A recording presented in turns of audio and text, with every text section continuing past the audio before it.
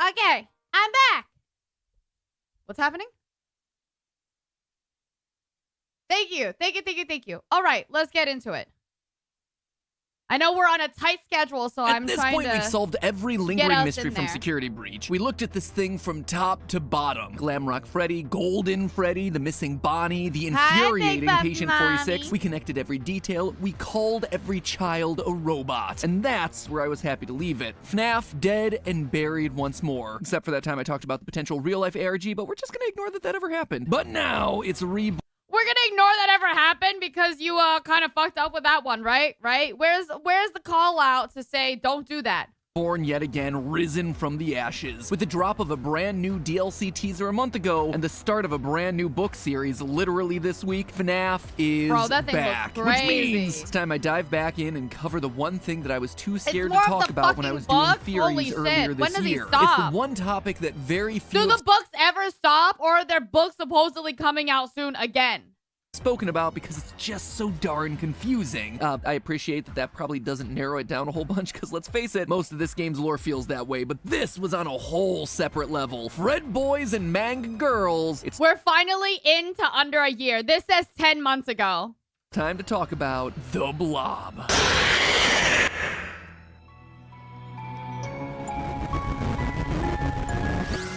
Hello, Internet. Welcome to Game the people Theory, who keep the show that's full of so much agony from analyzing FNAF, Matt it could probably bring its own animatronic bitches to life. Maybe then I'd finally get a vacation. Soon, my precious. Soon. What? An animatronic to Theory, the show that's full of so much agony from analyzing FNAF, it could probably bring its own animatronic to life. Maybe then I'd finally get a vacation. Soon, my precious. Soon. It's okay. Your wife's vacationing for you. It's fine.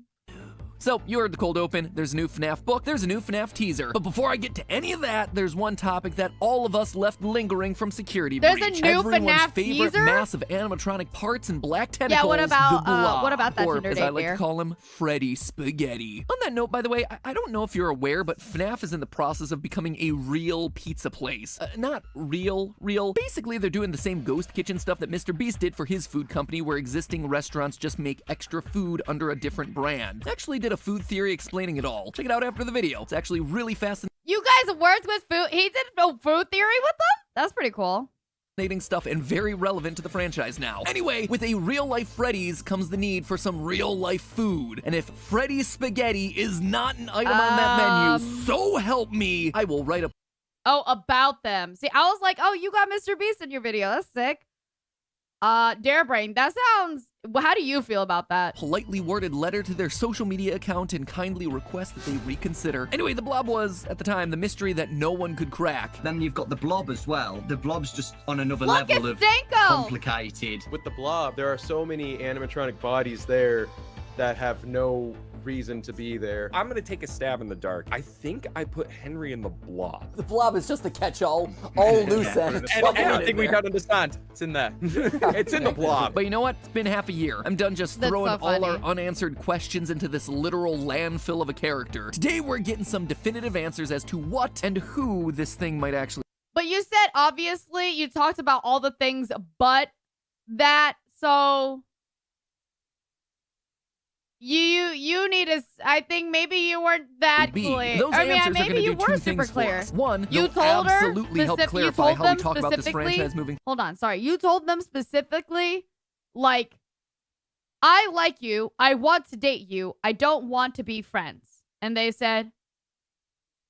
forward, and two, they'll certainly have severe implications say? For the Ruin DLC that's coming out early next year. So in the event that you repress this game, and specifically this character in your memory like I did, here's the quickest of reminders. In Security Breach, if you stay past 6 a.m. and defeat all the other animatronics, you're able to descend down into the basement of the Pizzaplex. It's there that you discover the remains of the FNAF 6 restaurant with a big old hole in the middle. Try to go down that hole on your own, and you're immediately jump scared by the face of Funtime Freddy attached to a big oily tentacle. But hop into Glamrock Freddy and he protects you, saying that his friends are here and that they're angry and confused. I see. Then during the Afton fight, I'm gonna tell you something, Dare. I think there's a high possibility when they said where she's trying to say, if I'm looking for a relationship, I already have someone in mind and it's not you.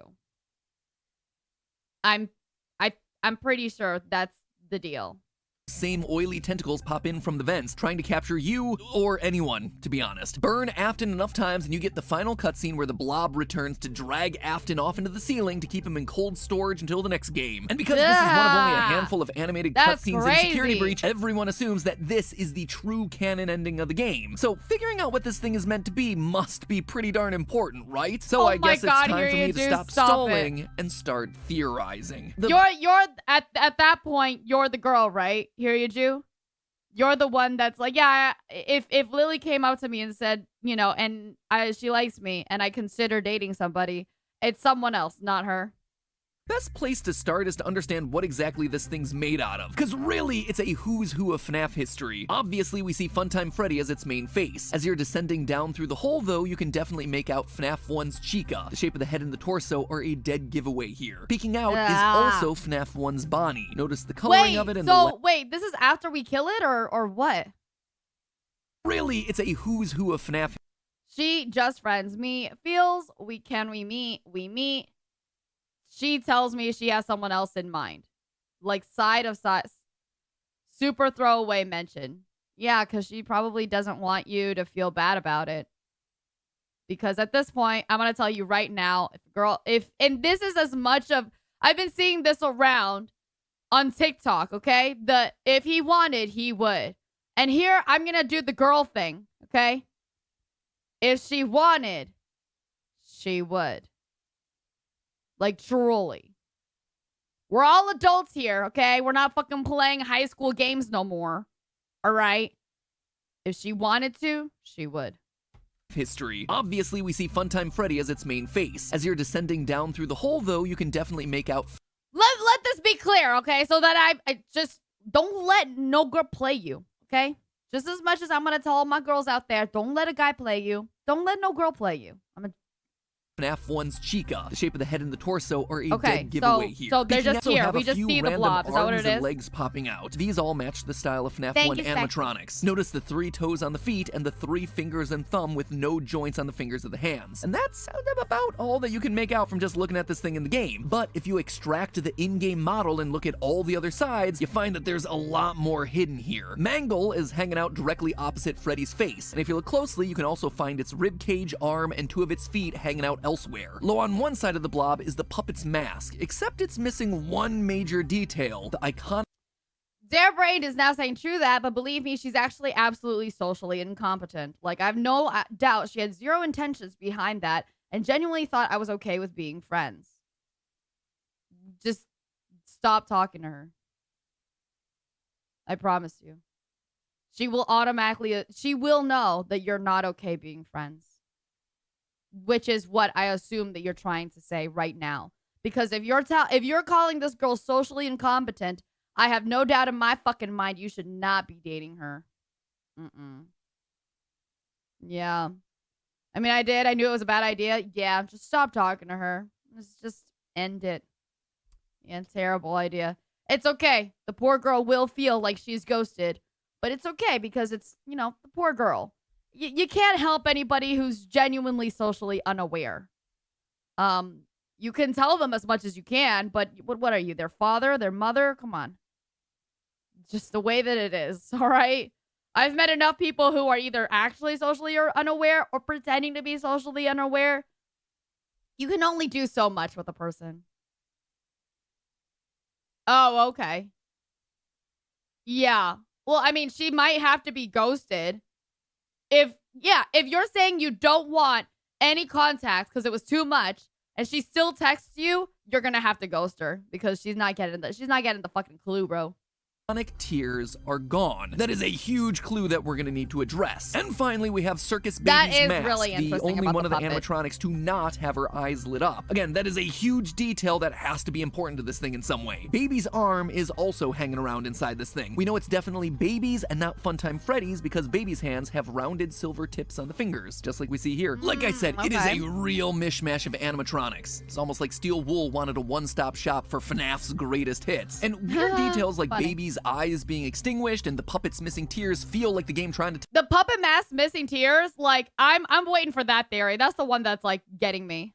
tell us something, but what? Well, after identifying each and every arm and leg sticking out of this thing, there was still one animatronic in the spaghetti that really got my MatPat tingle going. This guy right here. Hidden away at the very bottom of the mess is a naked endoskeleton consisting of a single animatronic head, 2 arms, and a missing eye, with a body position that looks like it's desperately trying to pull itself out. Does that not just look like the Ennard? Isn't Ennard like that? His position right at the bottom also felt like he was intentionally hidden, the kind of thing that you would overlook a few times, but clearly he's meant to be important. Where was the balloon boy? Is Gregory theory? It's not a theory, it's a fact. Balloon boy is Gregory. Hello?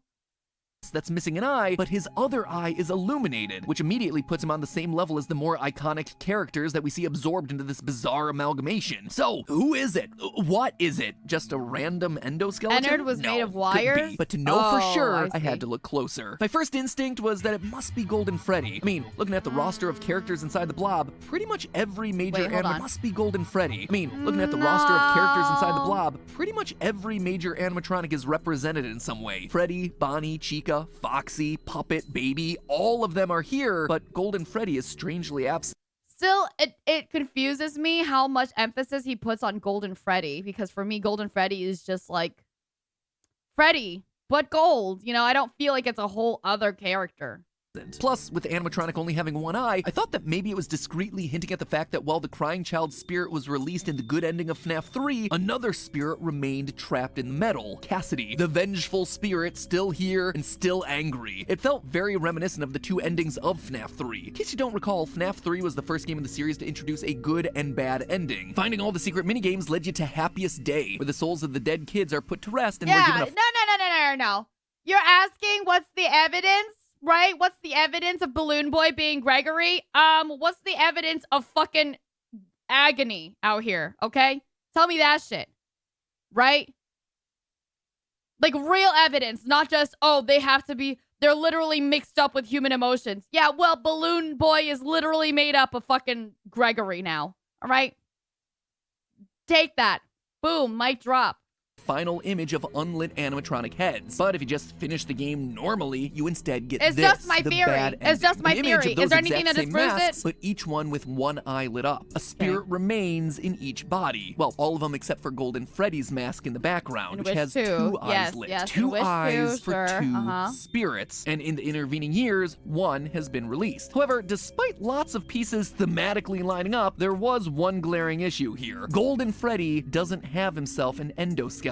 He's a spring-lock suit. It's why Golden Freddy is always hunched over. He has no skeleton, no frame. So if Golden Freddy's now off the table, who else could it be? Well, obviously his defining feature is that one lit eye. But it's not only that one eye is lit, it's that he's physically missing the second eye. So I sat down and went through my mind's encyclopedia of FNAF lore to remember what other characters only have one eye. Immediately I thought Foxy might make a good contender, except Foxy isn't actually missing an eye. He just has one covered up by an eye patch. Same thing for Withered Foxy. Maybe it could be Lefty, the strange black animatronic bear from FNAF 6 that was designed as a capture suit for the puppet. Nope, the eye that's missing is on the wrong side. You know what? Forget it. Maybe it is just a random endoskeleton because why not? It's security breach. Exactly, because why not? Why not? Huh? Because why not?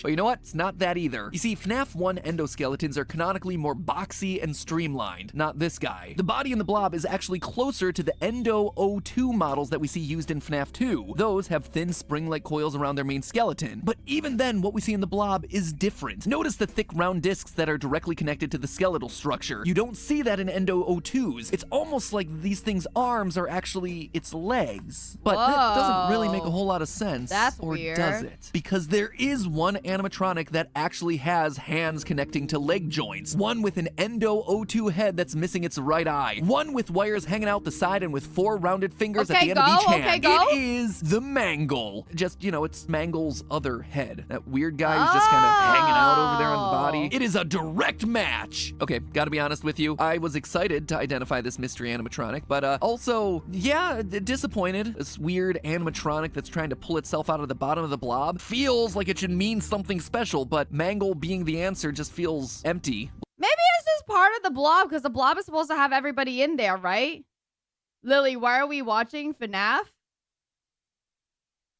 Oh, because okay, if you guys didn't know, I'm in the middle of my funathon. My funathon day 17. And one of every 120 minutes that we have on the scoreboard, which right now we have 75 out of 120, we spin this beautiful big wheel. Okay? There's my gacha wheel.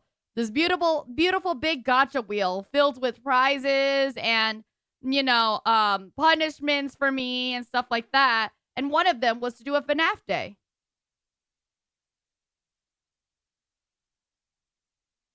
Like, yeah, we already know Mangle's in this thing. The head is very obvious on the body. And so now, we've done like 4 FNAF days because we wanted to, I speak so much, so we ended up wanting to finish the rest of the FNAF videos.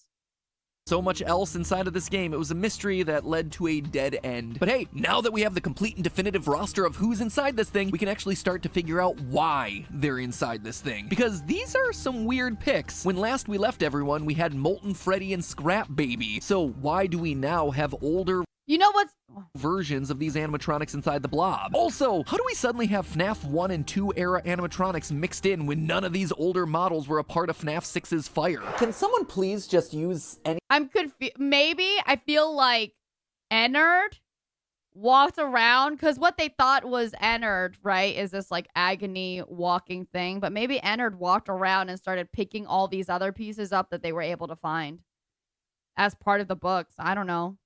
Anything other than fire to kill these things? If at first you don't succeed, try again. But at a certain point, you just gotta like cut it off and be like, you know what? Maybe there's something else. Silver bullet, stake in the heart, garlic, just literally anything. Honestly, this was the main reason I didn't want to cover the blob. It just felt like one big continuity error. But now that I've come to the end of my sanity trying to determine what animatronic a finger belongs to, okay, we've gone through the entire grief process. I think yesterday we hit...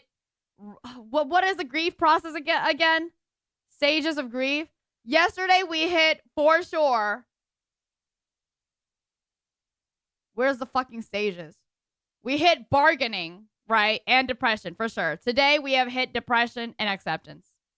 Answer has presented itself to me through the darkness. And you know what? I was wrong. Dead wrong. So the opening area of Security Breach is Rockstar Row, and it's full of memorabilia from the past pizzerias. You got stuff like OG Foxy's torso and jaw placed inside of display cases. There's also Bonnie's guitar, Freddy's bow tie, Chica's cupcake, even random stuff like Chica's feet or animatronic leg pieces. But it's not the items that are there that are interesting, it's the ones that are missing. If you look closely at these display cases, the majority of them have at least one missing item with a small description plaque in front of the empty space. But what do they Unfortunately, say? we can't see what exactly is on the plaques, but if torsos and feet are being displayed, then it isn't too hard to imagine that these could have been the heads, masks, arms, items that have been collected and added to the blob. In fact, that would explain why it's Circus Baby and Funtime Freddy heads inside of the blob instead of Scrap Baby and Molten Freddy. It's not a continuity error like all of us assumed, it's just a really obscure lore point. Remember that FNAF sister location ended with all the animatronics teamed up to form Ennard, a literal tangle of wires and eyeballs, and that was pretty much it. But once Ennard was puked up and Baby got voted out of the team, that tangle of wires needed shape and form. This in turn gave rise to Scrap Baby and Molten Freddy, creatures created from literal trash, not official versions of the characters, for as much as they might look like the original characters. As far as Fazbear Entertainment memorabilia is concerned, the Circus Baby mask and Funtime Freddy head, they're the latest versions of those characters. They're put on display for fans of the series to see, parts that this tangle of black goo could steal from the displays and absorb into its own being. Same with the OG suits and Mangle Body. Scrap Baby and Molten Freddy, meanwhile... Wait, hold on. Stockholm Syndrome has to have the assumption that I actually love it.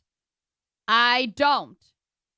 I'm understanding it more, but I don't love it, okay? Oh God, do I love it? Unofficial characters. They were never created by Fazbear Entertainment or displayed inside of a pizzeria. In short, I'm sorry, Steel Wool. I'm not sorry about a lot of the things I've said about some of the lore decisions in this game, but in this individual case, I'm sorry that I assumed that this was just a sloppy continuity error when in actuality, it was a lot more thoughtful than I could have ever expected. I don't think it's that much more thoughtful, okay? It really was just like, oh, look, a big blob. They took stuff from... I don't think it was that thoughtful. Benefit of the doubt here. So, like an overeager Funko Pop collector... I can smash without loving? Hello? There's a tangle of black wires lurking in the Pizzaplex hunting for souvenirs from the franchise. And believe it or not, this actually lines up with a random detail from the story New Kid in the third Fazbear Frights book. As a group of kids are exploring an abandoned Freddy's restaurant, we get this line, quote, "While they were in the bathroom, Devin was pretty sure he heard something slithering through the walls." He didn't say anything. From the way the other boys' faces paled, they heard it too. That is the line, and it never pays off. Not in this story, There's actual not in this sex book, robots not in the out there, entire guys. book Come on. series. The whole story actually winds up being a Golden Freddy story, strangely enough, but it leaves Chekhov's tentacle monster just sitting there in the walls That's waiting funny. to be used, probably because it was meant to pay off in Security Breach, a game that was originally meant to release closer to that story's publication. But the repeated delays in Security Breach threw all of that synergistic programming off. Alright, so we know why it physically looks the way it does, but really, what are these tentacles? Well, that's where the puppet mask Missing Tears comes in. I think we're all familiar with this thing's story, right? In the aftermath of kids getting killed at Freddy's restaurants, the creator Henry institutes a security program in the form of the puppet. In FNAF 6, we literally see this thing called Security Puppet. Sadly, Henry's daughter Charlie is killed outside of the confines of the restaurant. The puppet finds her too late and lies down beside her in the rain, and the two become one. And in FNAF 6, the last official time that we see this character, it comes complete with tears in its eyes. In fact, in every iteration of the character, the puppet mask has tears. Or should I say almost every iteration. Look at the Security Puppet minigame from before Charlie's death. The mask has no tears. It's only after Charlie dies and the thing is possessed that tears suddenly form on the mask. Tears mean that Charlie's soul is inside of this thing. But now, there are no tears left on the mask because Charlie's soul has been released. She's no longer inside Security Puppet. Wait, but doesn't it have eyes? Doesn't it have like a glowing eye too? Isn't it? So it's just alive? Henry burned everything at the end of FNAF 6. No, you good, Zach. No, you Kinda. do it your freed all homework. the souls that were trapped Got inside this, of Zach, the metal. no. This coincides with what we see on the blueprints for Remnant. Overheating might neutralize the effects permanently. Security Breach However, has been out it didn't work during this all already. the way. There's one thing that Henry's fire didn't account for. Something that it didn't purge: agony. You see, Remnant's soul metal might be the focus of the games, but it isn't the only powerful force that drives this franchise forward. Illusion Discs, Remnant, and Agony will be the top 3 cop-outs that I've had. Also, Dream. But Dream's kind of like, nah, it's a cop-out, but whatever, because, well, okay, whatever. Forward. The other is actually found within the pages of the Fazbear Frights books, Agony. Now, it's important to distinguish the difference between Agony and Remnant. I've seen a lot of places using the terms interchangeably, but in Fazbear Frights, they're explained to be distinctly different. Remnant is all about the soul. When an animatronic becomes possessed, that spirit literally becomes attached to the metal. That metal can then be melted down into a substance that Fazbear Frights describes as a boiling liquid mercury, aka Remnant. If you inject that metal into other animatronics, it suddenly brings them to life using the power of the original souls. Compare that to Agony. In the books, Agony is studied by Dr. Phineas Taggart. He states that Agony, quote, has a greater energetic radius and power than any other emotion. I've done numerous experiments to measure, capture, contain, and study the leftover emotion embedded into objects that were near a tragedy. The book even goes so far to explain that the items Phineas has collected weren't possessed by ghosts or spirits, but instead were energized by agony. The crazy part about that is this technically has a bigger like base with me personally than Remnant does, simply because I personally believe that high octane emotions can affect, like high octane emotions and traumatic things, experiences and shit can affect objects. I do. So when someone feels agony, it doesn't just stay with them, it can infect inanimate objects around them and linger there. In other words, while those original animatronics no longer have spirits powering them, the agony they felt while being murdered remains attached to the suits. That's why the Blob's interested in collecting the suits. It's not collecting spirits, it's collecting agony. By combining them, it becomes more powerful. All the pain and suffering of the children from over the years brought together to create one giant monster. That's why the eyes are glowing red for all the animatronics and endoskeletons. It's also why the puppet and baby aren't glowing. The puppet has been put to rest by her father. She's no longer tormented. My daughter, if you can hear me, it's time to rest. For you and for those you have carried in your arms. And baby, well, yeah, she is certainly angry. She is jealous, but she's also eager to please her father even after death. Now we can do what we were created to do and be complete. I will make you proud, Daddy. She embraces the monster that she's become. She's not filled with agony, but everyone else? Absolutely. Even in that finale speech, we hear Henry say it. This place will not be remembered, and the memory of everything that started this can finally begin to fade away, as the agony of every tragedy should. Agony! Woo, woo, he did it! He said the word! So, there you have it, friends. Over half a year after the game's release, we finally solved the last mystery of Security Breach. The blob isn't a giant continuity breaker, it's just a very cleverly composed amalgamation of animatronic parts slithering through the walls looking to accumulate agony, the tortured emotions coming from all the old animatronics on display throughout the Pizzaplex. And now that we've solved it, not convinced that we've seen the last of it. Despite the fact that the Afton ending's only worth 2 stars, when the highest is 3, the DLC poster does seem to indicate that the story is gonna follow this particular ending. Notice the melted parts of Chica's face, the ruined Pizzaplex, which directly follows the building collapse and Afton's ending. But look a little closer. There are mysterious red eyes up in the top left, as well as some suspicious looking cables down in the bottom right. Even if the blob did finally kill Afton during the ending, the agony would still remain. It perseveres beyond death. Boo! Boo! Leighton, I was asking earlier. I can't remember. Are you into FNAF or are you not? Lily, should I download? Yeah, do it. Download it again. Do it. And it isn't able to simply let go. In short, the blob is still Dare, you can send the suggestion over to Axel.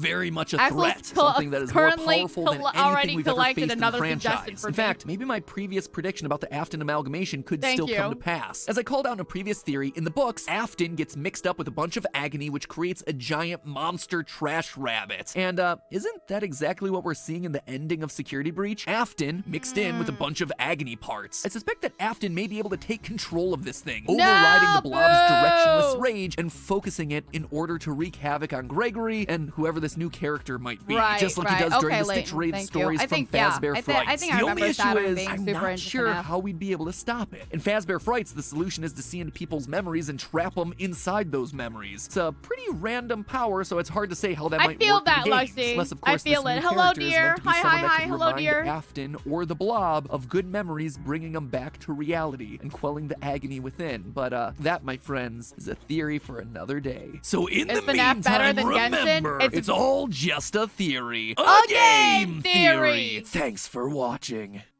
It's all very different. Not even comparable as games. Not even close. So FNAF is very different than Genshin. That's like asking if, like, what tastes better, right? Nope, never mind. I'm not even gonna say it. You guys are gonna find, I already know you guys are gonna find some other ways to actually do it. Oh, it's over! It is finally over! The thing that's been haunting me for over 2 years is finally dead and buried. The Fazbear Frights book series. 12 books, 36 stories, 2,912 pages. Yeah, you bet I can be sleeper. It is finally over! The thing that's been haunting me for over 2 years is finally dead and buried. The Fazbear Frights book series. 12 books, 30... Yeah, I bet right after this he's like, oh, never mind. I guess not. 36 stories, 2,912 Yeah, there you go, Mr. pages. Psychic. Thank you. Yeah, you bet I counted each and every page of that thing. No more do I have to waste my nights reading page after page after page of tepid, warmed-over horror for the tiniest scrap of lore. No more will I be forced to try and convince you that the books are important tools for solving the games, actually, guys. And no more will I have to write the words Fazgoo, WTF, into my notes. I get to go back to being a gaming channel again. Unless, of course, I want to read these 7 Hello Neighbor books. Yeah, right. I guess all I have to do now is... Yeah, right. All right. Tell me he has a Hello Neighbor fucking thing. Tell me he has a Hello Neighbor thing. Also, Lakshmi, I love you. Hello, dear. I must be a country road, because I wanna take you home, Lilybelle love. Hi, Seth. Hello. Thank you so much for continuing your first class. I very much appreciate it. Woo-woo. All right. Would you like to add time to the timer or subtract time from the timer? He does, but I don't think it goes as long. Yeah, I don't think Hello Neighbor has as long of a thing. Let's wait for Security Breach DLC to roll out and The bear, No. yes, the bear talk. No! That's what I thought. I literally called it. Literally fucking called Hello, it. Internet. Welcome to Game Theory, the show that's basically book What theory bear in can't disguise. talk? Because there's Chat now bear another talk. FNAF book series in existence. Oh, it physically hurts me I don't know. This thing right here is very reminiscent of something for me. The Michelin Man. to say that, but Tales from the Pizzaplex is a thing that apparently exists. The first book came out a month ago, and there are now 3 You're wrong more for that due stuff, before the end Steph. of the year. You're wrong for that as well. How is it possible to write so many books? Scott, my dude, I appreciate the hustle, but maybe just spend a little less time on your literature empire and a little more time making a game with a cohesive narrative. Who am I kidding? He just used the time to release more Funko Pops. You know, all those essential characters to the franchise, Oh, like it does look like Radioactive Echoes. Glow Foxy. I just can't. Regardless of my feelings about the books, one thing I will say is that they've led to some of our most important theories to date. So, despite my better judgment, I read the new one so you guys at home don't have to. And I gotta say, Against my better judgment, say it, say it. Say you love it. Say you just crave the little fucking Freddy pussy. You just, God, every single little bit of Freddy stuff, you just can't handle it. You're in a toxic relationship, you know? If you left this girl, but you can't just, you gotta keep opening up your ex's fucking Instagram, seeing what she's doing every fucking day. I know it. You just want to suck on that Freddy cock so bad, Matt. I was surprised. This thing is a roller coaster ride. In this singular book, you have one emotional gut punch of a story that's probably the best in the entire FNAF series, one incredibly gruesome story where people are physically being ripped apart by Glamrock Bonnie, and one where the entire world dies of cancer because a girl wanted to play FNAF AR. That last one, by the way, is barely an exaggeration of the actual story. All right, up till these amounts of like stories, I would definitely just fuck around with you guys and just. No way. Goes to the Pizzaplex and hops into an augmented reality machine which causes everyone else in the entire world to develop cancer and also give birth to translucent goo babies that eventually swallow the girl whole. This is a product that really exists in the FNAF canon. It's likely that what's really happening in this story is that she's trapped in the AR machine and all of this is happening inside the prison of her own mind. But let me just say that the story leaves it very vague. Anyway, I just saved you 80 pages of reading stories about kids dying of cancer. You're welcome. So in the aftermath of all of this, I've rummaged back through the old box of theories to come up with 3 mini theories for you to chew on. 2 that clarify major points. For real at this point, he's just like, you know what? I've come up with it. I've come up with theories for you to chew on. You notice how he says that? You know how you notice how he says come up with them? Not right. Points from Security Breach, and one that gives us an idea of where the game's DLC is gonna take us next. To get there, we're gonna be covering lore. So much lore. Game lore, book lore, real lore, Ballora. More lore than your brain has room for. So get ready there, Laura Croft. Today, we've got ourselves 3 theories at Freddy's. Let's motivate this episode with a controlled shock. Theory number 1, Security Breach's animatronics aren't possessed, except for Freddy. Maybe some people already thought of this, maybe have never really questioned it, but if I'm right, this would be a huge deal because it would be the first time in the series that the main animatronics don't have spirits inside of them. This was something that really... The ad revenue this month is looking a little light. Yeah, speaking of ad revenue and, YouTube videos, did you guys hear my newest original song came out earlier today? It was a surprise release. Surprise! We didn't hint at it at all, but we were having a great time with it. It's my second song that I've come up with melody and lyrics, but this one I'm low-key more proud of than Lonely Christmas. Sorry, Lonely Christmas, my child. Lonely Christmas walk so that this one can run, all right? It's pinned up there. Yes, please, go hang out. Munch, bird eat. What bird eat? What bird eat? Lilybelle original. I worked with some great friends for this. Genesis and Sasaki. And you know what's even better? You know what? I'll tell you this. I'll tell you this too. What's even crazier is that right after I released this song, another friend that I'm working like an original song with, they sent me a final version of another one. So they sent me the final version of my other one. So this is fucking wild. Original songs are coming out from me, you guys. Original songs are coming out from me. Kind of surprised it doesn't say original song in the title. Shit. Well, great. Now I have to go fucking fix the title.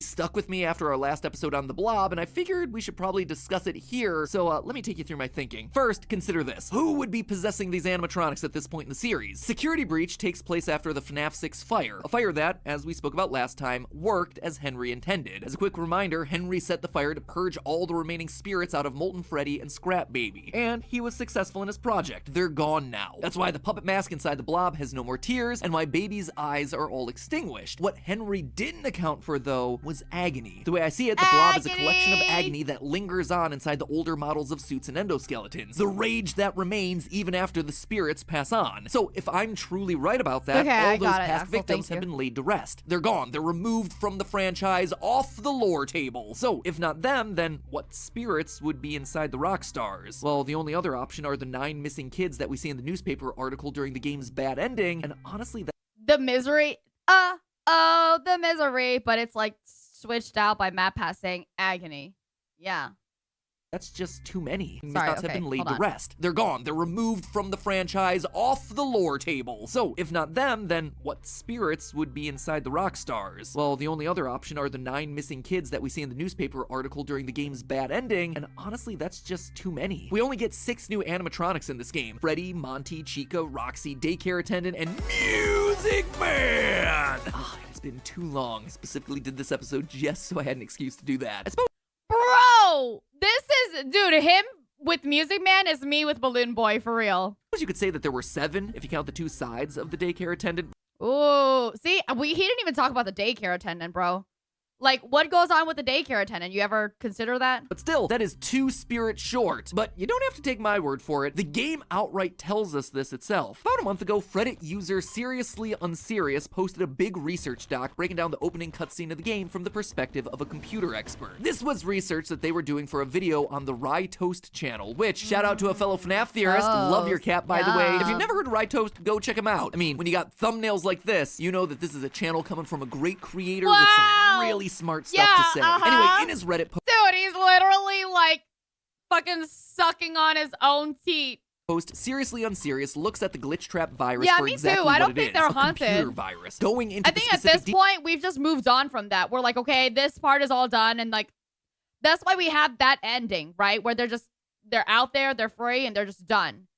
But from here on out, I think really it's just like, okay, it was AI manipulated by this dude. You know what I mean? I don't think they have souls in them. Details of how viruses work and seeing how it affects Glamrock Freddy. You see, computer viruses don't live independently within a system. They have to be attached to something, usually a file or a program, and when said program runs, that triggers the virus and allows it to run. And believe it or not, but we actually watch this process happen at the very beginning of Security Breach. Notice how when we're looking through Glamrock Freddy's HUD, we get a glimpse that he's in show mode. There's an integrity bar and we get a line that says test run. Also, you'll notice the command line interface here where the primary folder is named System32. which has always been associated with the 32-bit version of Windows. In other words, Freddy and the other animatronics are PC Master Race, baby! But as we all know, very shortly into Freddy's performance, he stops dancing and begins to glitch out when he gets triggered by a child that's out in the audience. That's what we've covered in the past. But one thing that we've never done is look through these 5 seconds at a quarter speed to actually watch the cascade of events playing out that ultimately result in Freddy's crash. Inside the System32 folder, Freddy runs a program named Git568. We also see this happen in the code when the command line Heat869 pops up. Heat vision or thermal vision. So it would seem like the Git program is telling Freddy to scan the audience and look for a kid to potentially grab. Eventually, there's a second command line which loads in some other programs and runs tests. All of these tests come.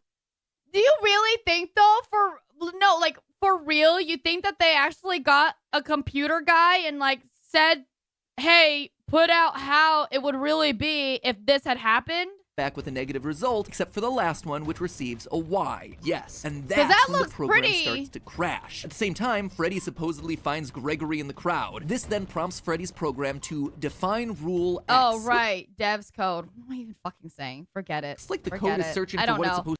I looked at it from like a movie perspective. Forget me. Don't even talk to me. Do in a situation like I don't know this. anything. We don't know what that rule So is, fuck but me, we do dude. know that the next I step only know is to things about return movies. warning 79, Tell me to which shut is up. when we see the word Jesus. warning pop up in the HUD. Freddy then goes into overdrive and the whole losing thing my aborts. mind. It tries to init task, initialize a new task, but this is met with a void response, meaning that it's not getting a response from Freddy's RAM. The next line then tells us alloc overload, which shows the virus trying to reallocate resources in Freddy's memory, but there's an insufficient amount, which causes SW.failure and Freddy crashing to the ground. After that, he's booted up into safe mode, which is a way to boot up a system that uses only the bare essential programs.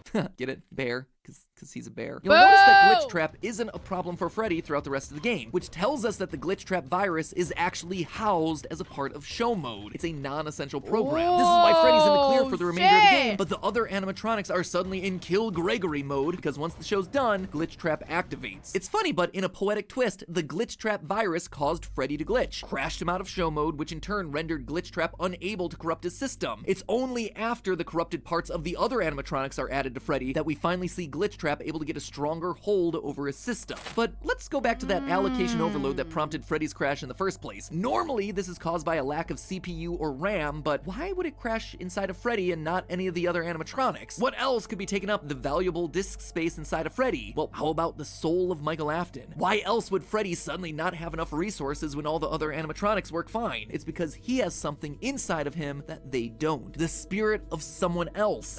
But how? How? When was the last time you drank? Oh, thank you very much.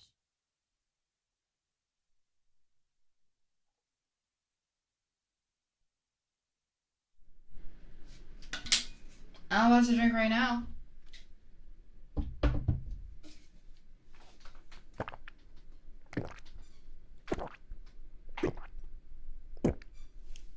Thank you, Light.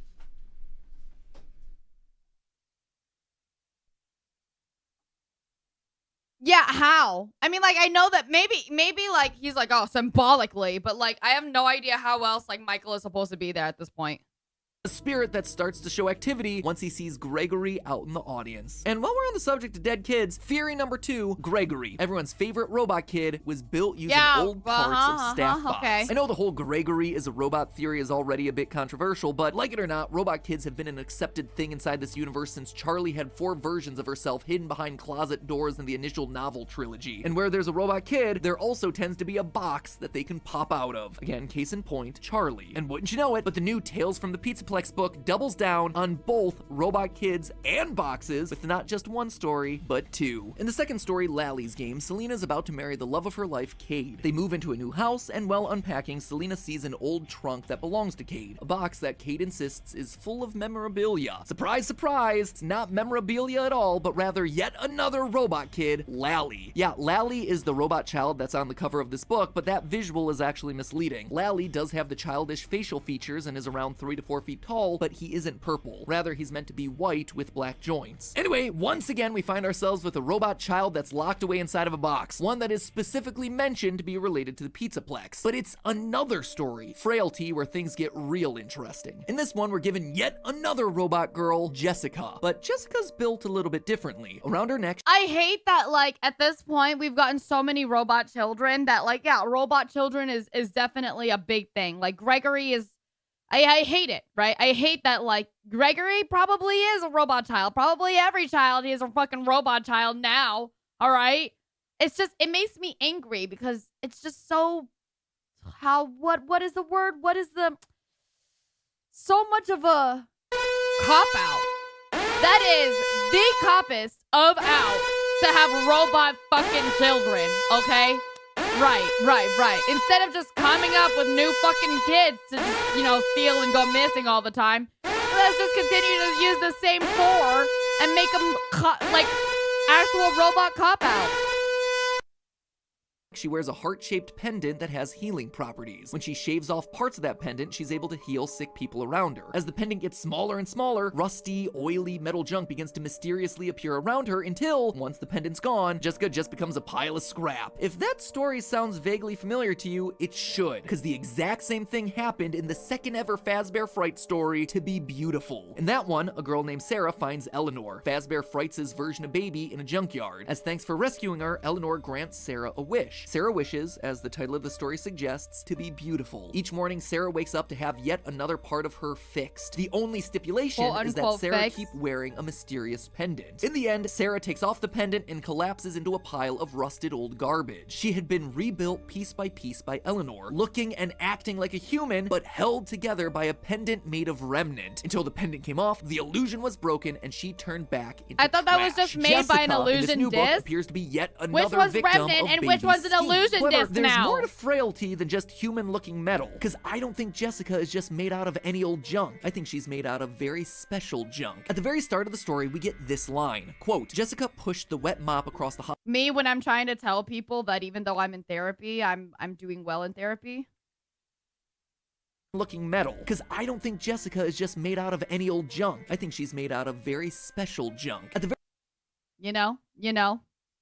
very start of the story, we get this line, quote, Jessica pushed the wet mop across the hospital floor, to and fro, to and fro. She remembered that saying from somewhere before, she just didn't remember from where, something from the past. Now alone, this wouldn't amount to all that much, but this forgotten memory of pushing a mop to and fro is repeated 3 other times throughout the story. It's one of those weird details that goes completely unexplained, has no actual bearing on the plot, but feels important because it's repeated so many times and is so oddly specific. We do eventually learn that Jessica's aware of her current state as a heap of junk held together by a magic pendant, and that it's all tied to a decision that she made sometime in her past when she was a normal kid with a normal life, but this specific memory about a mop? Nothing. She has memories of her past, sure, but the compulsion to mop? Yeah, she has no idea where it's coming from, which is why I suspect it's not her memory. Instead, I think it's coming from the memory of these guys, the staff bots in Security Breach. We have a number of mopping staff bots throughout the facility, all programmed to move their mops to and fro, just like They didn't actually say to and fro, okay? Do they actually say to and fro?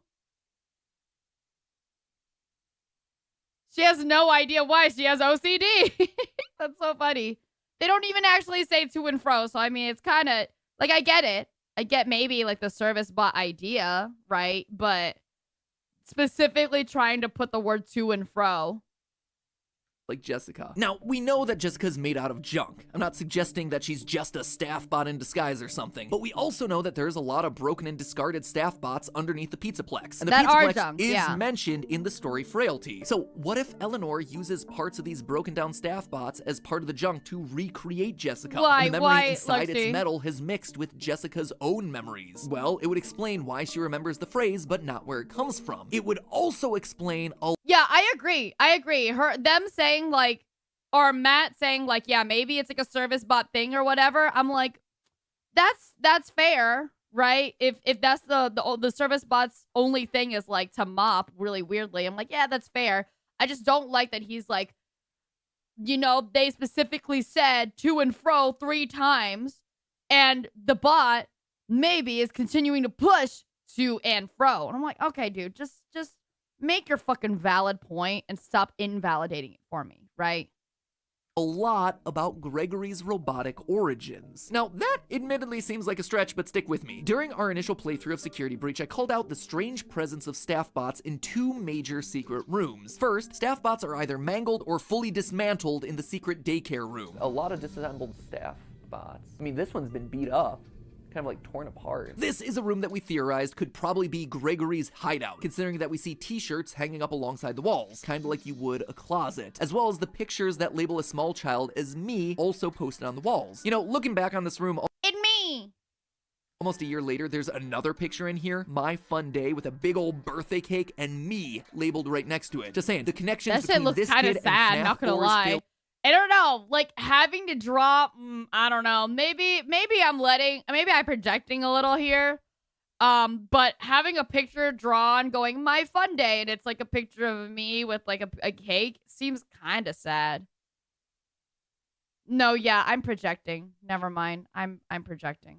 birthday party keeps stacking up. Anyway, lots of weird beat up staff bots exist in here in a way that they don't appear practically anywhere else in the game. The second place that we see beat up staff bots is in the most lore heavy room in the game, Welcome the back, post-it Doki. room down in the sewers. At the time, I was focused on the messages on the post-its with the one binary one that translates to "Why is I?" This is what led me down the path of Gregory being a robot, and that the message was his first step into consciousness. But post-its aren't the only thing that are in that room. There are also hundreds of broken staff bot heads. I actually noticed that a lot, that the staff bot heads were just around. But why do all the staff bot heads, I actually don't remember now.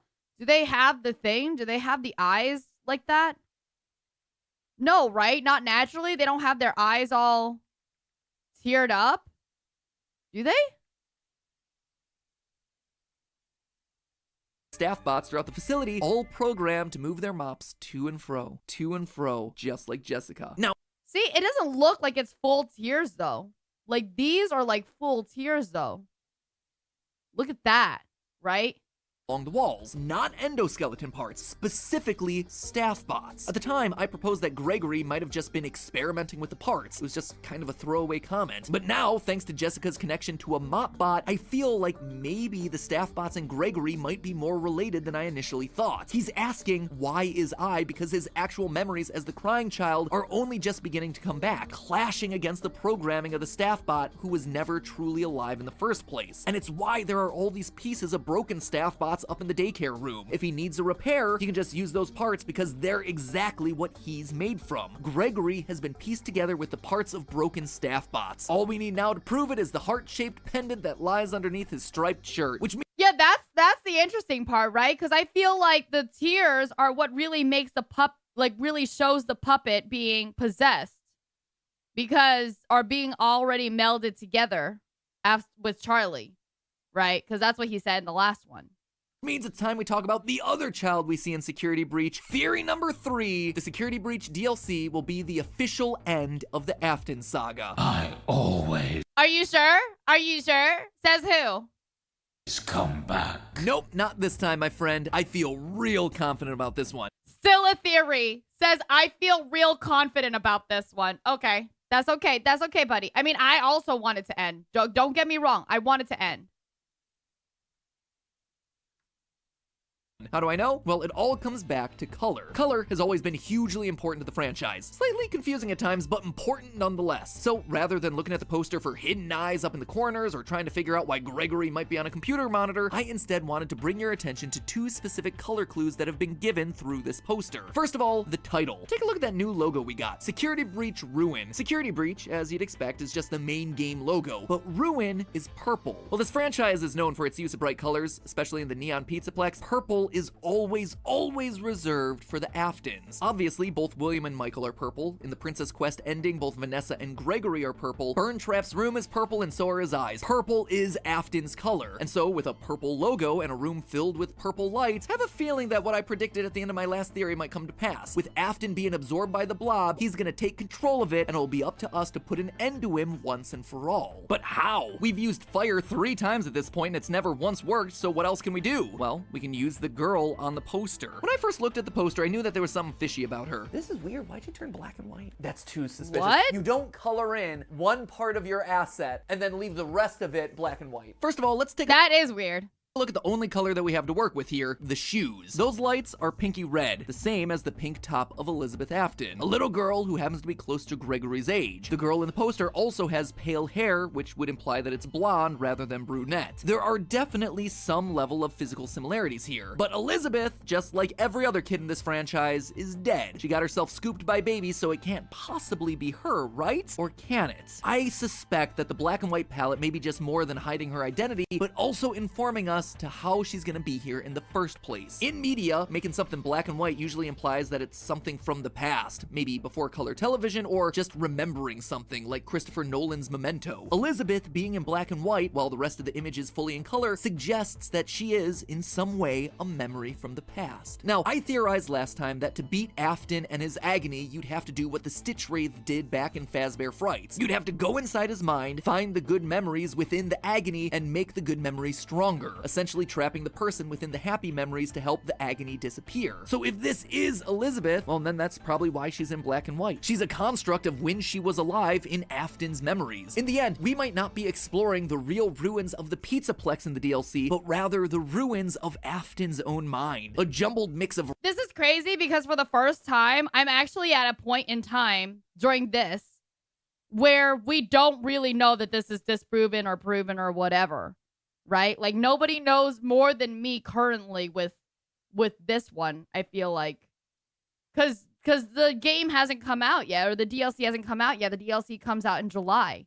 So for the first time, I'm not incredibly behind. Rage and sadness, pizzerias spread across time and space, a life that has fallen to ruin. If I'm right, the DLC could be an exploration of every other key point in the timeline of these games, as we, the memory of Elizabeth, try to put our father to rest once and for all. And honestly, it makes sense for the narrative at this point. Afton was absorbed by the blob. The blob is a collection of anger from all of his past victims. For the first time, the two are truly interacting, fusing together. It's the narrative excuse to bring killer and killed together to explore the memories of those moments and finally give everyone peace. Or revenge. One of the two. So there you have it, Steel Wool. I wrote your ending for you. You forced Afton upon us in Security Breach when we all thought he was gone, so you might as well do him some justice and give him the ending he deserves. Ooh. This is the end of Burn Trap and the Blob, closing the book on the Afton saga for good, allowing for a fresh start in the next project, because it's finally time to give the fans what they really want, an AR game that curses the world into a debilitating illness and turns babies into Fazgoo. You know what? On second thought, maybe we just don't adapt that story for the games. But hey, that's just a theory. 3 game theories. Thanks for watching. Fucking cucked again for the change in script. What if I told you that everything we thought we knew about FNAF was a lie? That Freddy, Bonnie, Chica, and... I already know I'm gonna dislike this video. I already know I'm gonna fucking hate this video. This is literally just, you know... And yet you keep coming back. No, I want you guys to remember, this isn't me just sitting here watching these. Like, it was part of a subathon wheel goal that we got. I didn't just decide to start getting into FNAF stuff. Like, and Foxy were never possessed. That the bite of 87 never happened. Heck, that the bite of 83 never happened. What if I told you that William Afton didn't die because some spirits harassed him in a back room, but because he got careless and wet? What if I told you that Golden Freddy never existed? You would all think that I was crazy, right? That after 60 episodes covering this series that I'd finally lost it, or gotten so desperate that I needed you to throw it all away and start again for content. But I assure you, I'm still here. Totally sane, or yes, as sane as I've ever been, and totally suspecting that some, maybe even all of the statements that I just made are 100% true. So open your ears and listen to what I have to say, because once I'm done, none of us will look at this franchise the same way again. Who gave Hello, it? Internet. What Welcome to Game Theory, where smoking? am I the only one that hears that weird humming sound? I think it's coming from the subscribe button. Can you help me smash it? Oh, funny. Oh, witty. What's wow. The small disc that fell out? Yep, probably not important. Today is a big day as far as FNAF theory goes. Usually I'm here picking apart details from the newest book, or trying to solve one very specific part of the franchise's history, or reminding you that robot kids do in fact exist and Gregory is one of them. But this episode has a wider scope. It's bigger. It touches literally everything released in the franchise thus far. I don't know if I agree with today's theory or not. I don't even know if I like today's theory or not. So whose theory is it, buddy?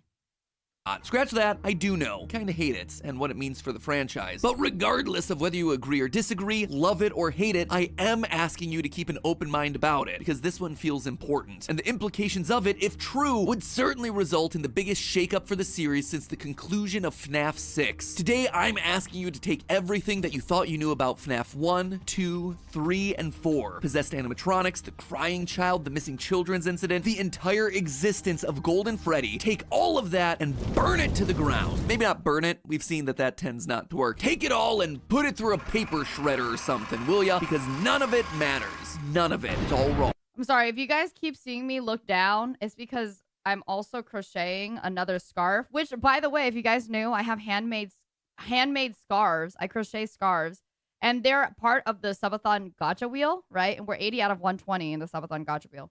Anyways, and this one's going to be the longest scarf that I've ever done because I refuse at this point to close it out and start a new one because it's the rest of the spool is so little. So it's going to be the longest fucking scarf. And I just wanted to say that.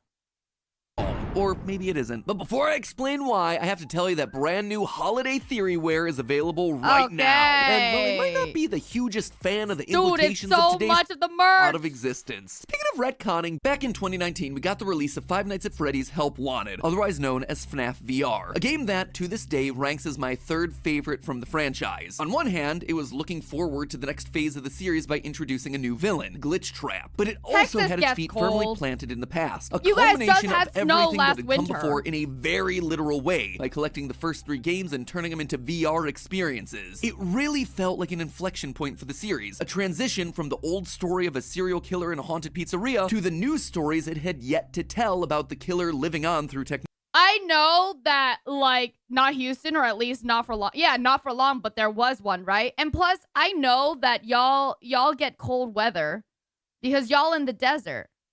Vegas has had cold weather. I went to Vegas for majority of a good number of my Christmases and like, New Year's before. It's just really windy and just like wind chill stuff. That's what it is. Technology. But buried in the game were some lines that made everyone stop and go, but it's okay. You don't have to use my scarf for a scarf because it looks like shit. You just put it inside of your bed and you think of me all the time. Once again, I do not support parasocial relationships. Just saying.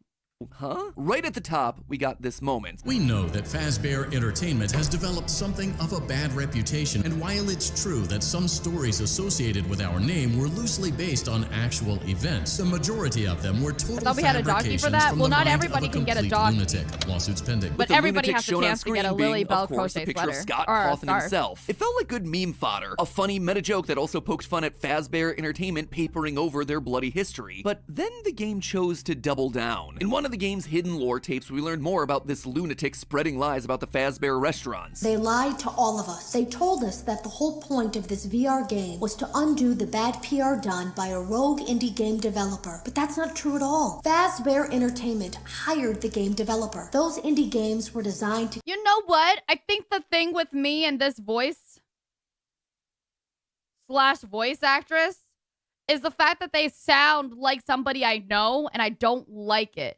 I think like it's like a specific teacher or something, the way that they like enunciate certain words, and it like to conceal and make light of what happened. It's an elaborate cover-up. It was weird. It seemed like FNAF VR was actively throwing into question everything we thought we knew about the franchise's lore. At the time, I went on the record to say this: if FNAF VR's tapes are to be believed, pretty much everything we know could all be thrown out as complete fabrications. The long story short here is that fabrications FNAF VR, of what, making though? Scott You know what I mean? part of the Fazbear cover-up, is the franchise's way of rebooting the story. It's explicitly telling us that everything we've known up to this point is wrong. It's a distraction. And that's largely where the community left it. It was a bit of a weird call for the series to disregard everything that had come before, but honestly, I don't think it's a disregard. I think it's just when you say reboot the story, it's just like, okay, now it's not just about this, you know, this thing that has been going on. Like now it really is like earlier, I think Shinobi said it or someone, where it's like, okay, all of that was Naruto, but now it's Boruto. it would have been fine. Here's the old original story arc with the first 6 games, and here's the new one moving forward. 2 separate story arcs told within the same universe. Fine. Until Security Breach came out. Suddenly, Springtrap was a key player again, and we were exploring the burned remains of the FNAF 6 location. And the idea of the first 6 games being the crazed ramblings of a hired lunatic were largely forgotten as we were thrust yet again back. Maybe the VR was just kind of like Freddy World, right? Freddy Fazbear World, something like that. Back into the story of the Aftons. Business as usual, only this time, there was Music Man! So that was pretty much the status quo for the past year. But then, in late September, the unthinkable happened. We got another book. I know, I said the B word. I'm sorry, but stick with me, this one's different. You see, this one delivers on the hope that we've had for the books from the very beginning, that they would take small moments from the games and expand upon them to bring more clarity. Yeah! Care to guess what moment from the games they chose to expand upon? The story of a rogue rogue indie developer hired by Fazbear Entertainment to create a series of games covering up the company's shady past. And if there was any lingering doubt as to how this story fit into the games, the title was none other than Help Wanted. I'm about to summarize what exactly happens in the story, but the TLDR of it is exactly what we predicted back in 2019, that everything you thought you knew about the franchise is dead, just not exactly in the way that we thought, and it suddenly changes everything about how we should. Sorry, I know that there's more to do it, right? This is more to do it, more into this, but let me just pull out a really small cop-out alarm, okay? Warning. Cop-out alarm, cop-out alarm, cop-out alarm, cop-out alarm. Be approaching this franchise moving forward. In the story, we follow a character named Steve, an indie game developer stuck in a dead-end job while working on a, quote, fetch quest-based game featuring cartoony chipmunks. Now, what could that be a reference to, That's Scott? funny. Just like we hear about in FNAF VR, Steve is contacted by Fazbear Entertainment to create a series of games in order to help rebrand the company. At first, he turns down the offer. Not the company to take no for an answer, Fazbear then sets up an elaborate plot where they catfish Steve into a date with the woman of his dreams. During the date, he passes out, only to wake up and find that suddenly he's married to the woman and suffering from severe memory loss. This happens a few more times, waking up to discover that he now has children, or that the house he lives. I think you just watched the movie Click too often, bro. You know that Adam Sandler movie, Click? There you go. In is being foreclosed. Suddenly, in desperate need of money, he contacts Fazbear Entertainment and starts making games What for is that, him. Zero? 4 games, to be specific. All the while, a constant ringing is happening in his ears. Bit by bit, he becomes more sleep-deprived and paranoid, which... Ooh, that's the visual discs, I bet. Or the illusion disc. Because the illusion disc is supposed to, like, emit a hum, right? then feeds into his games. At night, he's haunted by night terrors, horrific monsters that keep popping out of the walls, which only pushes him to work harder. And throughout it all, the ringing continues to build, rotting his brain. Eventually, Steve discovers what's going on. The high-pitched sound that he keeps hearing has been creating illusions used to gaslight him. His house, just a series of blank rooms. The night terrors, amusement park jump scares coming out of the walls. His beautiful family, robots with plastic faces and wheels. Their physical description actually sounds a lot. What did I fucking say, dude? Like the staff bots. Steve is then given a choice of going back to the miserable real world or returning to the happiness that he felt inside the illusion. He chooses the illusion, giving his robot wife a hug, who then stabs him to death. Oh, also there's a DJ on the radio called DJ Dan, the Music Man. Wait, hold on. Minus the stabbing part, okay? Would you guys, can I get a poll? You have the chance to, you know, stay in your dreams where you have the ultimate perfect life you've been waiting for, okay? Or you wake up and it's just your life. Can we get a poll on who would stay in the dream and who wouldn't? It's not important to the lore, Thank you. It's just for the memes. It is a super sad story. It's also in no way a tale from the Pizzaplex, considering the place isn't mentioned once. But more than anything else, it's a story that confirms some of our greatest fears about the franchise. First and foremost, illusion discs are now officially a thing in the games. Were they not officially a fucking thing? Like, can't you guys see? Oh, because it's never been in the game? This isn't a game either. It was a book. Illusion discs were always there. Hello? If you don't know what illusion discs are, then good for you. You clearly avoided reading the novels. I, however, not so lucky. Basically, these things use high-pitched noises to trick the human mind into creating intensely real illusions of things that aren't really there. A robot appears exactly like a human. A pizzeria is more decorated than it actually is. Characters turn practically invisible on camera. These are all ways that they've been used in the books, but up until this point, we've never had a reason to believe that they were in the game universe. Yes, we did, because it was inside a circus. Only time that I've suspected that they might be a thing in the games is this scene from Sister Location. Okay, there you when go. we remove a random flashing disc from Funtime Freddy's chest. It was just speculation at the time, but now, going back, listen to that scene. The chest cavity should now be open. Remove the power module from the chest cavity. Great work. You hear it? The buzzing? That humming is only present in scenes where we're directly interacting with an animatronic in close proximity. Just saying, there might have been more evidence to suggest that these things were actually in the games earlier than we thought, but hindsight... Not earlier than we thought. You thought then that these were in the games. They look like illusion discs. We hear a humming. You were the one that proved this theory beforehand already, bro. Confused? 2020. With this new story, we know it's valid technology, and that has huge implications for things that we see throughout Security Breach, like when we hear high-pitched ringing and have distorted vision anytime Vanny runs past us. Why Glamrock Freddy apparently can't see Vanny until he gets Roxy's eyes. It's all much more likely now because she's using illusion discs. It may also play into the mystery of who Patient 46 is. In Retro CD number 15, we hear this clip. A perfect fake still shot. Perfect fake World 1. And you know what? I get it. I don't feel bad about it, right? Would have been me. Sorry. No, perfect fake worlds don't exist, but, you know, sorry anyways. Close vote. The text pulled from the security footage that recorded you in the Pizzaplex. That's you, isn't it? I know this image is distorted, but I think it looks like you. You're talking to someone.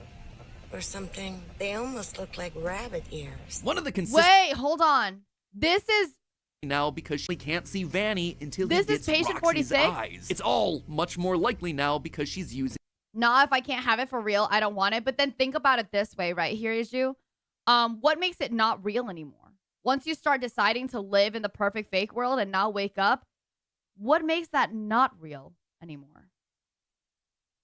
Think about it like that. Illusion discs. It may also play into the mystery of who Patient 46 is. In Retro CD number 15, we hear this clip. I have this still shot, the text pulled from the security footage that recorded you in the Pizzaplex. That's you, isn't it? I know this image is distorted, but I think it looks like you. You're talking to someone. Or something. They almost look like rabbit ears. One of the consistent features of the illusion discs is that they distort or blur. It's very interesting.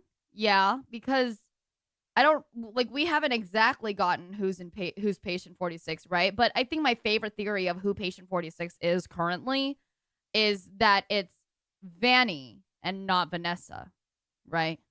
Any images that appear on camera. We see this all throughout the fourth closet. So the fact that the still image and the distortion are directly being called out here in the CDs indicate that Patient 46 may also be hiding behind an illusion disc. Who knows? If my guess was right and Gregory is meant to be Patient 46, that could be why he's appearing all blurry here in the camera shots from the DLC poster. Admittedly, that opens up its own can of worms and contradictions that would merit their own discussion. Like, why would he be clearing all these other pictures? I'm just tossing it out as something for us to chew on. Much more importantly, though, the Help Wanted story confirms that FNAF 1, 2, 3, and 4 are canonically video games within Freddy's fictional universe. They were created by a hired gun. A hired gun who, in the story, is confirmed to not be familiar with the events that happened at Freddy's. Quote from the story: "It took a few seconds for the name Fazbear to ring a bell, but then Steve remembered the kids' pizza places that once had been wildly popular, but had suffered a downfall after a variety of criminal allegations. There had been talk of murders, though Steve didn't remember how many. There was weirder stuff too. Stories about paranormal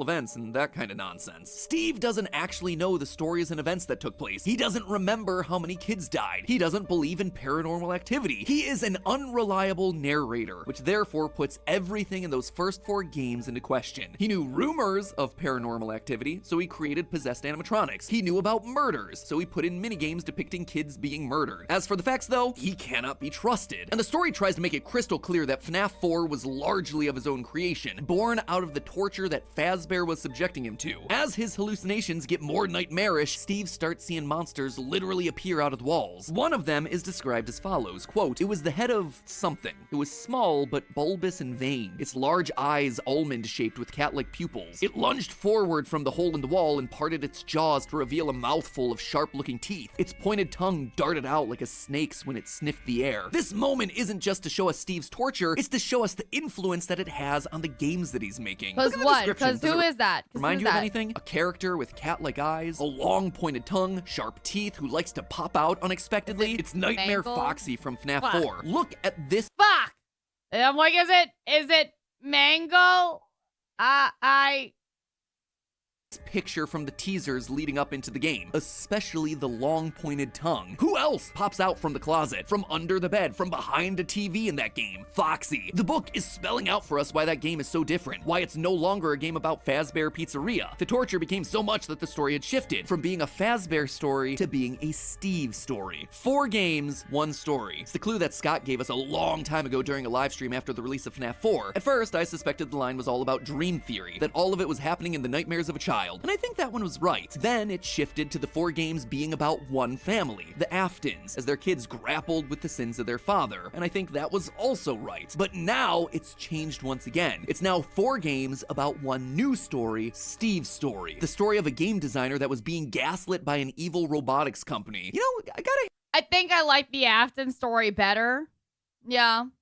Or like, I mean, I don't know. I don't like Dream Theory enough, but I like the Afton story better than this quote-unquote Steve story. That seems even ridiculous. It seems even more ridiculous, yo. hand it to Scott. It's actually impressive how many times he's been able to make that single phrase describe the same set of 4 games. It also means that Scott gets to have his cake and eat it too. He gets to make those first 4 games the equivalent of Dream Theory without it actually being a dream. Oh, was the puppet referred to as a he in FNAF 2? Steve didn't know. Were there 5 victims? 10? 15 in that first set of pizzerias? Don't know. Steve's just making his best guess. But most importantly of all, it means that that's how I feel like you are, Matt. You are Steve. I don't know, just making the best guess. Just here it is. Anything that doesn't physically appear in or after Sister Location and beyond is suddenly cast into doubt. And when you think about it, that includes some major parts of the lore. For instance, we know that Michael Afton is in fact a security guard for Fazbear Entertainment at some point thanks to the security logbook. Plus, with Sister Location in FNAF 6, we know that he ends up getting scooped and dying in a fire. Sister Location also proves the existence of Elizabeth Afton and how she got scooped by Baby. But the third Afton kid, fun at Crying MatPat, Child, understandable. he's never been mentioned. It's not the first time that this series has poked fun at MatPat. I'm convinced any single time where they're like, yeah, maybe it's just a story. Maybe there's not a lot of whole other things. It's like, yeah, specifically MatPat. In any other game other than FNAF 4. I've made theories suggesting that he's the other spirit communicating with Cassidy in the survival logbook, but you know, that's just speculation because I assume that he existed. In FNAF 6's Midnight Motorist, there's reason what do you mean to believe that he's the one who broke out of the house, considering that Mike in the chair says he's had a hard night, but again, that is pretty weak evidence. Honestly, the closest we get to having physical evidence of his existence is in Security Breach's post-it room, where there's a dinner scene made up of 5 staff bots that appear to be simulating the Afton family, and one of those 5 is missing its head, which we've assumed represents the crying child getting chomped. But all of that evidence, it's still a good. That's still pretty good. I would say that is one of the best evidence, the ones they have. Evidence only stands because the crying child was thought to exist thanks to the first 4 games. Maybe that's why we've never actually gotten a name for him, because he was never meant to exist in the first place. And so Scott purposefully hid the name in order to allow the 5th Afton child's identity to remain anonymous. Ready for a big plot twist when it turns out that he has another child, maybe a daughter, maybe called Vanessa. It's speculative as all heck, I'm just throwing it out there as a consideration. Henry and Charlie are definitely in this universe. We see Charlie's death and possession of the puppet thanks to the minigames in FNAF 6, so that's all confirmed. But the missing children's incident where 5 kids were murdered at the FNAF 1 location? Unclear. It's likely that it happened, considering that in FNAF 6's Lorekeeper ending, we see 5 gravestones with one on a hill. The 5 missing children's incident victims plus Charlie, the 6 victims of William Afton. It's the same thing with Princess Quest. To move forward in the Princess Quest minigame, you have to light 6 we haven't gotten there. So it seems like those 5 murders happened, but then what about the extra 5 dead bodies that we see appearing throughout the FNAF 2 pizzeria? What about hearing that the pizzeria is getting closed down in the tapes? Even less clear. FNAF VR's main ending proves that William Afton is still the main killer in this universe. Nah, and that he with the body stuffed part. Kids into the animatronics. Probably, however, whether those just kids with go the on body to part. possess the animatronics is up for debate. Without the first 4 games being officially canon, we don't really have any evidence for their possession. But perhaps the biggest ripple effect of them all, this new understanding of the canonicity heavily suggests that Golden Freddy may never have existed. That's right, my favorite clickbait yellow boy may not actually be a thing in this franchise at all. Consider this. Golden Freddy, while seemingly this super important piece of the lore to the franchise, hasn't shown up in a major way in any recent titles. He's only ever shown up in titles with questionable canonicity, like FNAF World, which is definitely not canon, Custom Night, which is Afton's personal hell. Sorry, give me just a second. Is Axel still here? I assume Axel is still here, but is Axel still here? Yeah? Axel, I'm gonna send you something real quick.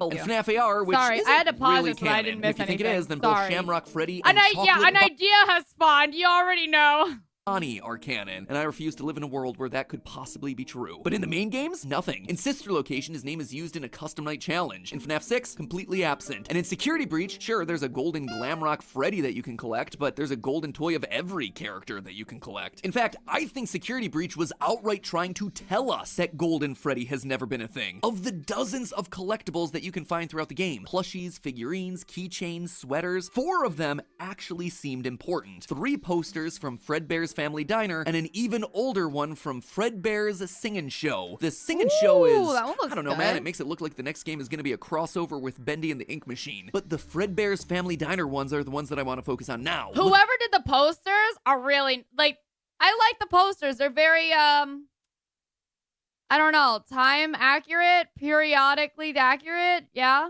These things. One of them has the golden Bonnie with a purple bow tie, just like you'd expect. But the other 2 show us a brown bear with a black hat and a black bow tie. And you see, that is a huge detail. Up until this point, we've been under the impression that there were only 2 mascots at Fredbear's Family Diner, I bet it's Golden Bonnie and Golden Freddy. In FNAF 3, we see a Golden Bonnie and Golden Freddy performing together on stage. Similarly, in FNAF 4, we see Golden Bonnie and Golden Freddy again. It was always those 2 together, with other characters like Foxy and Chica not showing up until later. So why then in Security Breach would they show us regular Freddy as the one on the Fredbear posters? Unless he is Fredbear. It's everything that we've been talking about today. Our evidence for Golden Freddy is all founded upon the original 4 FNAF titles. Games made by a guy whose brain was slowly turning to mush. But when you actually stop and look for the physical evidence of who Fredbear was in the games that are still today is considered to be hopefully canon, the last all fucking we day get of the is a FNAF brown lore. bear. Golden Freddy was never real. He never existed. I know, it seems wild, but it actually helps answer a lot of questions that we've had about Golden Freddy throughout this franchise. First off, his wildly inconsistent appearance. In both FNAF 1 and 2, he appears gold with a black hat and bow tie. But in the FNAF 2 minigame showing Charlie being killed outside Fredbear's Family Diner, the Freddy we play as is brown with a black hat, more similar to the Fredbear that we see in the posters for Security Breach. In the FNAF 3 minigame that apparently shows us Fredbear's Family Diner, he goes back to being gold with a black hat. But then in FNAF 4's minigame, he's shown to be gold with a purple hat and bow tie. His appearance has never remained consistent, which could make sense if these are games being made by a guy who's under extreme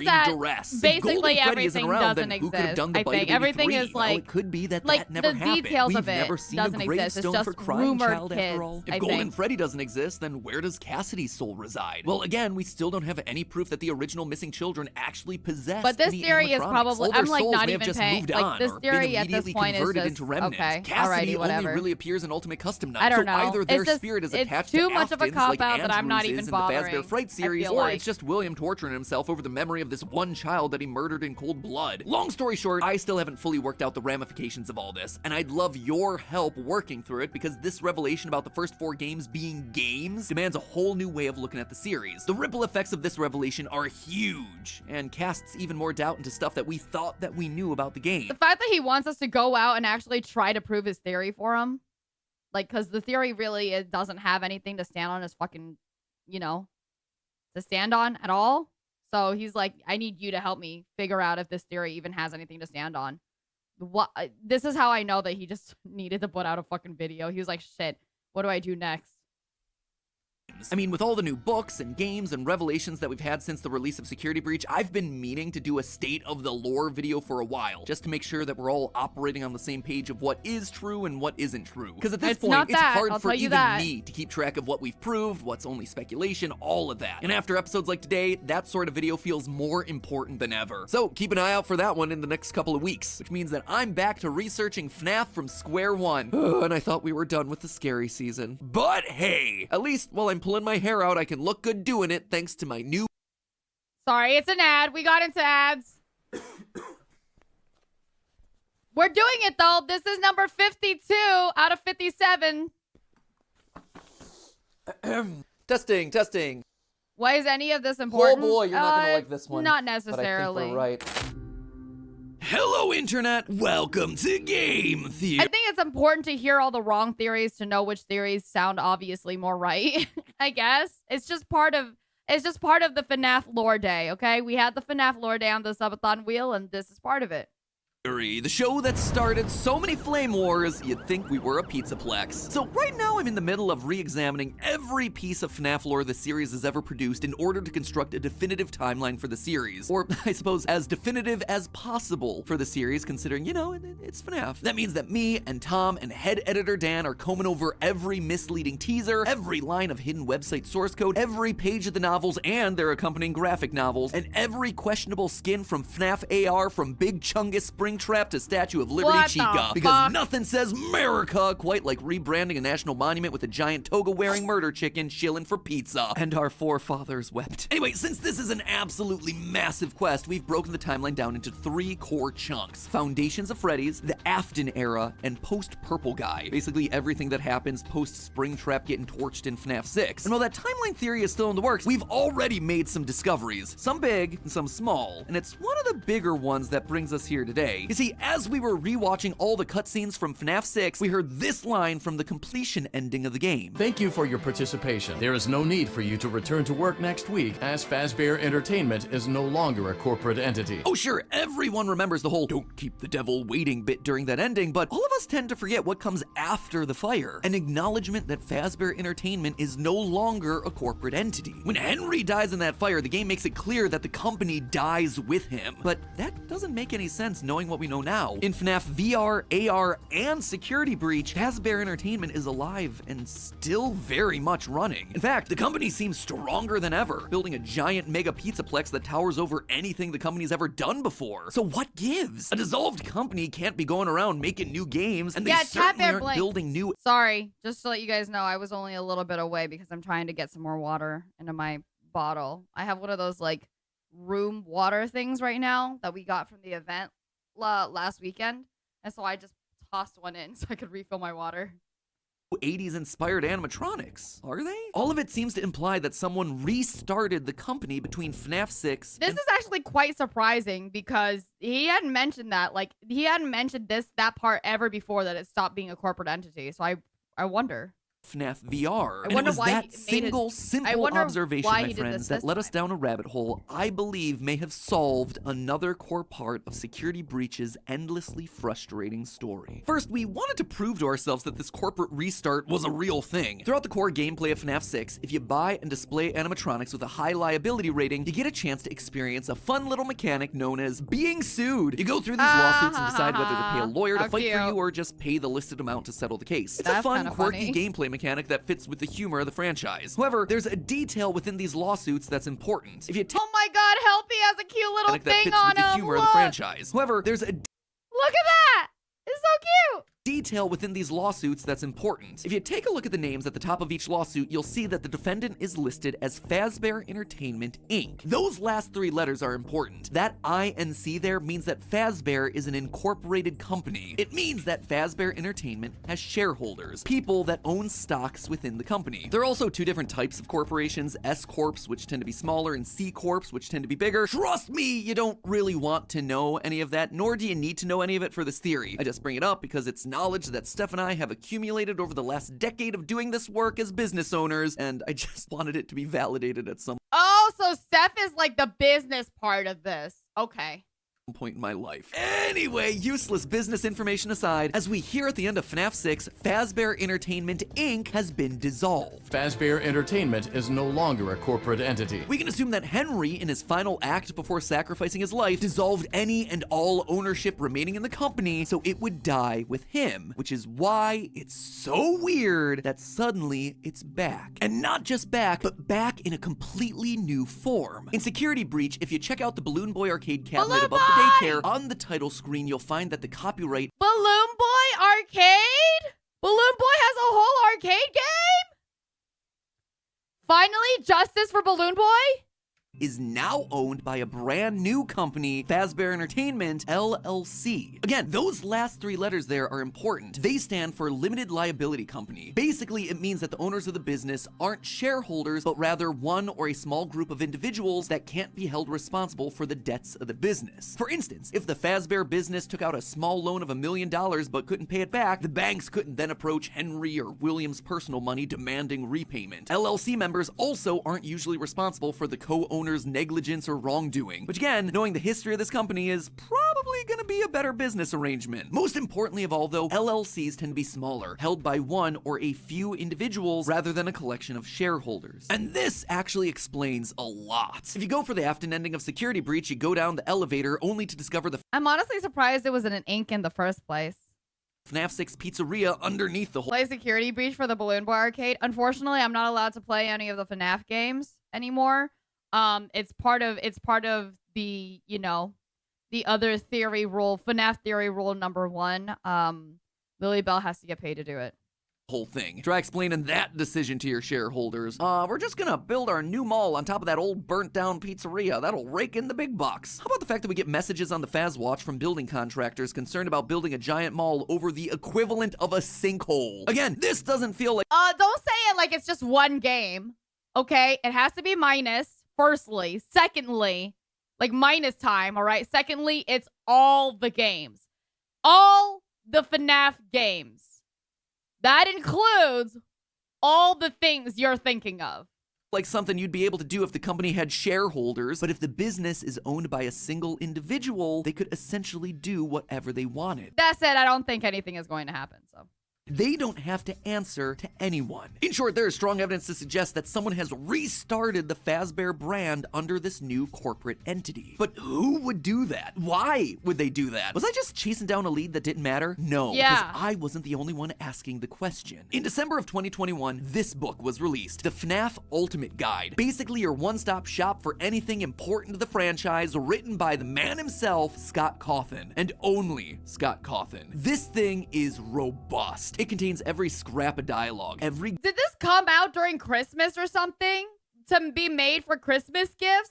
Because straight up, he has a little, like, holiday hat and, like, a little holiday-themed tie. It's kind of cute.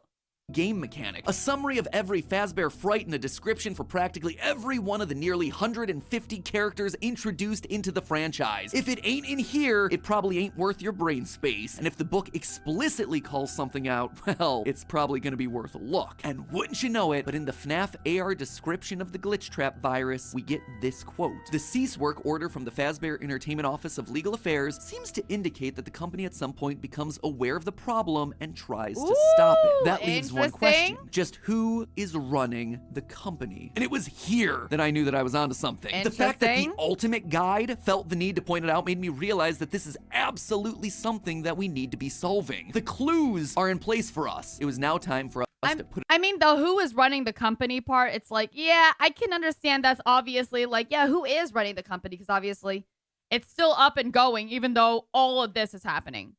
But at the same time, I don't know the difference between how important it is that it became incorporated to LLC. Put it all back together. So let's figure out who's running the show over at the new improved Fazbear Entertainment LLC, shall we? Well, let's consider what exactly that person is doing. First and foremost, they're building a brand new location over the remains of the old FNAF 6 location. Oh, it wasn't that all right from the there FNAF is AR. a huge red flag. Wait, sorry, hold on.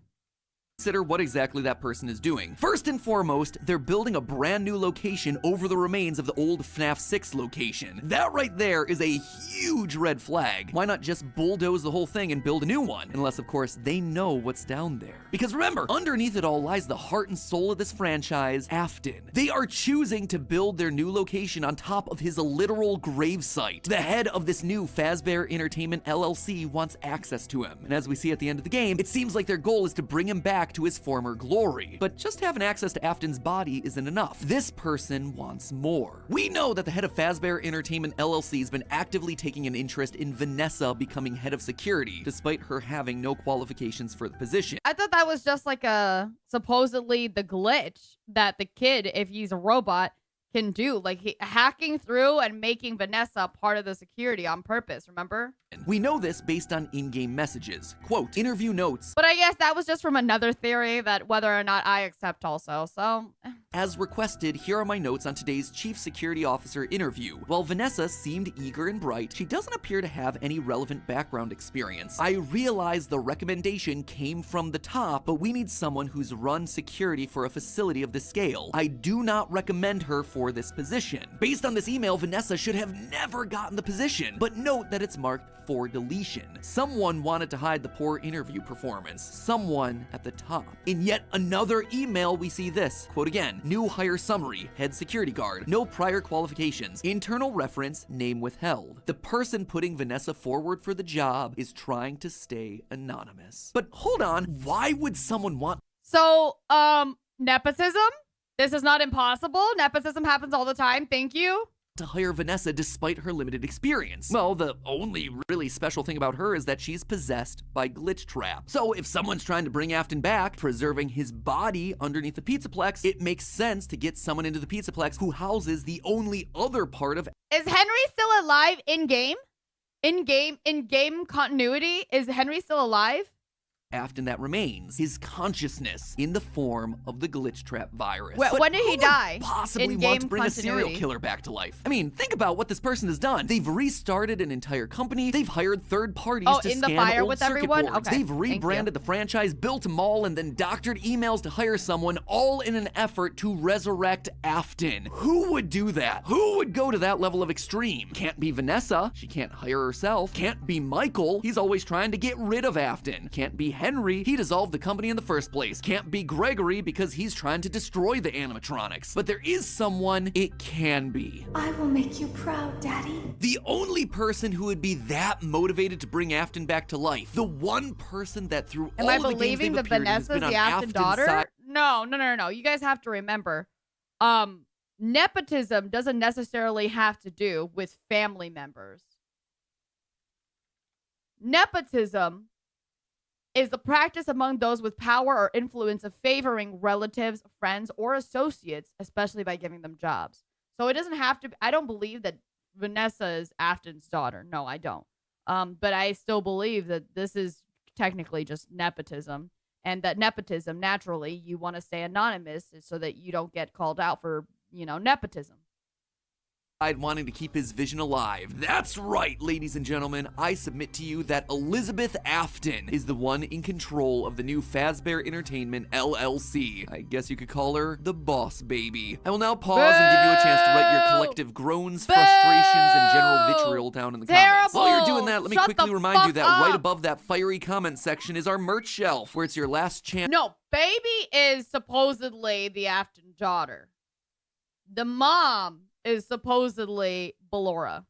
To pre-order our new ARG jacket, the puzzle that you wear. Once that thing's gone, it is gone forever. So get your orders in this weekend. But you know what? If you don't want the hassle of solving your clothes, and you just want to be snuggly and warm this holiday season, I suggest some of our other holiday items that we have in stock right now. Snuggly, this blacked out in the blob. She died in FNAF 6. God, okay. Yep, all of those are perfectly valid. I know it sounds insane. Believe me. No one recognizes that more than me. But I ask you, when has any character that's meant to be dead in this franchise ever stayed dead? Let's just look at the facts, shall we? Our second ever theory on this game drew attention to all the similarities between Elizabeth Afton and Vanessa. They both like flowers, they both have an abusive and manipulative father named William A, and of course, there's the blonde hair and green eyes. However, we've never been able to actually figure out how these two characters are connected beyond them just being similar. Could it just be another instance of this franchise doing what I like to call pulling a Jeremy? That's using the same detail multiple times just to confuse us. Yes, but you see, there's a bit more that's suspicious about Vanessa. There's one thing that me and every other theorist out there has been scared to tackle in this game, and it's this: Security Breach's fire escape ending. In it, Glamrock Freddy yeets Vanny off the top of a burning Pizzaplex, sending both of them to their death. Gregory pulls off the Vanny mask to reveal that it was Vanessa the whole time! A twist that surprised literally no one. Except after the credits, we pan up to the roof to see security guard Vanessa looking down as the building burns around her. Excuse me,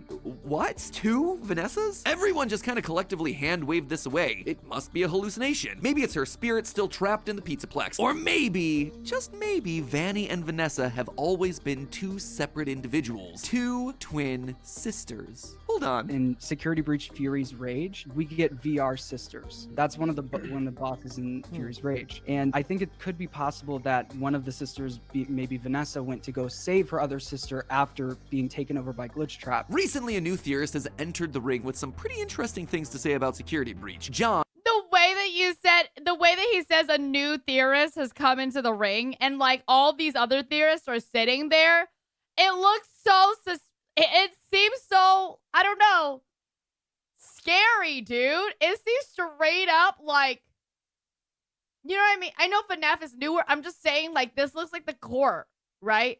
It looks like there's a bunch of Supreme Court judges. Yes. State your evidence. I see. Overruled. It looks, right? It looks like they're judging him so hard, bro. Because he said it. He's newer.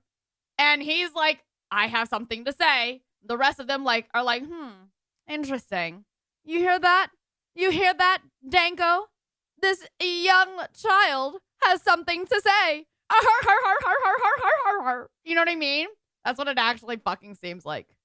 Trap. Recently, a new theorist has entered the ring with some pretty interesting things to say about Security Breach. John from the YouTube channel FNAF. And while I was busy coining the catchphrase, Music Man, he was busy in his corner preaching the gospel of the VR sisters. Remember them? Of course you don't. Why would you? So let me refresh your memory. In case you've forgotten, Security Breach got delayed a lot. I mean, a lot. And at one point, Scott Cawthon, worried that the fan base would be upset about the repeated delays, decided to release a short little meme game to tide us all over. A beat-em-up title called Fury's Rage. The fan base, when they find out that I have to delay the game again, they're gonna kill me. Wait, that's not real, is it? This isn't from Scott. This is a little bit that Matt put together, right? It's from Scott? Oh my god, that is actually kind of funny. Wait, that's funny. What am I gonna do? I know. I'll make a game for them. 4 straightforward levels with a secret boss at the end, punching through waves of the franchise's most forgettable enemies. Freddy Frostbear, Clown, Springtrap, Radioactive Foxy, L-Chip. And the rest of the enemies are just variations of Chica, the Puppet, Mangle, Baby. As for the bosses, most of them are jokes. Sure, you've got Vanny, but there's also Mega Brow, which is just Brow Boy from FNAF World. There's Soul Brawler, which is a reference to one of Scott's earlier game characters, Soul Dozer. And the secret final boss of the game, Dreamgeist, basically a giant troll about fan theories. And yet, in this game full of memes and tongue-in-cheek references, there's one set of characters that don't quite fit. The first level's boss, the VR sisters. They're the only truly original characters for this game. Literally everyone else you can point to and understand what the reference is. Now that is weird. Why would Scott put the time and effort into designing them, coming up with a name, and purposely putting them in there for us to look at if they weren't important in some way? With Vanessa being taken over by the glitch trap virus in FNAF VR, makes sense for this to be in relation to her in some way. She's a VR sister. Can I play this one? I'll play this one as part of the package deal. Her having a twin sister would explain why there could be a second Vanessa at the top of a burning building during the ending. But then how do you explain everything else? In his theory vids? Need more proof? Yeah, I do. You probably do too. Luckily, I have it for you. Once you get to level 4 of Fury's Rage, you find yourself in some sort of factory surrounded by conveyor belts and magnets holding up humanoid robot torsos. In the end, you fight Vanny and the game ends. But wait, before you get to the boss battle, there's one very crucial detail in the level that everyone overlooked. An orange pod with a female figure sitting inside. I've seen enough sci-fi to know that right there is a birthing pod, and the figure inside looks an awful lot like Baby from the Fourth Closet graphic novel. That's right, friendos, it's time once again for everyone's favorite segment. MatPat uses the lore of multiple FNAF books to explain parts of the game that make no sense. In the Fourth Closet, Baby's origins take a weird turn. She's actually a robot built by Henry to help replace his daughter Charlie after her death. You see, Henry creates a robot for each stage of his daughter's life. His daughter's origins take a weird turn. She's actually a robot built by Henry to help replace his daughter Charlie after her death. Is it that weird? Because I'm pretty sure you already read that in the other books. Like Silver Eyes book is kind of like that already, right? And then the adult one is just looks like Baby. You see, Henry creates a robot for each stage of his daughter's life. Toddler, child, teenager, and finally adult. In his mind, this would allow her to grow up with everyone else around her. And this gave us our first confirmed instance of robot kids being a thing inside of the series. Robots that are capable of bleeding, eating, feeling cold. And here's the weirdest twist of them all. Baby is the final adult form of Charlie, which, let's just say I have some strong feelings about. People hate when I talk about the books. The books tell you the rough guidelines or rough rules of the universe. When you look at the books and there's this repeated thing of creators building robot kids, okay, well, apparently that's fair game. And then to take it one insane logical step further and say, not only are they building robotic versions of kids, but multiple versions of... He's so passionate, but look at the person sitting next to him. I don't know if that's Danko or not. Okay. By the way, yes, I know the guy's name is Daco now, finally, but now we're going to continue calling him Danko for the memes. about the books. The books tell you the rough guidelines or rough rules of the universe. When you look at the books and there's this repeated thing of creating. I don't know. I mean, obviously it's cut and like this. Obviously this is cut just to say all the MatPat stuff, but he does not look amused. Building robot kids. That's okay, well, on apparently that's theory. fair game. Okay. And then to take it one insane logical step further and say, not only are they building robotic versions of. He's like, Matt, you said this a million times. I know, Matt. I know. Kids, but multiple versions of robotic kids at different ages. I would say you are insane. That's so stupid. It is a weird thing for them to do. I mean, it's it still challenges insane and stupid. realism to such an absurd degree. Yeah. That you're like, yeah, and no one's noticing that this person that they're interacting with and that bleeds. Again, because they bleed in the books, that bleeds, no one is noticing that this person doesn't age, but is still also eating in order to survive, but is also like perfectly passable as a human in every other way, shape, and form. That's crazy. And then the books layer on, and it's also Baby, who is a robot clown. And you're like, that's so stupid. I feel like no wonder people think that the theories that we produce are insane, because it is, but we're just telling you what the books say. Welcome to the books, I guess. What's also interesting is that in the books, it's clear that previous versions of the robot humans don't have to stop working or die in order for newer, more. I feel like the books are insane, but you could accept their insanity, right? But what MatPat and I think Team Theory kind of do is trying to make sense of the insanity. I'm definitely the kind of person who's just like, well, that sounds weird. But all right, whatever. And it's just like, that sounds weird, but it has to be a reason. I'm like, you know what? Maybe it's just there. Or grown That's why. up models to How dare you activate disrespect both the name of teenage Charlie Daco? and adult Actually, Charlie. so me calling Daco Danko actually came from the fact that I legitimately kept forgetting how to pronounce his like what his name is. I'm like Dago, Dawkin, Dank. Like it's not like I'm genuinely disrespecting. I've never watched any of his stuff, but the bit just comes from the fact that I've forgotten by now. Well, I remember, but I was forgetting for like 3 days straight what his name was. aka Baby, are walking around, totally sentient with their own goals and motivations. One wanting to live a normal life, completely unaware that she's a robot, and the other humans don't. What's stop working or dying is that in the books, it's clear that previous versions of the robot humans don't have to stop working or die in order for newer, more grown-up models to activate. Both teenage Charlie and adult Charlie, aka Baby, are walking around, totally sentient with their own goals and motivations. One wanting to live a normal life, completely unaware that she's a robot, and the other looking to kill children in service of William Afton, bitter because she's a robot. Sounds a lot like the relationship between a certain young security guard and her twin sister Murder Rabbit. Now, while we have no evidence to really support Charlie being rebuilt in the game lore like she was in the books, it does seem like Elizabeth may have multiple sisters of herself running around. In the words of John, who first proposed this one a year ago, it could be very well possible that once Elizabeth died, William Afton not too soon after rebuilt her and built different ages of her throughout the years, just like we see in the books, in robot form. So that could be VR sisters, two different versions of the same person. You know what? I think he's right. At the time, we didn't have the evidence, but now I think he was ahead of his time. Move over, Gregory. There's a new robot human in town, and her name is Elizabeth Afton, and Vanessa, and Vanny, and probably the head of Fazbear Entertainment LLC too. All iterations of the same person from different life stages. All Elizabeth Afton. Some aware of who they really are, and some not. And one of those versions is Ruined DLC Girl. In some of Security Breach's cut dialogue, there are laugh lines that are definitely feminine, but also some that clearly mix in a young girlish tone. Hear that last one? Clearly there's a childish girl laugh with Dude, that got me goosebumps. I hate that. Hate it. a bit of a British accent mixed in there, exactly like the voice of Elizabeth from Sister Location. Sites like the Cutting Room Floor attribute these as cut Vanny lines, which makes sense considering that there aren't many human females in the game, but that laugh seems awfully young for Vanessa, or Vanny. Yeah, and that's not all. actually. Going back to Fury's Rage, notice the shoes on the VR sisters, specifically the cool purple sneakers. I could have sworn that they had matched the design of the blonde girl's light-up sneakers in the Ruined DLC poster, but upon closer inspection, yeah, it was close, but not strong enough of a match for me to call it out in a theory. Dead end, right? No. Notice the two colors on those shoes.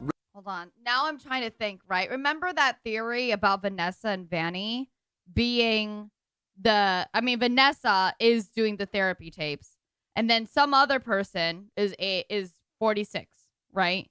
And I'm like, how? And it was just like, I don't know. It doesn't seem very much like Vanny. Why Vanny doesn't, you know, really have any real understanding of being a child. So there's no real reason why, like, you know, they would speak to her like a child. And I'm like, if you wanted to put this theory in together, then now I'm sitting here like, is there anything that would show that 40? Oh, no, it wouldn't, because Elizabeth loves flowers and 46 doesn't.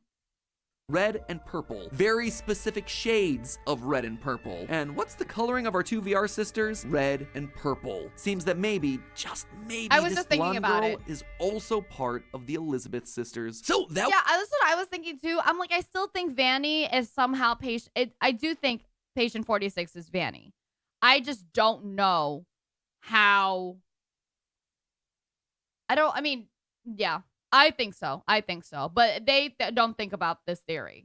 So that would actually give us our 4 closets. Baby, the original, young girl Elizabeth in the Ruin DLC, Vanessa, the 23-year-old security guard according to the FNAF AR emails, and Vanny, who, you know, just might be slightly older. Her being a robot would also explain how she survived a massive fall from the top of a pizzaplex without being totally disfigured. Personally, I think this would actually be a pretty cool idea, having all the versions of Elizabeth come together. This child, Vanny, Vanessa, maybe even the original baby would show up to complete the tribe of robot Elizabeths. But doesn't all of this disprove my initial theory? If Vanny is the adult version of Elizabeth, then doesn't that mean we're out of Elizabeths to run Fazbear Entertainment LLC? We've filled all 4 of our closets. Well, not quite. Because when you get to the very end of that final book, Charlie's love interest, John, stands by Charlie's grave after all the other known versions of her have died. He looks up and sees none other than yet another, slightly older version of Charlie standing in front of him. I kind of just wrote this off initially as a cute ending, but in the wake of what we've been talking about this whole time, That's it reveals terrifying. that there were never just 4 closets. There were never just 4 versions of Charlie. There were more. Potentially an infinite number of them, which honestly makes sense. Can't have a 20-something-year-old Charlie looking 20 forever. She too would need to age up to look like a woman in her 30s, her 40s, her 50s. This idea is also shown in Fury's Rage. While the VR sisters are the first bosses, have you been enjoying the after you lore? defeat 'em, Not initially, no. I don't know if I would say I've been enjoying it, but I can say I've been accepting more of it. I'll tell you that. they become regular enemies during the 3rd level. There are dozens of them that come out to attack you, one after the other after the other, new ones being built to achieve their purpose. Other bosses don't do that in the game. And in stage 4, those humanoid robot torsos hanging from the ceiling, they look a little bit more on the feminine side to me. Robot women being built by the boatload, ready to replace the ones that we destroy, be they VR sisters or security guards or murderous rabbits. And at the top of the food chain is an older, wiser, more vengeful version of Elizabeth pulling the strings, looking to bring her family of robots all back together to the same place. I suppose you could say that that makes the Pizzaplex the true sister location. But hey, say all you want about Elizabeth's business practices, you gotta admit, she knows how to dress up a joint. I've always loved how the Pizzaplex looks. That 80s neon style just hits the nostalgia button hard for me. Fortunately, the metal posters from our sponsor Displate are here to Alrighty, moving on.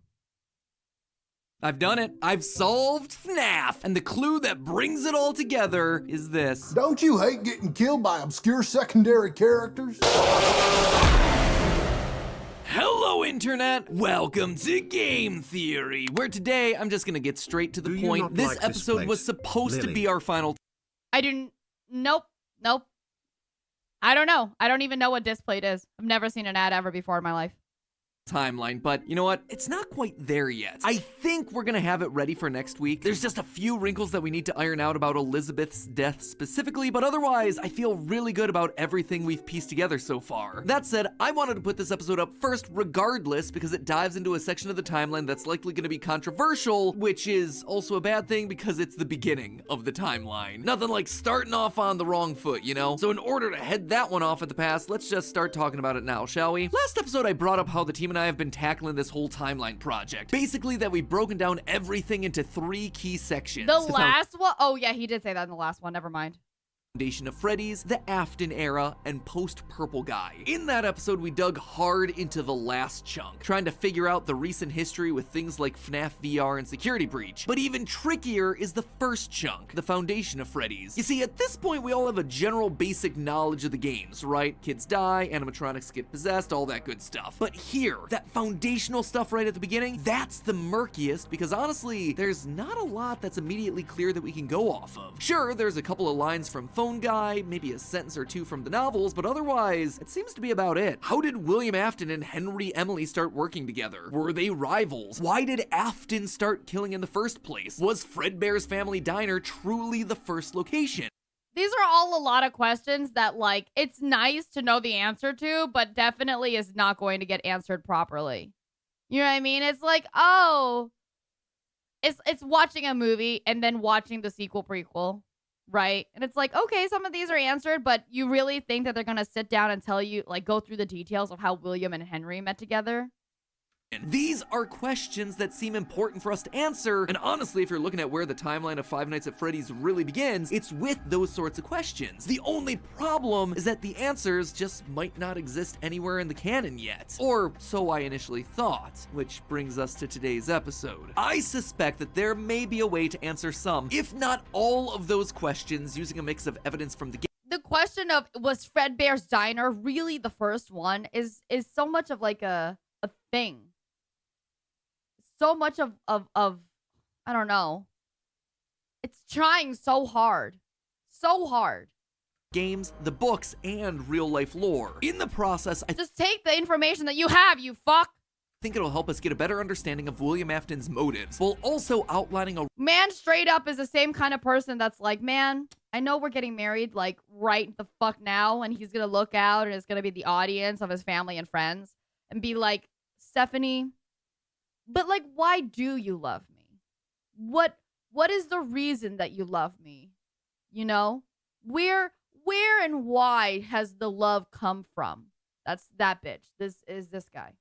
A rough sequence of events that'll ultimately help place locations and other things when Stephanie I tackle the full like, timeline of the series next happens, week. Bro. And all of it hinges on one thing: a set of obscure secondary characters named the Mediocre Melodies. Mediocre Orville Melodies! Elephant, Ned Bear, Pig Patch, Happy Frog, and of course, Mr. Hippo. Sometimes a story is just a story. You try to read into every little thing and find meaning in everything anyone says, you'll just drive yourself crazy. Yeah, I know, Mr. Hippo. I get it. That has been leveled at me more times than I can count. But I think in this case, we actually didn't read into you enough. You see, when the Mediocres were first introduced in Pizzeria Simulator, we, as the community, largely dismissed them. And why wouldn't we? This is a game where you're pulling animatronics out of a dumpster. Trash and the gang are literally made of garbage. Why would we think that some random barnyard-themed characters would be worth our attention when there was already so much established lore inside of the thing? We beat the game, we solved the lore, we moved on. Then Ultimate Custom Night released, and there they were again. It was strange to see him fill so many slots, but I don't know, there was also Trash in the Gang, and Music Man! Other random pulls from the character deep cuts, so maybe it was just Scott trying to fill out the roster. But then something unexpected happened. Well, they were mostly treated as a joke. If you died to them, every once in a while they'd give voice to the most important character and mystery from the game. The one you shouldn't have killed, Cassidy. We've only just begun. I will never let you leave. I will never let you rest. It was a huge revelation, and the lines that they spoke ultimately helped us to determine that Custom Night was William Afton's endless torment at the hands of the spirits inside the Golden Freddy suit. But again, none of us ever stopped to consider why them? Why these characters? Why me? Why you want to marry me? And he'll be at his actual fucking wedding. Why were they the ones that Cassidy was choosing to speak through? Why to know are who Cassidy they is? Not here? at all. Well, after yeah, doing a not. lot of research for the grand overall timeline, Cassidy's not an important character. The You're Mediocre fine, Melodies were Henry's creation from a time before he and William started working together. When the two men merged their ideas together to form one company, the Mediocres became temporary characters at Fredbear's Family Diner before eventually being retired and largely forgotten. Oh yeah, that is a Wait. long Sorry, hold on. William I know. The mediocre melodies were Henry's creation from a time before he and William started working together. When the two men merged their ideas together to form one company, the mediocres became temporary characters at Fredbear's Family Diner before eventually being retired and largely forgotten. Okay, but why Henry specifically and not just That is a lot of William? big swings that I'm making with some massive assumptions. So let's just rewind and take it one step at a time, shall we? First, how do we know that the mediocre melodies belong to Henry? Well, let's just look at their design. It's very simple. They're similar to the Endo 01 designs from the FNAF 1 animatronics, but even more rudimentary, with less flexible joints and less complex wiring. But the important point here is that for each one, the upper jaw and the lower jaw are entirely separate, operating using a very basic hinge towards the back of the head, or two metal bars that slide up and down along the side. And you see, that right there is what tells us they belong to Henry. Well, there are plenty of animatronics that fall into a nebulous zone of who designed them. There are a few pieces of tech that we can definitely trace back to their original creator. The Funtime animatronics, for instance, definitely came from Afton. Not only were they designed with the intent of luring and capturing children, something that just doesn't jive. Hello! Dragon, thank you so much for taking your folks on tour. Hello there. Nice to see you. And hello, Taurus. My name is Lilybelle. I love to travel, but I suck at geography. Thank you so much. How was your stream? Can we shout out Ice Blue Dragon, please? I need to see what they were streaming. Today is my Funathon Day 17. As you can see, we've gotten through a lot of days of doing some Funathon stuff. All the rules are in the middle bottom. The timer's on the bottom left. And the every 2 hours exchanged is a spin on the wheel. We're 80 out of 120 minutes for that. But right now, we're doing a bunch of FNAF lore. We're hoping that today is the last day of going through all the FNAF lore because we've been doing it since the very beginning of MatPat's series on it. Thank you so much. Thank you. Yeah. Glitchy Fox. That's... Dude, sorry. After going through, like, the FNAF stuff, I'm like, Glitchy Fox? Oh, how was Dead by Daylight? Oh my god, you're right. Baby does look like Kietis. And it's a fucking ice cream. I played Dead by Daylight the other day. It was fun. I'm glad. Are you excited for the Nicolas Cage thing? I can't wait to see the full lobbies of Nicolas Cage, dude. When is that supposed to come out anyways? I need to start planning.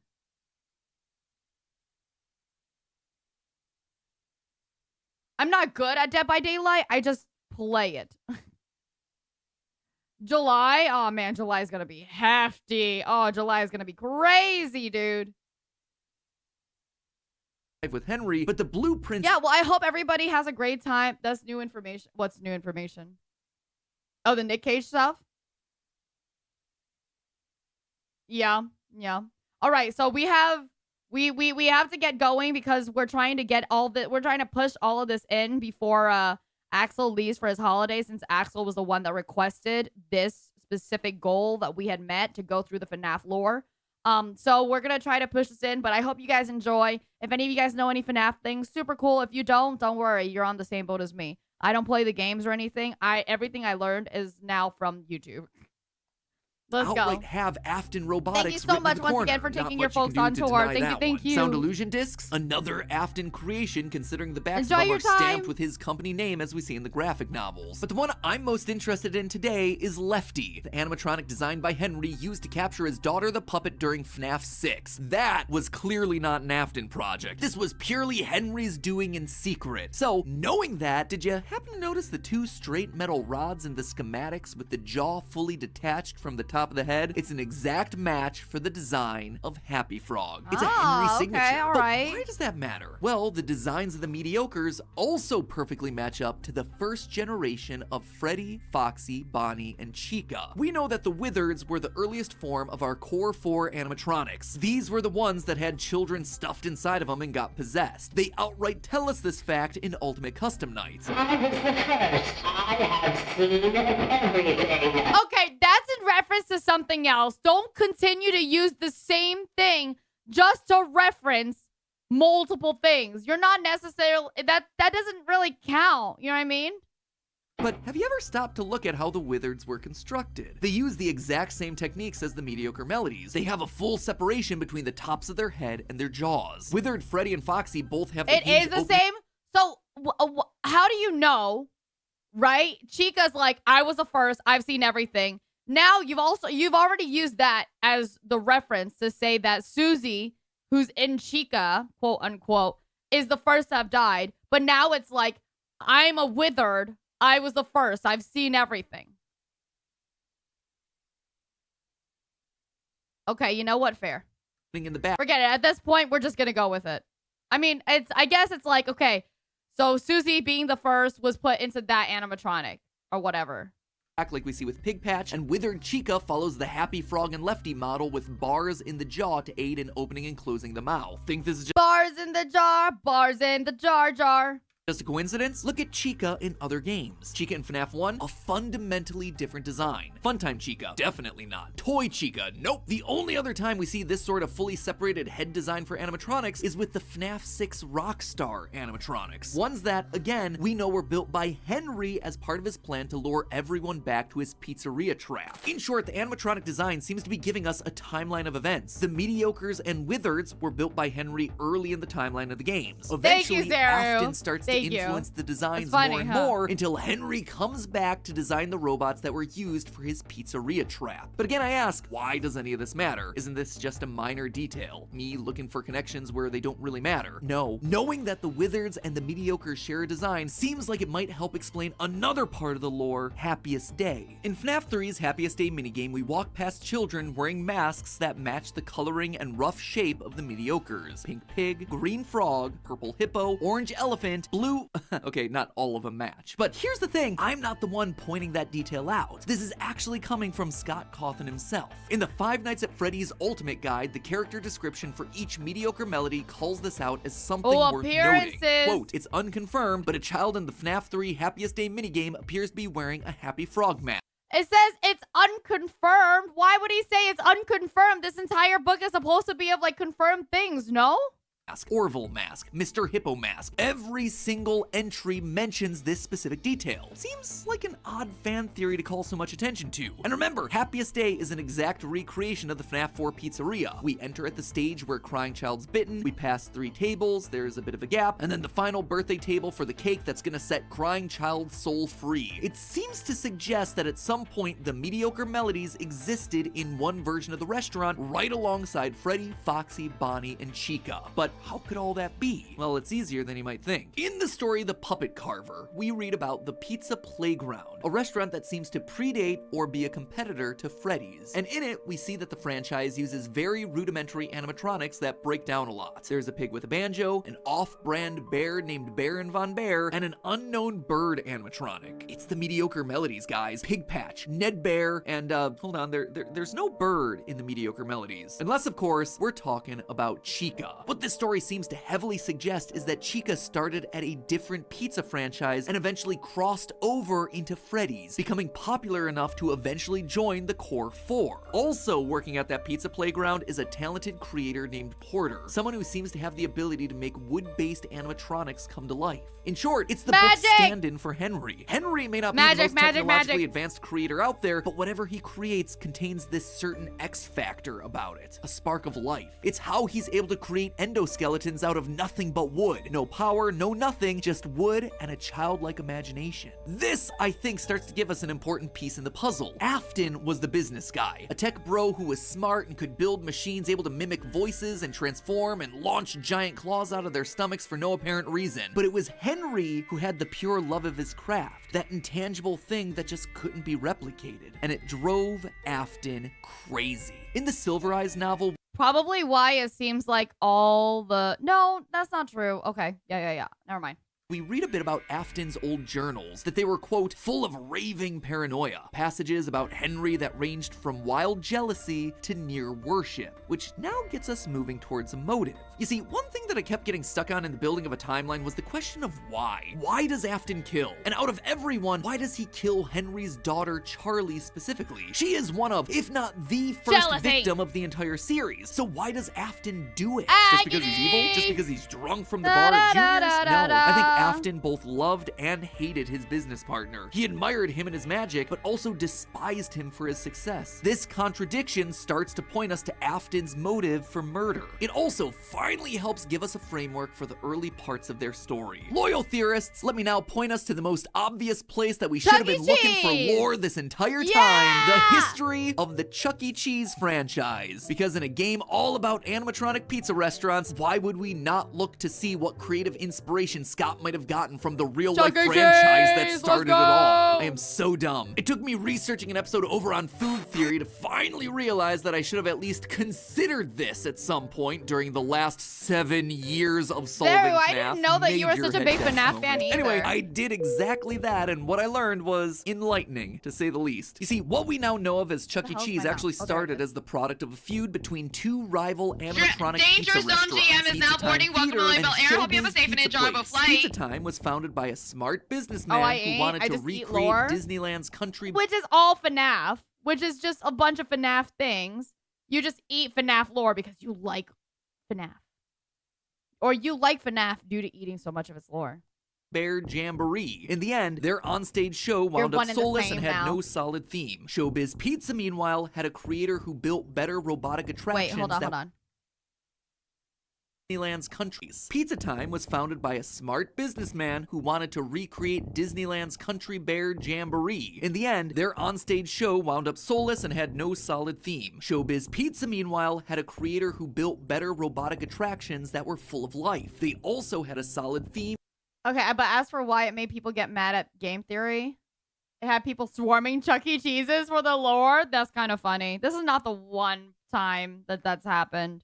Where everyone had southern accents and a lot of charm. I mean, just watch the clips and the difference is immediately clear. I want to see. Like, happy birthday to you. Happy birthday to you. You get it? See, we're all up here on the stage, and we can all turn, go around a big circle together. See, like this, our feet aren't screwed to the floor or bolted down. We can move. We got more moves than a can of worms. And then that old 1-2 Billy Bob can come up there and stick his old ugly mug in your face. Dude, the way that, like, can you imagine hearing that at Chuck E. Cheese?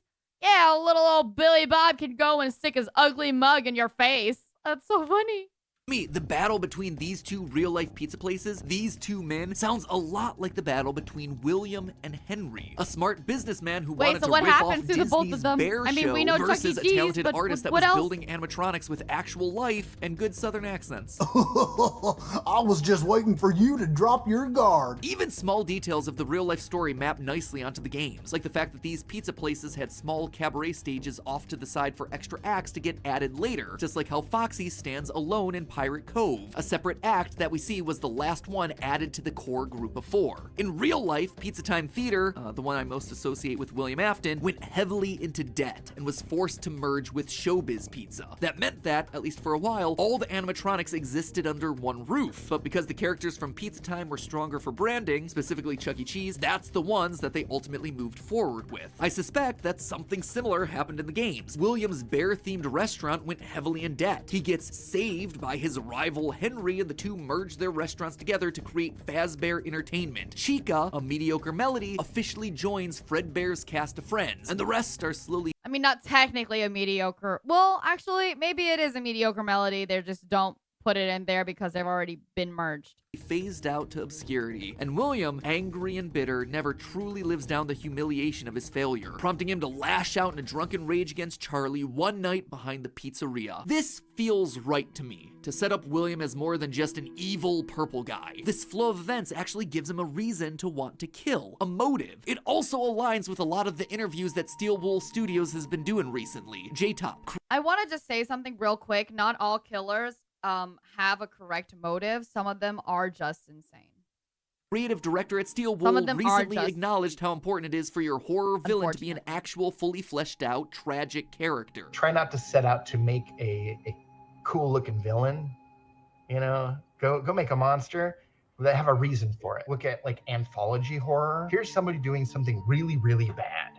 Like they murdered someone. Something happens, often ironically, that then comes back to bite them. A creature is created. Bite? A situation like the created, bite of 87? They're judged and they get their just desserts. Every big, horror icon essentially fits that structure in a way. Why is Freddy Krueger popular? Well, it's a revenge story, isn't it? Miss Voorhees, it's a revenge story. These aren't just like these supernatural forces that came out of nowhere to just hurt people and punish people. There were results of other wrongdoing. William Afton, if I'm right, follows this exact pattern. His jealousy over Henry's skill causes him to lash out, which in turn dominoes to him building the very robots that'll eventually take Elizabeth and his crying child son away from him. The other thing that this mediocre melody timing issue may help explain is Cassidy's death. In the Fazbear Frights books, there's Andrew, who's basically the book stand-in for Cassidy. I know we're always supposed to take things in the books with a grain of salt, but Andrew here is an— You have never ever taken anything from the books with a grain of salt, ever. Angry spirit that keeps William's soul tethered to a hellish purgatory so it can be punished again and again and again. He's also known to have had his body stuffed inside of Golden Freddy, so really the connections between the two He's aren't also subtle, possibly but known Andrew for has that. two unusual details about him. First, he wears an alligator mask. Second, and even more strangely, it's repeatedly made clear that his soul is attached not to an animatronic or an endoskeleton or anything like that, but to a battery pack, of all things. Now that is unusual. He's stuffed into Golden Freddy, but his soul is in a battery pack. Where in this franchise do we see animatronics using battery packs, let alone off-brand I thought that his soul was just stuck to another evil soul. animals using battery packs? Oh wait, it's the mediocre melodies. Could they possibly have been around during the missing children's incident? Yes. Given what we already talked about with the Generation 1 Freddy, Foxy, Bonnie, and Chica matching the designs of the mediocre melodies, it's certainly possible. We also see that the Golden Freddy suit has the same Henry style of design. In both the Fazbear Frights illustrations as well as FNAF 4's minigames, we see that Golden Freddy has the separated jaw controlled by two straight bars, just like Lefty and just like Happy Frog. And last but certainly not least, we come all the way back around to the point that I started this whole episode with. Cassidy speaks through them, of all characters. Not through Golden Freddy, not through Fredbear, through the mediocre melodies, the animatronics with a battery pack. Just thought it was an interesting series of connections. So anyway, those were some stray observations that I've been kicking around about the mediocres. What do you think? Do they have greater lore importance to the story than we initially thought? That's even funnier. It says Game Theory FNAF The Origins of Evil. I thought it would be worse. The mediocre melodies, I wouldn't say even at the, it could be the origin, you're right, but there's no evil here. Or are they just meant to be a joke? Am I just falling victim to everything that Mr. Hippo warned me against? Let me know down in the comments below now, because this is your last chance for them to affect the final FNAF timeline for 2022. Our interpretation of all the events in the series up to now. That episode will be coming in the next week or two. I swear, I am not putting it off anymore. We're gonna plow through this thing to the very end. We have gotta finish it. Gotta finish it, man. You've gotta finish it. You're so close. Just do it. So make sure you subscribe to know when that one is uploaded. And in the meantime, remember, stay hydrated. I appreciate that today's theory might be a lot to swallow. Fortunately, you can wash it down with help from today's sponsor, Air Up. In the FNAF world, smell is usually a bad thing. It's the kind of thing that you can get fired for. But Air Up— today we end the torment. 19 books. Was it 2 months later? Was it 2 months later? Done it. It was 2 months later. Today okay. we end the torment. 19 books, 11 games. But he said the truth. He didn't upload another FNAF theory until this one came out. So good for him. 8 whole years, all leading to this moment. When is the airline getting its first FNAF possessed timeline animatronic? is finally complete. The pieces are in place for us. Now all we have to do is put this story of tragedy, jealousy, and loss back together. Hello, Internet! Welcome to Game Theory, the show that feels like FNAF, a kid revealing the class timeline. project that he's been working on all year. Except here, it's the class project that I've been working on for the past decade of my life. This one is big, my friends, and I gotta admit, kind of nervous. I haven't attempted a timeline video on this franchise since 2018. I feel like it's all the time. It's interesting why he chose to do a timeline video now when, like, you know, not everything is out. They're already waiting for another thing in July. But I can't believe this is 3 months ago. I'm actually caught up. This is so weird. Back in the days when Mike was the crying child, Afton coming back was actually a surprise, and Fazgoo wasn't a phrase I'd ever thought I'd have to utter. But since the last time I did something like this, we've had 3 more massive games, the death and revival of the FNAF movie, and more robot kids than you can shake a staff bot at. It is exhausting trying to keep track of this whole franchise, which honestly is why I'm here today. The lore at this point is complicated. It is full of speculation and theory, so to hopefully make it a little easier for everyone and to to give us all a baseline to talk about this 2. franchise moving forward into the future, it's time to reveal my current working FNAF timeline. But just before I do, I just want to explain a couple of things. First, this timeline is massive. Seriously, it is huge. This thing towers over any video project we have ever done on the channel. Hello, Astray. Hello, Astray. Hi. How are you? Thank you so much for taking your folks on tour. Hello, tourists. My name is Lilybelle. I love to travel, but I suck at geography. And today is my Funathon Day 17. We're going through the entire FNAF lore. We've only got a few episodes left of the rest of this FNAF lore. 4 episodes exactly, including this one. Hello. Thank you so much for raiding. How was... Okay, the bot wants to be broken. What did you play? Thank you so much. I hope whatever your stream was great, and I hope I hope everybody enjoys their time here. Sorry, we're kind of pushing through it because we're on a tight schedule to get through these FNAF lores. But the movie and the DLC definitely destroys the timeline. Like at this point, every single thing is gonna destroy the timeline, right? It's all on purpose at this point. It's never supposed to be an actual full fun thing. Dead Island, how did that go? But when you look at the totality of this franchise, the story of FNAF really boils down to the story of one man, William Afton. His successes, his failures, his rise to becoming co-owner of one of the most successful restaurant franchises in the world, and his eventual fall to the monsters he helped to create, only to then be reborn in a new digital form later. That's why I've decided to split this timeline into 3 main chunks. The foundation of Freddy's, how the business started and how it came into being, the Afton era, William's decades-long murder spree, and post-Purple Guy. Basically modern FNAF, everything that happens after the Pizzeria Simulator fire. And because there are lots of new big revelations in this thing that seemingly come out of nowhere, as well as just points I want to talk about further, I decided to dedicate 1 episode to each chunk. I originally wanted it to be one seamless, continuous video, but it just felt incomplete without some sort of explanation at the end of each one. Once this whole thing's done, I promise I'm gonna merge all the narrative bits into one massive video so you can just skip my explanations. But for now, this just felt like the best, most satisfying, most complete way to do this. That being said, this... Okay, but like, imagine FNAF, but it's like Phasmophobia type. So you walk around Freddy Fazbear's, okay, and you like come up to them, and then, you know, you come up to them with a little like recorder and everything, and they like speak to you through the recorder, and that's how you find out more lore. Imagine. Is still about the story, the broad strokes of the franchise. So in order to make sure that you guys know that I'm not just pulling answers out of thin air, not only am I discussing some of the more controversial bits at the end of each chunk, we're also putting in a handy little graphic. And then you walk around and you pick up little, like, you know, you speak through Ouija board and you pick up little scraps of paper here and there, but it's just like going through the Freddy Fazbear stuff, and then you have to like put in your journal, all right, which one of the kids it is. Ooh, interesting. You have to put in your journal which one of the kids you think it is. And that's how you figure out slowly all the different kids and their stories. Holy shit. In the bottom left-hand corner of the screen, which will show thumbnails, video titles, books, and any other citations that we need throughout the video. So if you wish to understand that specific statement in more detail, you know exactly where we've taken it from. That way you can look into those details for yourself. So sit back, grab some popcorn, or your pitchforks if you're the type to get upset when I say something controversial, and make sure that you subscribe, since this is going to be a video that you're going to want to come back to a few times in order to fully dissect. Without any more waiting, I present to you the story of a loving, obsessive father who slowly descended into madness, and along the way discovered the secret to eternal life.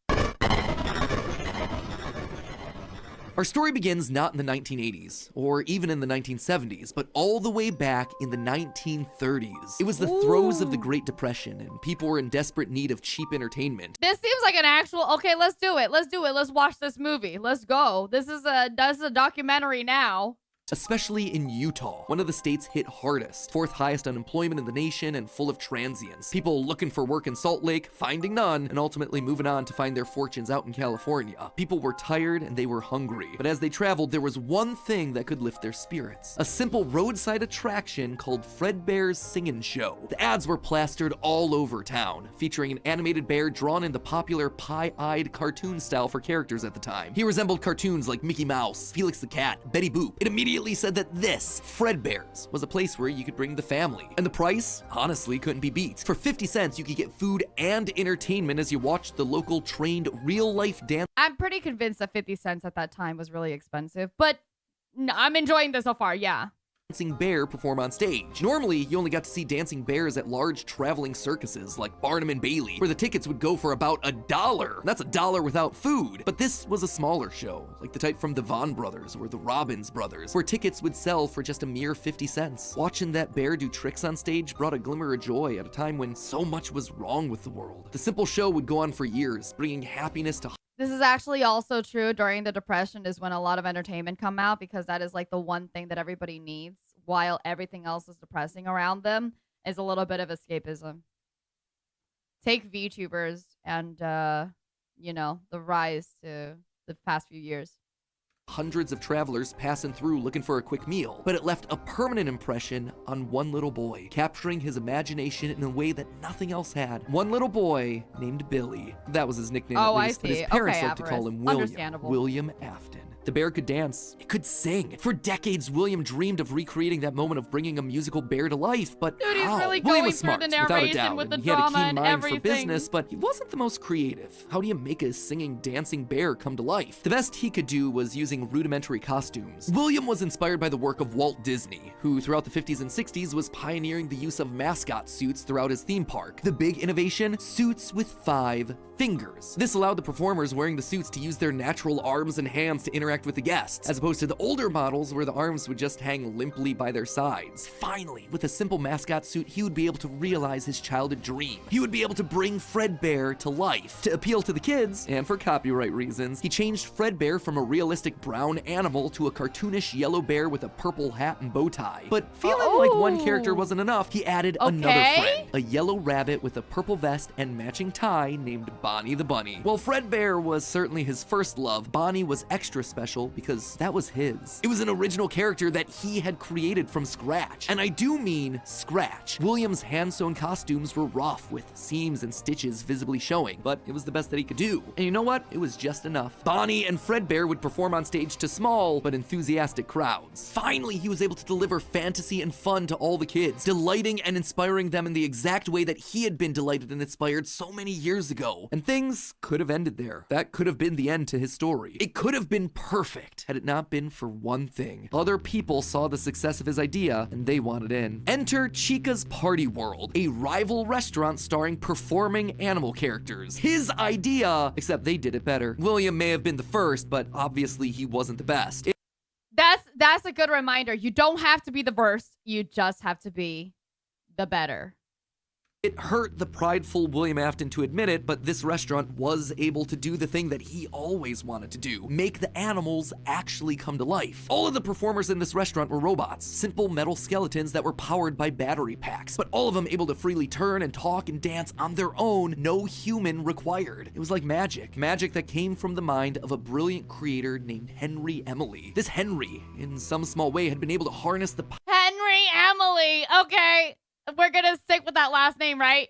power of life itself. It does. Afton admired it. Does, he was kinda, jealous, to be Daryl. sure, but he also looked upon this man I with watched the awe. Funk Man Off to too. one side of Chica's party world was a small cabaret stage featuring an elephant magician. On the other, a hippo known to ramble on and on. That one was more of a joke for the parents, but it was the main stage that was for the kids. A rocking band of characters featuring a yellow chicken thing with a southern drawl named Chica, backed by a band of other country-themed characters, including a pig with a banjo, an upbeat frog from the local swimming hole, and a brown bear with a heavy southern accent. Wait, a bear? But bears were his animals. Why not a cow or a horse? Something to fit the country theme a bit better. Why'd it have to be a bear? And adding insult to injury, they had the nerve to call this thing Ned Bear, a direct copy of his own Fredbear. Whoops, that's gonna leave a mark. No, that was not okay. Afton's jealous admiration turned to hardened bitterness. A bitterness that would only grow over the next couple of years as families continued to choose Chica's party world over Fredbear's. William just couldn't compete with the appeal appeal of the robots. Eventually, his restaurant would go bankrupt, only to get bailed out by, of course, Henry Emily. Another insult, another humiliation that William wouldn't soon forget. No! 1979. No! Despite being bitter, Afton couldn't deny that what came next was a period of massive success and expansion. With the two franchises now merged into one, it was the best of both worlds. Afton's ideas with Henry's robotic expertise. The two men decided to launch under a new name, Fredbear's Family Diner, a pizza chain that would eventually come to feature a mix of humans in performing suits as well as on-stage animatronics. They decided to stick with Fredbear as the headliner, considering the yellow bear was easily identifiable as a brand and because he was the original performing animal mascot. Afton appreciated that. This new restaurant would also see a mix of characters as the two franchises merged into one, with Pig Patch and Happy Frog performing right alongside Fredbear and Bonnie. And as part of this one big Fredbear family, they even got themselves official merch that were released, ranging from masks to magnets. The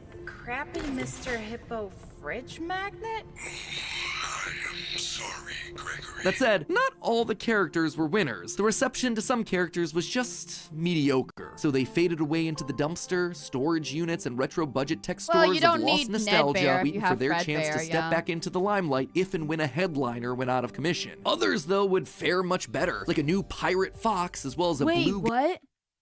Stores of lost nostalgia, waiting for their chance to step back. Where's this from? Where's this from? Blah, blah, blah, blah, blah, blah. Nothing to do with anything relevant to the blah, blah, blah. What is this? Back into the limelight if and when a headliner went out of commission. Others, though, would fare much better, like a new Pirate Fox, as well as a blue guitar-playing variant of the yellow Bonnie Bunny. Ultimately, the franchise would get so big, it would spawn its own cartoon show, Fredbear and Friends. Business was booming. In the end, Fredbear and Bonnie's popularity would be so strong that they would be able to support the Fredbear's Family Diner franchise all on their own, while also spinning off a new sister location dedicated to their friends. In 1983, Freddy Fazbear's Pizza launched, giving a dedicated home to all this new supporting cast of characters. Chica the Chicken, Bonnie the Blue Bunny, Foxy the Pirate, and of course the headliner, a brown Freddy Fazbear. Business was good, and Afton was happy, mostly. It did bother him that the one original character that he created, the one that he himself played, Golden Bonnie, got passed over for inclusion in that cartoon show. The only character in the roster of regulars to get ignored for the show, but other than that, things were going smoothly. He had himself a wife, 2 sons, a daughter, he had a thriving business, and best of all, he was able to learn the craft of robotics from the man that he both loved and hated, Henry. Together, they were constantly pushing the limits of what these characters could do. Because it was quick and easy, new characters introduced into the roster would be given a simple hand-sewn suit with 5 fingers that any performer could wear. Eventually, Henry would design one of his signature animatronics for that character, utilizing a divided mouth with either a hinged or sliding jaw design. This was the first generation of animatronics. But why stop there? Afton had big ideas. What if the animatronics weren't just locked to the stage, but could freely roam the restaurant and interact with the kids? What if his mascot suits could become animatronics? What if you could use more than just rigid metallic skeletons? Why not experiment with tubes and wires that would give the animatronics fluidity and flexibility while still providing structure? The possibilities for this technology were endless. Afton fell in love with robotics. He had started with a dream of bringing one simple singing bear to life, but with robots, he had stumbled across the tools that gave him the ability to control life itself. And thanks to Henry, he was practically speedrunning his way to an engineering degree. And while William wouldn't admit it out loud, one other thing that kept pushing him forward was the desire to beat his former rival, to prove himself smarter and more capable, to surpass the man who everyone else considered to be a visionary genius. But pride cometh before the fall, and tragedy was about to... Honestly, this really is having a lot of the like theories where you're just like, okay, you know that this is still technically theory. This whole like rivalry and jealousy thing is still technically all theory, right? But I like it. I like, and you know what? I'll have to admit also, if I didn't watch some of the other videos, some of this would just be over my head. You know what I mean?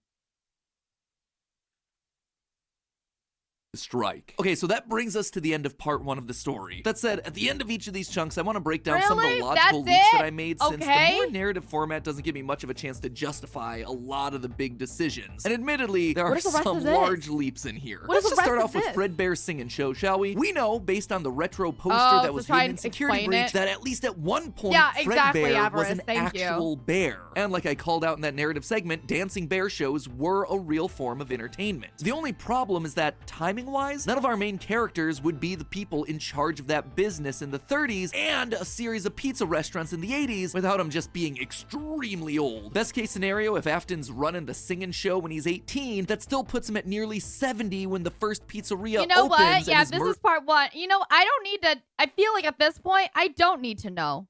I don't. We're moving on. I want the cohesive storyline. Hello, Internet. I want the Welcome cohesive to thing. Game Theory, and officially page 7 of the FNAF timeline script. Last time we covered the origins of Freddy's. We talked about William Afton's Give me childhood dream cohesion. project of making a singing bear come to life, and the infuriating moment that his dream is copied by a rival restaurant franchise looking to steal away his success. The merger of the two franchises results in William meeting Henry, a brilliant designer with a knack for robotics. Working together, they make Fredbear's flourish, spawning popular Saturday morning cartoon shows, toy lines, and spin-off restaurants under the Fazbear name. When last we left him, Afton was thriving, the world of robotics opening his eyes to new and exciting ways of bringing characters to life. Bringing things to life, yeah, that was his core driving force, his passion. And it was this very passion that would mutate, twist, and morph from here on out in the story. Because with life, there is inevitably death. Something that Afton would become intimately familiar with. Details but before matter Afton in the acquaints end. himself with death, I want you to take some time to kind of acquaint already yourself is- with our okay. newest channel. I know the fashion industry. I was better. What? What? The channel. Drum roll, please. What? Style theory, where we're looking at the science, math, psychology, history, and That's actually very interesting. That's genuinely interesting. mystery. I would for us to say head to death everyday stuff, starting with the killer heel. If game theory, if the theories ever create like movie theory, that's what I want. I want to be a movie theorist. Episode art can be third part.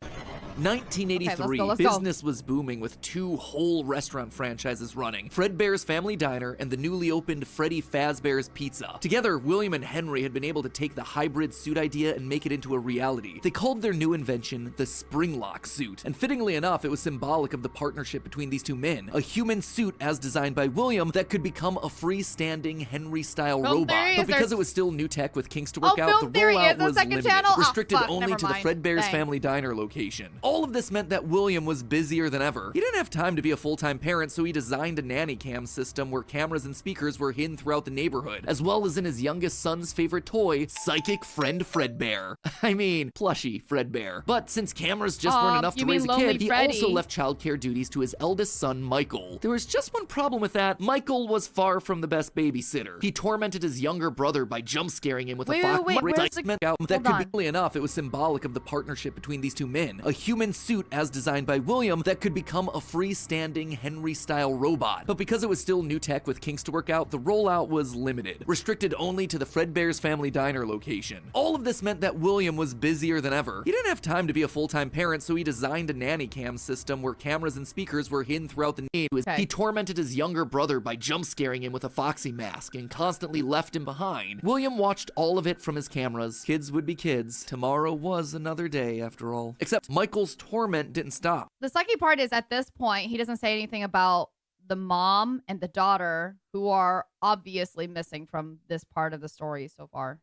Bitter, angry thoughts would run through Michael's mind. Why did he have to be the one to take care of this whining crybaby all the time? It just wasn't fair. It was time that he got even with his brother by playing the ultimate prank. A prank that just so happened to be on this crying child's birthday. He and his friends would take his scared little brother and make him do the one thing that he was terrified of doing, getting close to the animatronics. That would be embarrassing for the kid that was such an embarrassment to him. His brother squirmed. So you're just not going to answer why he got scared to it so much? Or is it because of, like, you're not going to talk about why he loves the Fredbear show, but is scared of the animatronics?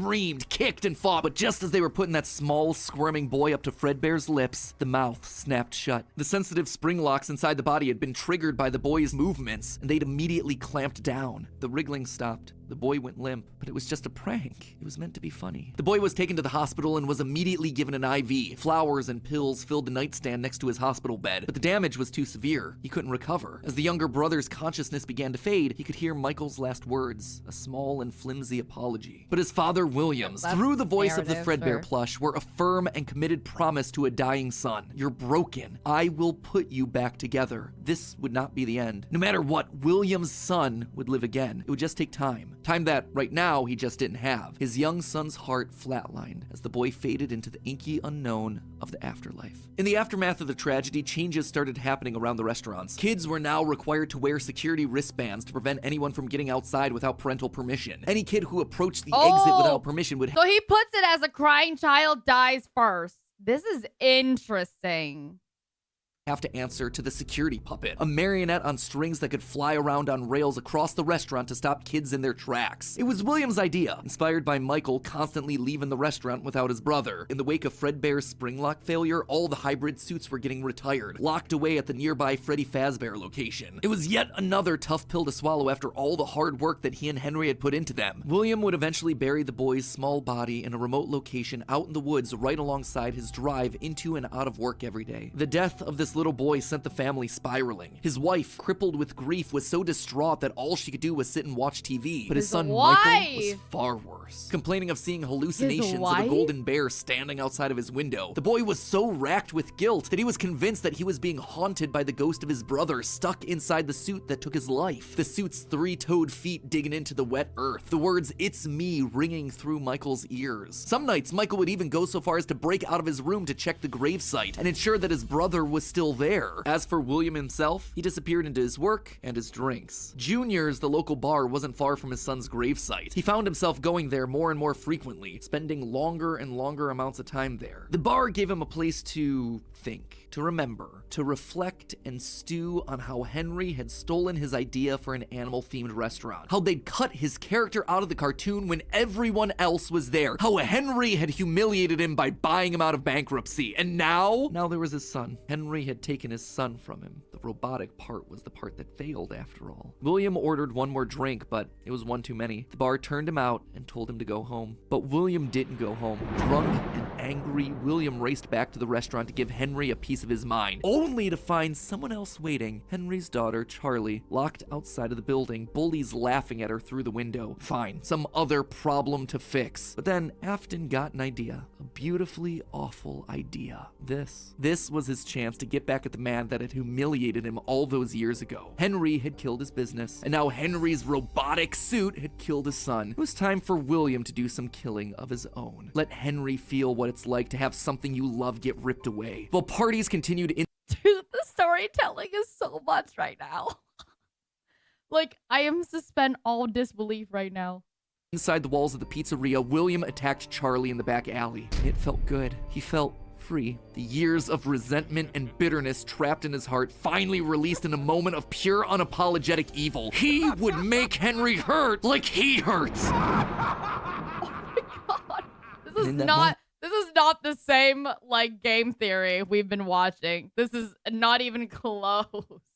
When William became a killer, he dropped Charlie's lifeless body and drove home, forced to confront his family problems later that night, appalled, but also a little excited by what he had just done. Charlie's death would remain on the books as a random act of violence, and though Henry had suspicions about William, there was no physical evidence, nothing that could link him back to the crime. In the weeks that followed, Fredbear's family diner would close for good. 2 high-profile deaths around the restaurant with 2 grieving owners in such a short period of time was just too much bad press to handle. Besides, Freddy Fazbear's was still open, and it was the newer restaurant anyway. All the equipment from the diner, including the old yellow suits and security puppet, would get retired to that location, and there they would sit for 2 uneventful years. The rest of 1983 and 1984 were spent quietly grieving. Freddy Fazbear's Pizza and the new cast of characters were a hit. Tragic memories of their yellow predecessors quickly faded. Afton kept a low profile and buried himself in work and research, quickly reaching Henry's level of engineering and even surpassing him. And while Henry slowed down to grieve, Afton kept going, even starting his own company, Afton Robotics, for all those pet projects that were a little bit too experimental for the regular operations of the pizzeria. The first of these experimental projects was a secret workshop under his house, a veritable bunker, which allowed him to work while still monitoring his kids via hidden security cameras. 1985. 3. A passcode that served as a constant reminder of why the cameras were so important, why he was down there in the first place. This was all to fulfill the promise that he had made to his son, right? I will put you back together. This was for him, all for him, right? But cameras weren't enough. He needed to solve the runaway Michael problem. He had to keep him in the house. He couldn't have another one of his kids wind up dead inside of an animatronic. Okay, but why explain the flowers and ivy bag by the bed? Suit. So why not run a little experiment on Michael? You see, all this work with Henry had gotten Afton to start learning more about life, robots, the human mind, and what a fallible machine we as humans were. Our reality is so easy to manipulate with a few sensory deceptions. Deceptions like sound. With just a few sounds, he had discovered that he could alter a person's vision. He could transform blank, smooth plastic robots into lumbering, twisted nightmares. Nightmares far scarier than he could create with actual materials. They would appear organic, rotting, putrid, terrifying. These would be his means of keeping his son Michael in the house where he belonged. Was it extreme? Maybe. But then again, this was the boy who had killed his son. He would make him sorry. And so Michael would grow up not only dealing with the memories of his own guilt, the hospital room, the pills, the flowers, the death of his brother, but also facing literal nightmares, illusions created by sound. Michael would never forget these either. Years later, as a security guard, he would still draw pictures of them inside of his logbook. But all of these extra projects meant that his home life suffered even more. He was an absent father and a non-existent husband, leaving his wife cold and alone. Why do you hide okay, stop fucking pulling this shit out. It's scary. When there is music in my halls, all I see is an empty room. No more joy, an empty tomb. And despite her repeated demands that he leave his office and engage with the family, he refused time and time again, leaving her no choice but to leave. You burned down my house? You call that a house? It was like a morgue in there. You need to see your son. The baby isn't mine. Well, how's this? I'm keeping the diamond ring. And through it all, there was one lingering feeling. William wasn't done. He had gotten a taste of what it felt like to be unleashed, what it felt like to be free. Charlie's murder had unlocked something in him, and he wanted more. June 26th, 1985. Putting on the golden Bonnie suit, he lured children one by one to the back room of the pizzeria when no one was looking. At first, he was cautious. He would lure them with promises of cake and cookies. He told them that their dog had died. He would ask for help with homework. Susie was the first. You never truly forget your first. I was the first. Well, your second first, because obviously your first was Charlie. I have seen everything. But where to hide the bodies? He couldn't sneak out. Someone would see him. He had to hide them in a place where they'd never be found and where they'd never leave the building. They had to be stuffed inside of the suits. No one maintained those things anyway except for him. And so Susie would go into Chica. Fritz, Jeremy, and Gabriel would come next. But it was easy. It was too easy. And with each little life he snuffed out, his lies got bigger. Their house was burning. They're just being kidnapped. Until the last one where all pretense was off. He let himself get violent. Too violent. I'll just wait for him after school, throw a bag over his head, hit him with a shovel, and drag him into the back of my car. The body of Cassidy was far more bloody and broken than any of the others. He'd let himself go too far. That one he shouldn't have killed. With no more active animatronics left, he shoved the body into the one. You guys, the narrative, like, jumping in here, I love it. It's actually so good. That's what I've been waiting for all this time.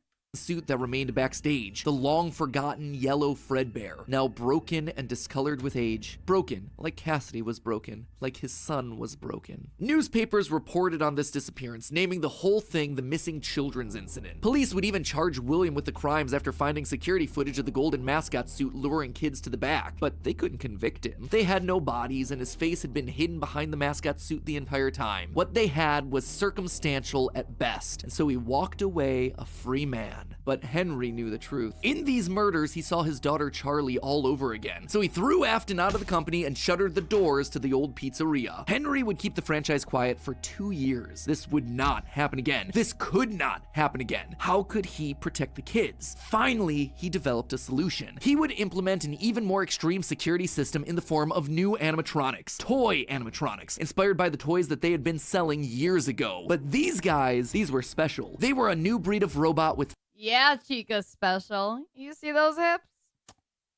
facial recognition abilities. But most importantly, they're all tied into some kind of criminal database so they can detect a predator a mile away. All the original animatronics, now withered with age, were moved to the new location. With a plan in place, it was time to try once more. The year was 1987, and the new and improved Freddy Fazbear's Pizza was making headlines in local newspapers. Headlines that just so happened to catch the attention of William Afton. Freddy's was back, and without him? That was his idea, his character. Henry was, yet again, trying to cut him out of the picture. No, as long as these restaurants stayed open, William would always come back. Then he noticed the phone number to apply at the bottom of the article. $100 a week to apply, call. Afton would go back, not as an owner or co-founder. He would go back in the one place that they would least suspect him, a lowly day shift security guard. And there it was, buried in the back of parts and services, mixed in with the old withered animatronics, was the golden rabbit. With the yellow security badge still on his chest, he used his crank to pull open the spring locks. It was time for Bonnie to give an encore performance. Someone used one of the suits. We had a spare in the back, a yellow one. Someone used it. Now none of them are acting right.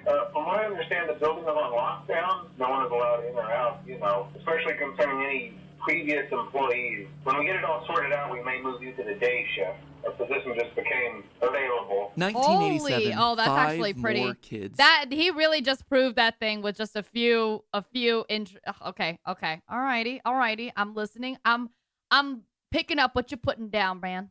He didn't know what felt better, getting back into the suit after 2 long years of waiting, or knowing how devastating this would be to Henry the next morning. He didn't even try to hide his crime this time, just meant more blood on Henry's hands. He'd failed to protect the kids again. The restaurant had only been open for a few weeks, but William was sure that this would get it to close. Good, if he couldn't have Freddy's, no one would. Whenever a new pizzeria opened, he would be there. But as he sat in his bunker, something else started to linger in William's mind. He had seen something strange. The old withered animatronics, they had been wandering around the building, spurred on by the puppet. It was almost like those old robots were trying to save the kids. Save them? They couldn't, obviously, but still, how were they moving? It was almost like they had been given life somehow. Did he have something to do with that? The following day, the news would report a security guard getting bitten by one of the animatronics during the day shift. Was that bite meant for him? William's curiosity was stronger now than his bloodlust. He had to learn more, but how? There was no way he'd ever be able to get inside another Freddy's pizzeria. Heck, there was practically no way a Freddy's would ever open again. He needed to create something new, something brand new. He needed to create his... Wait, so he's saying that the kids are happening, the extra 5 kids are just around, like bodies around in the security area, but what really closed it down was the bite of 87. Is that correct? Am I reading that right? Like nobody has technically found the kids in the back? Okay. All right. Just want to know. His own pizzeria. Due to the massive success and even more so the unfortunate closing of Freddy Fazbear's Pizza, it was clear that the stage was set, no pun intended, for another contender in children's entertainment. Circus Baby's Pizza World. This would be the place where he could continue his work. No longer just murdering, experimenting. He needed more kids, and he needed them alive. And knowing that he couldn't show his face on the restaurant floor, he needed a way of remotely capturing his victims and preserving them for his work. With that goal in mind, he designed a new breed of... What? Ew, what?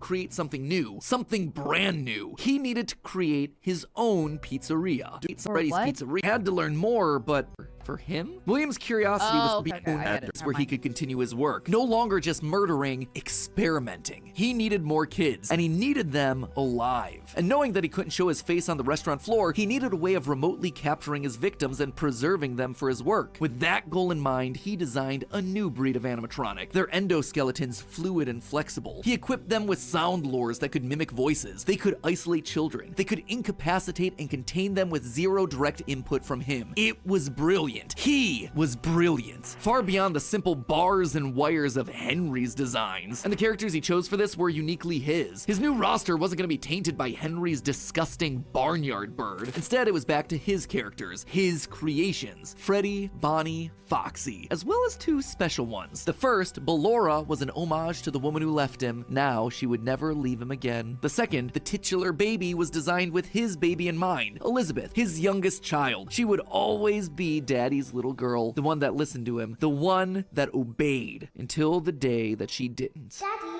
why won't you let me play with her? just for me? The day before Circus Baby's Pizza World opened, she disobeyed. She didn't listen. Left alone with Baby, she got too close. The animatronic ripped in half and swallowed her whole. A scared and confused child fading into eternal darkness. By the time Afton found her, it was too late. She was gone. He immediately canceled the launch of Circus Babies under the guise of a gas leak. But oh, see, I didn't know that. Or I guess I just didn't remember that Circus Baby never even actually opened. As he sat there at the foot of the stage, he noticed that something was different. The eye color of the robot had changed. Baby had been built with blue eyes, but now they were emerald green, the same color as Elizabeth's. Was she in there? Could this all be connected to the free-moving animatronics that he had seen at Freddy's? He had to know more. His mourning turned to excitement. He had to return to where it all started. 1993. Pathetic. This place was pathetic. Henry had clearly tried to reopen one final time with those old original animatronics from so long ago, but William's damage to the brand had been permanent. These things stank of death. They hadn't been washed in decades. But even if they had, nothing could wash away the stink of murder that haunted these halls. One night, then another, then another. William repeatedly snuck into the old broken restaurant to lure the— Wait, what? What? Hold on. I think I'm confused now.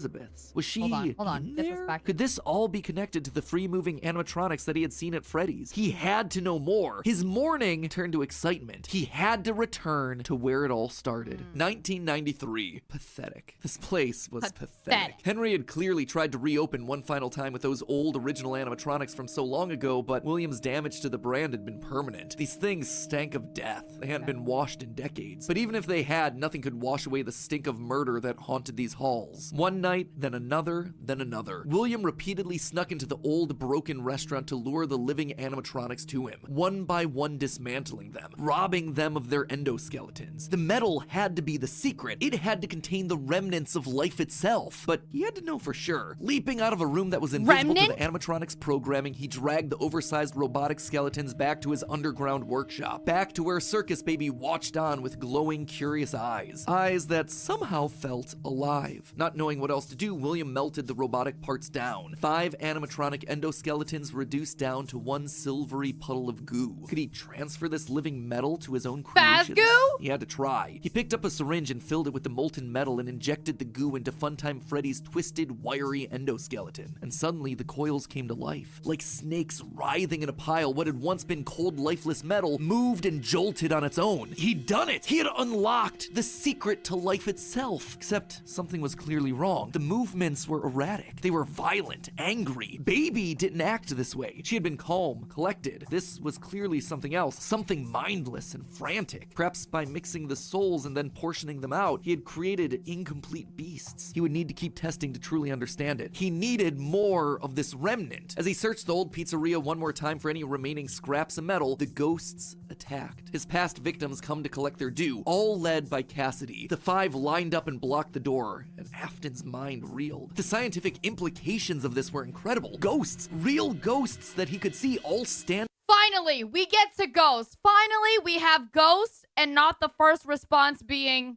kid robots, which I'm sure will come through.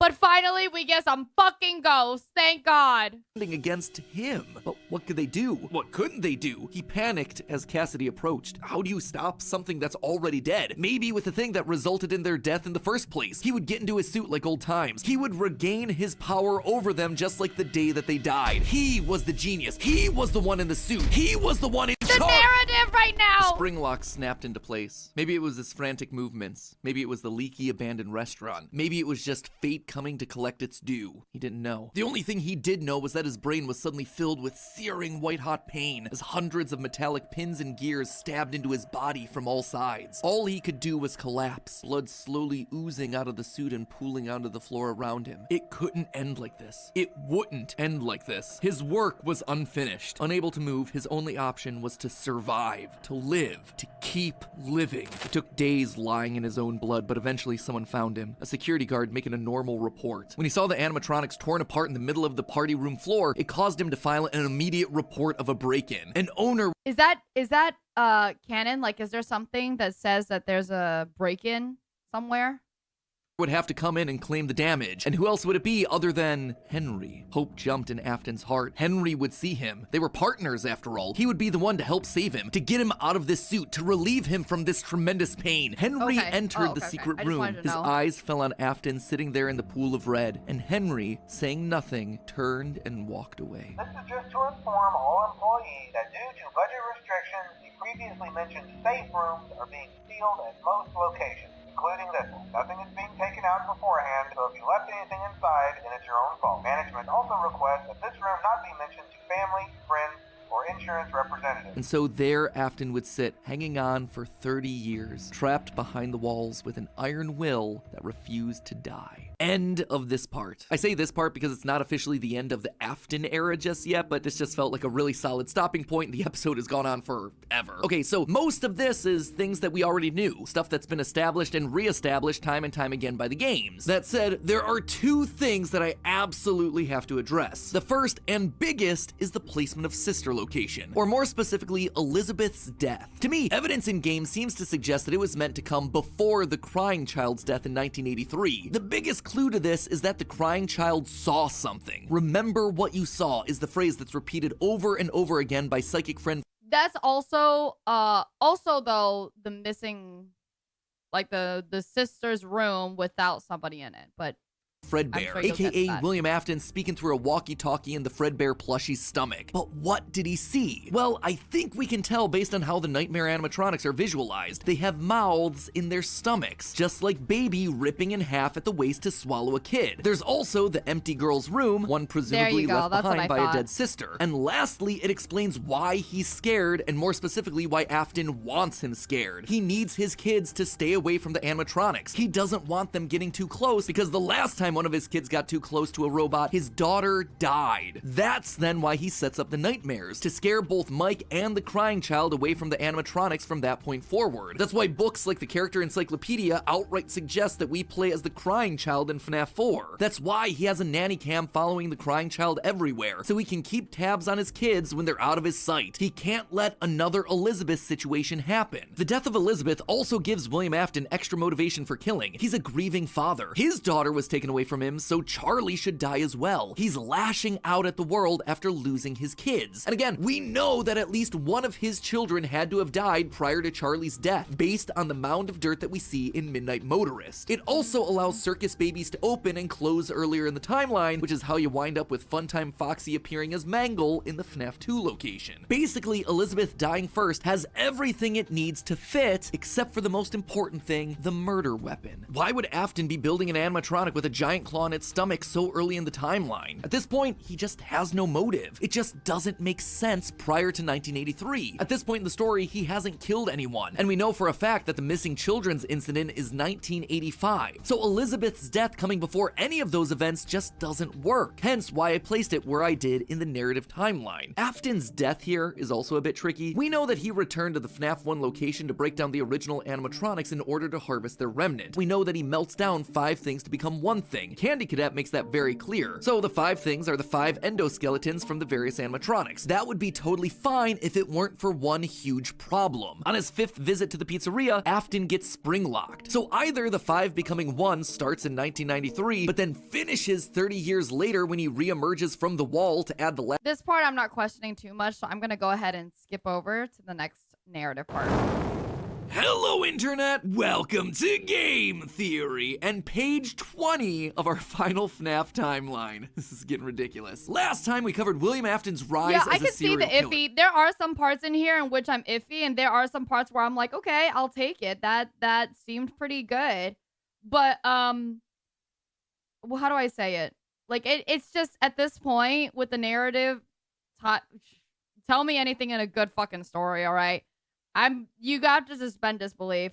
As always, I don't believe that all the theories were meant to be put down, or I don't believe that the entirety of the story of the Aftons and everything was supposed to be a clean story. I still don't believe it'll ever be a clean story, but for the sake of a clean story, you kind of just have to put some things away and not some things away. Because as we all know at this point, Scott has retconned like half of the things and not half of the things, and you know, it's just like that.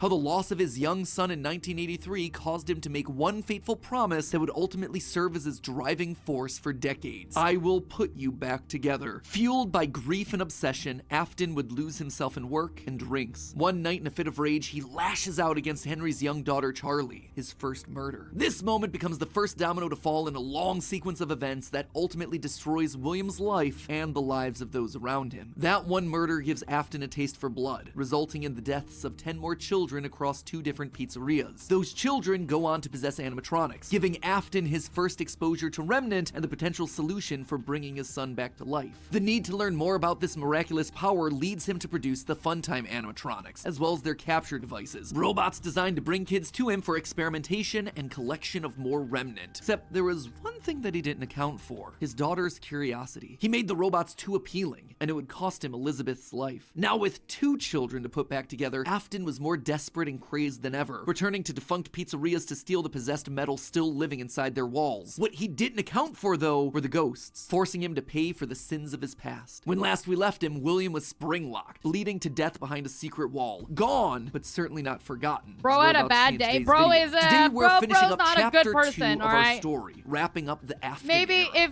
if bro wasn't such a bad person, it wouldn't be so bad for him. Of the franchise, Mike, a young boy dealing with the fallout of a stupid childhood decision with tragic consequences. A young man whose life is best described as collateral damage, caught in the blast radius of William's whirlwind of destruction. Now, before we begin, let me just rip off the band-aid now. We won't be finishing the timeline today. I know. I'm sorry, I wanted to, but covering FNAF VR, AR, and Security Breach wound up taking me an additional 9 pages of script. And I've already made you wait long enough for this part, so I just had to make the executive call to break this one up into 2. This was only 2 months ago? Don't worry, that part is already written. What was I doing 2 months ago? 2 months ago? Oh my god. Bro, we are caught up, bro. We're getting caught fucking up. Written, it is already recorded, it is just in the process of being edited. It is a Planning the hefty Funathon? episode. You're so right, mark it on actually. your calendar. That one's actually going to be 2 months going ago, live you were in on March Japan. 25th. That was at It's the also beginning of complete with a February, live so talk back where we go back over yeah. everything from the past couple There's episodes, as well as having somewhere- ourselves some maybe very it was like a special month guests. after So Japan. overall, that one should be a lot of fun. Fair warning, though, the conclusions we've reached that solve Security Breach, they are controversial. I feel good about them. Like, I think that we've locked in on a lot of the answers here, but they're going to raise a lot of discussion. Awesome. Let's just say that you're either going to love that episode or hate it. I don't really think there's going to be much in between on that one. Anyway, without any further ado, let's cover it. I don't feel like he's changed his style all that much. I feel like there's only a few episodes in this entire series so far where I'm like, oh my god, it's him moving as a real person. But since the beginning of the game theory stuff until now, I don't feel like there's actually that much of a change in style, unless it's because I've been watching it in such a chronological order timeline that I'm not noticing the changes that are happening because they're happening slowly and small. He has a consistent, it's pretty consistent, I feel like. A chunk of the timeline that's a lot less controversial. Let's meet Mike. William still wasn't back. Weird. Michael knew his father sometimes traveled for work, disappearing for days on end, but usually there was some sort of notice, a phone call, a post-it, something. It's not like Michael and his father were close, far from it, but as a household of 2 suffering men coping with years of tragedy and loss, there was at least some element of communication between the 2 of them. They were united by a name and a shared pain. This time though, things felt different. William had left nothing. His absence was longer. There were no check-ins, no updates, just silence. Something had happened. If there was one thing Michael knew about his father, it was that he had contingencies, safety checks, backup plans. His father was a careful and guarded man. He held his cards close to his chest, and as such, William had prepared him in the event that something like this ever happened. Normally, his father kept his home office locked, but in the event of an unexpected, prolonged absence, Michael had been instructed to enter his father's office and look behind an empty set of shelves mounted in the corner of the room. Rolling his eyes, Michael entered the office. He never fully understood how William was able to spend so many hours of his days locked up in here. There was just nothing to do. Most of this place was empty. He dragged himself over to the shelf in the corner, expecting to find an emergency contact list, a family safety deposit box. But what he actually found there was completely unexpected. Father, it's me, Michael. I did it. I found it. It was right where you said it would be. The shelf swung open and revealed a giant industrial elevator, one that led straight down into an underground bunker. But that was impossible. Hidden inside his childhood home was a secret entrance to an enormous underground science lair? It didn't make any sense. Seriously, it didn't make any sense. And yet, here it was, mapped directly underneath the floor plan of the house that he'd grown up in, lost his brother in, been tortured in. Michael thought that he'd known his father, a prideful, sad, angry man with petty, everyday problems, but clearly he'd been living with a stranger this entire time. His father had secrets. Suddenly, the days of William being locked inside of his office made sense. He'd been here the entire time. Where was here, though? Was this Circus Baby's entertainment and rentals? The Circus Baby restaurant always did seem to be a deeply personal project for father. A failure of his that cut unusually deep, especially after that first location had to be closed prematurely due to the gas leaks. After that day, father really did seem to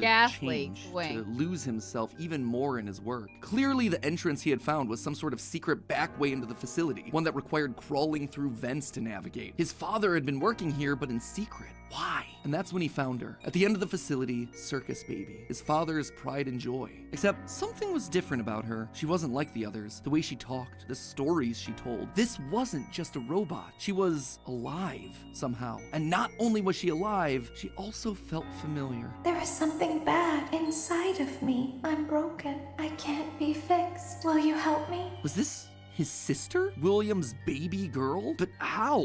Why? What was this place? He dug around some old files and found blueprints outlining the features of these animatronics. Storage containers, voice mimicking, parental tracking. And was that a child in Freddy's stomach? Was his father collecting and experimenting on kids? Were all the rumors that he'd heard throughout his past actually true? That the animatronics came to life at night? That there were murders done in all the pizzerias? That his father had somehow been the prime suspect in all of it? Suddenly, Michael's mind flashed back to his persistent nightmares throughout his childhood. Had he been experimented on too? Tears stung in his eyes as anger, fear, and confusion filled his body. His father's secrets were pouring out. William wasn't just a lame, overworked father. He was a monster, toying with life itself. Suddenly, everything clicked. He frantically looked around the room, blinking human heads on poles staring back at him. Green eyes, his sister. Blue eyes, his brother. Closed eyes, his mom. All just staring expectantly. These were meant to be human. I never noticed William was that. working down here Holy trying to shit. make believable humans, literally rebuilding the family that they had both lost. The small little girl robots with their British accents roaming the hallways of this underground facility suddenly took on a whole new context. Hello in there. Is this the same person?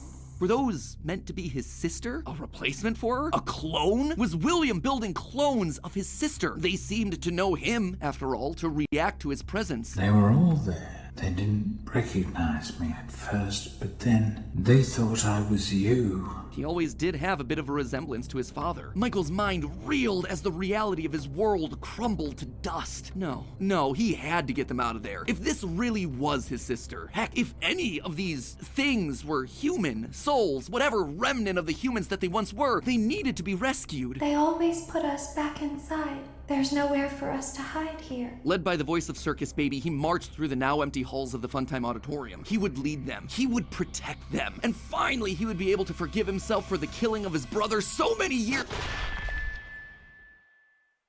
You are in the scooping room now. The scooper only hurts for a moment. Scooper? That violent extraction arm? Michael had seen that one in the pile of blueprints. Something about heat rendering the magical silver metal inside useless. In reality, prior to getting himself spring-locked and put behind the wall, William's methods had become increasingly sophisticated. With a mechanized arm that could infuse new bodies with a soul, William could finally give and take away life. The only thing he needed were the bodies. But William wasn't the only one looking for bodies, as Michael was about to learn. But if we looked like you, then we could hide. If we looked like you, then we would have somewhere to go. Michael was going to be the hero to help these animatronics, all right. He was going to help the haunted tubes and wires of these animatronics escape, just not in the way that he anticipated. His sister had lied to him. Another game of pretend. The scooper plowed forward, digging its extraction arm into his body. As he heard his bones ripping through his flesh, Michael blacked out. But something is wrong with me. I should be dead, but I'm not. Oh, sorry. For the next several months. Thank you. Yeah, no, all good things. All good things. I was saying that FNAF is going well. We're at the basically at the very end of at least MatPat's take on the lore. This was up 2 months ago, so we're pretty caught up.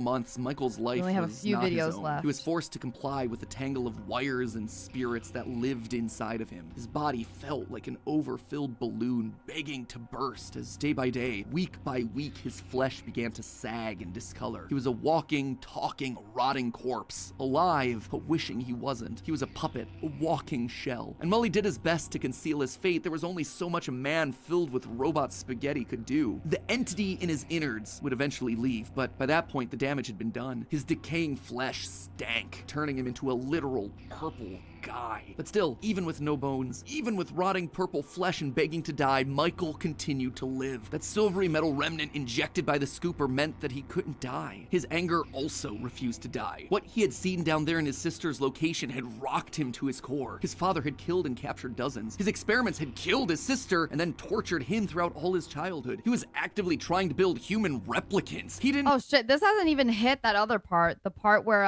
Henry tries to like put them all in a fire.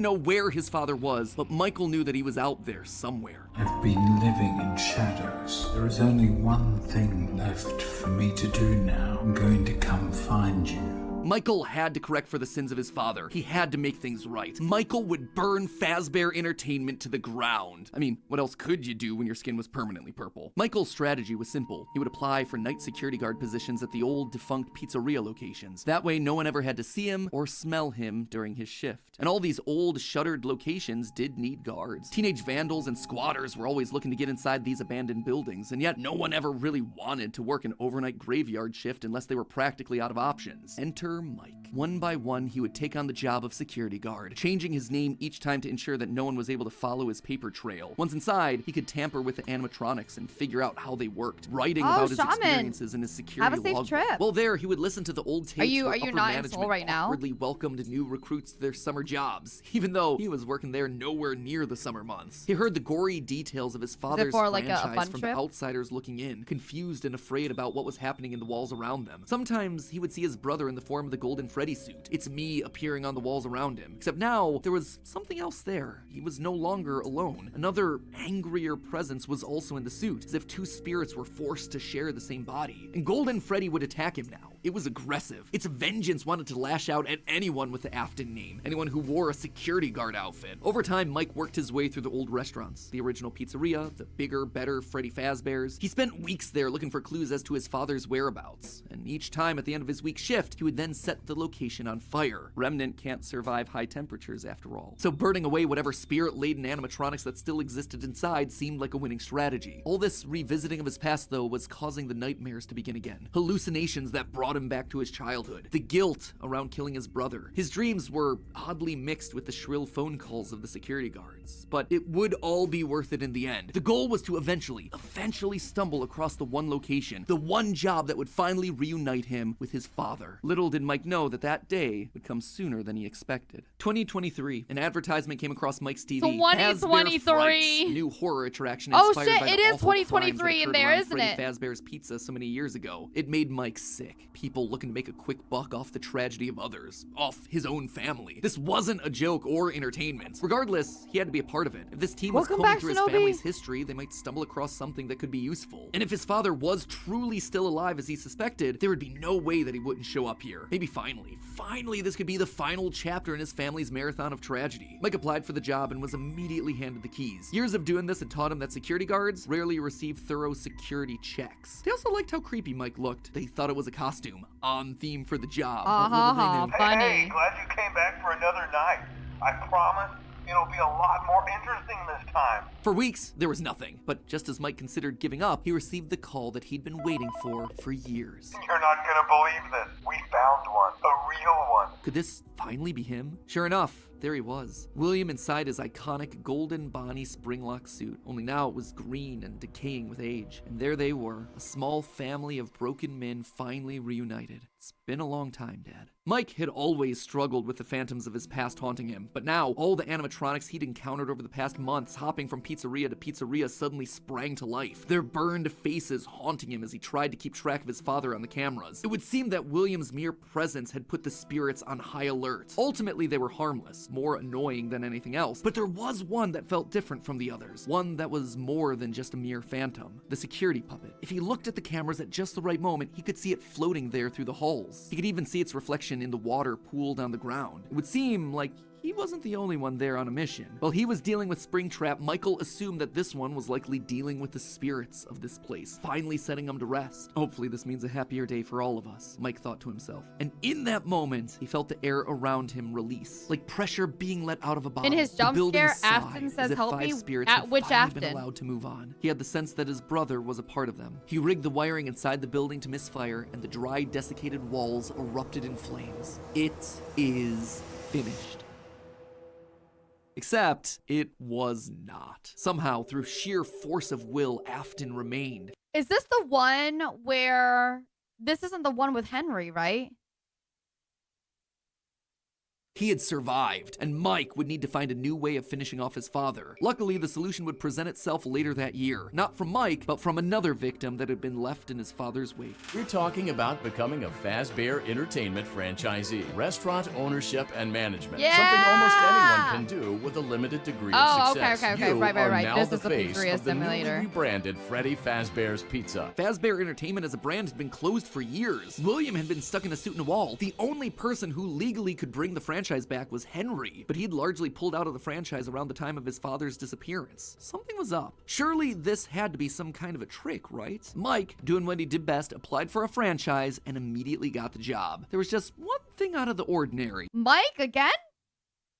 Maybe? Paragraph 4. If you are playing this tape, that means that not only have you been checking outside at the end of every shift, as you were instructed to do, but also that you have found something that meets the criteria of your special obligations under paragraph 4. No employment contract he'd ever signed required him to keep special lookout for independently moving animatronics outside the restaurant. Now he knew something was up here. Henry was luring them all back. Rather than trying to go to them, like Mike had done for years, Henry was doing the opposite. He was putting them all under the same roof. He was finishing them off for good. Mike knew this wasn't meant to be a restaurant. It was meant to be a prison, a containment vessel, a locked box meant to trap them all in so they could finally end the madness. Thank you. It took a few I'm glad nights, everybody but likes my eventually little everyone was jiggy there. jig. His father, the puppet, the robot spaghetti that had once violated his body, and his sister, now hopelessly devoted to serve the man that had once gotten her killed. It was time. He had been instructed to seal the doors and leave, but while he locked everything down, he didn't move on. If this was truly meant to be the end, if the remnant needed to be washed away, he needed to be a part of that. This is where your story ends. And to you, my brave volunteer, who somehow found this job listing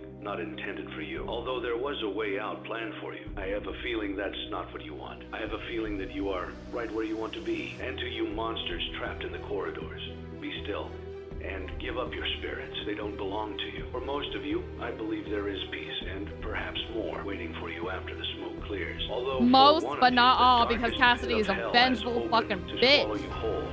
So don't keep the devil waiting, old friend. And with that, it was over. The Afton legacy died with all of them trapped inside of a literal box. As the flames danced around the office, Mike, for the first time in decades, was happy. But William wasn't gone yet. Although the darkest pit of hell was open and waiting for him, something...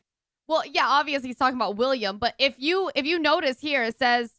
Hold on. Right where you want to be. And to you monsters trapped in the corridors, be still and... No, yeah, obviously it's William.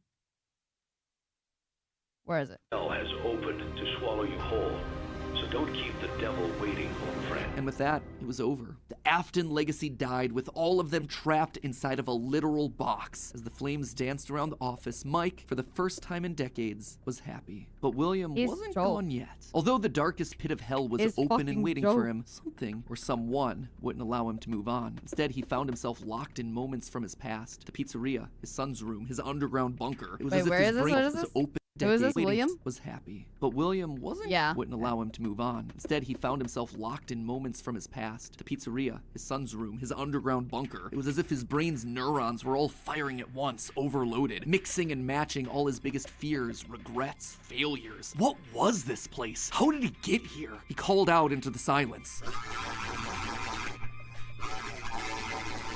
Then they started coming. Without warning, animatronics, both new and old, began to jump out at him, bite him, rip him limb from limb. The pain was immeasurable. Make it stop. Make it stop. William, for the first time, longed for death, an end to this torture. Just as it felt like he couldn't take it anymore, Why would Who everything choose was to stay? quiet again. It was as if the world had been reset. There was a brief moment of quiet, and then the onslaught began again. Dozens of faces from his past all focused on him. A waking nightmare that he Mike? couldn't escape from.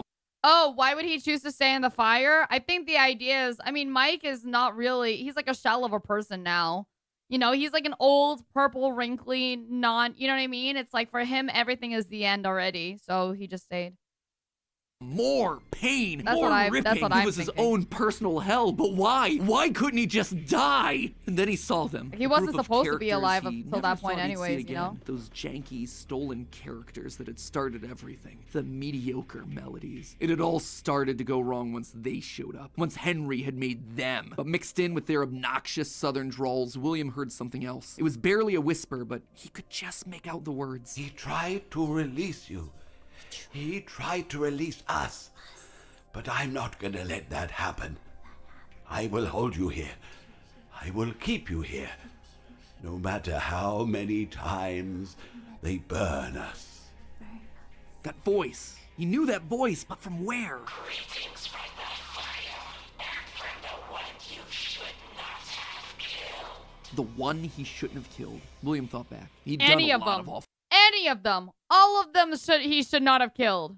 things, but there was always the one that stood out. Not Charlie, his drunken act of revenge. Not Susie, his first true murder, no. Instead, it was the one that he had lost control with. The one that he had broken beyond repair for no good reason other than because he could. The one that he'd stuffed the drunken act of revenge. Not Susie, his first true murder, no. Instead, it was the one that he had lost control with. The one that he had broken beyond repair for no good reason other than because he could. The one that he'd stuffed inside the golden bear that his partner used to wear. Cassidy. They were back, and now they were trying to punish him, to make him suffer like he'd made them suffer. It was almost like William and Cassidy's souls had been locked together, fused by a collective rage and spite, each refusing to move on. But while Cassidy was so focused on taking revenge, they actually did the one thing that would be the downfall for so many others. They kept William alive. Even though fire should have destroyed the remnant that was coursing through his being, Cassidy kept William breathing, paving the way for his escape. William's will was so strong, his soul so powerful that he managed to put a part of himself inside the circuitry that housed the spring-locked suit. And there, his consciousness lay, inside a single circuit board, waiting for someone to find him and set him free. A person that no one would suspect. Okay, so a bit of a shorter chunk, but an important one as we shift perspectives to Mike and tell his side of the story. And with FNAF VR, AR, and Security Breach having so much to explain, I didn't want to rush through things. I feel like that was like the best way to just like right before the whole thing. I don't know. All right, it's gonna get crazy for this next one, I think. Oh God. Okay. We're getting it, you guys. This is the last one. This is you can see the little thing. It says the end. It's the last one. And then after that is just a couple of just other fucking videos. But this is the last of our MatPat theories. We finally did it. We're finally free. We're finally free from the FNAF. Congratulations. You guys all got your little subathon goal. I hope you guys now I don't know if you guys even want any more of this shit. After this, the offer still stands to get me to play FNAF, but I you know, just putting it just putting it out there that our FNAF day is done. I can finally go back to doing other stuff. Hello, Internet! Welcome to Game Theory, and the final part of my FNAF timeline, where today we're bringing our story to a close by talking about the most complicated and controversial part of the timeline, the part that I've been dreading most of all, the end. This was the moment a where we're month finally ago. forced Only to come a to month some ago. definitive Holy and difficult shit. answers trying to That's explain what crazy. the heck we were This July is gonna be wild. Watching in Security Breach. The last two episodes have been about death. The death of Afton's family, the deaths of multiple children, the death of the franchise itself as Mike and Henry figuratively and literally burn it all down. Today's episode, though, and the current end of this franchise is instead all about rebirth. The return of old characters in new forms, and the controversial rebirth of a franchise entering the next era of its story. But before we hop into the timeline, due to scheduling conflicts, I won't be able to have any live talk back after this episode. I know, I promised one, I was really excited about it, but I just couldn't make it work with my schedule and all the other guests' schedules. That said, I still do plan on doing one over the coming weeks with special guests. Just make sure that you're subscribed and either have all notifications turned on or... No, it has to be one big one, but it doesn't have to be just yours. I don't know how you guys want to do it, but it has to say donation or whatever, that, and then it has to say minus. Or you're just watching our community tab for the announcement as to when that's gonna happen. And now, without any further ado, we finally reached then the otherwise, end. like, any of these could be technically counted. I wouldn't know if it's specifically for FNAF. You know what I mean? A new beginning to our story. Okay, let's go. We're here. Let's do Fazbear it. We're Entertainment going. Was dead. There is no need for you Hi, to return to work Cactus. next Hi, dear. week, as Hello, hello. Fazbear Entertainment is no longer a corporate entity. All debts had been paid, all assets redistributed. The company was outright dissolved. Even the memories of the horrors that had happened there started to fade away in the public consciousness. The people were gone too. William was dead. Henry was gone. A whole generation of young Emilys and Aftons had lost their lives to the horrors of the pizzeria. All of them collateral damage to the man in the bunny suit. Everyone the company I had get it. ever Sorry touched about that, was but dead thank and you. gone. Thank you for Well, asking. all except one. Pay your child support, you deadbeat! I'm keeping the diamond ring. I also set the house on fire! Clara Afton. She'd been there in the early days, back when things with William were good. They'd had the perfect home, a thriving business, the ideal family. But shortly after their youngest son died, things started to change. William had become distant, lost in his work. Did she just pick out a name? He just picked out a random name, right? For Clara Afton? He just said that? Obsessive. She had watched him change from this irritatingly brilliant man that she had fallen in love with to a drunken monster struggling to hold himself together. And despite her trying to reach out to him in those desperate days, he was just too far gone.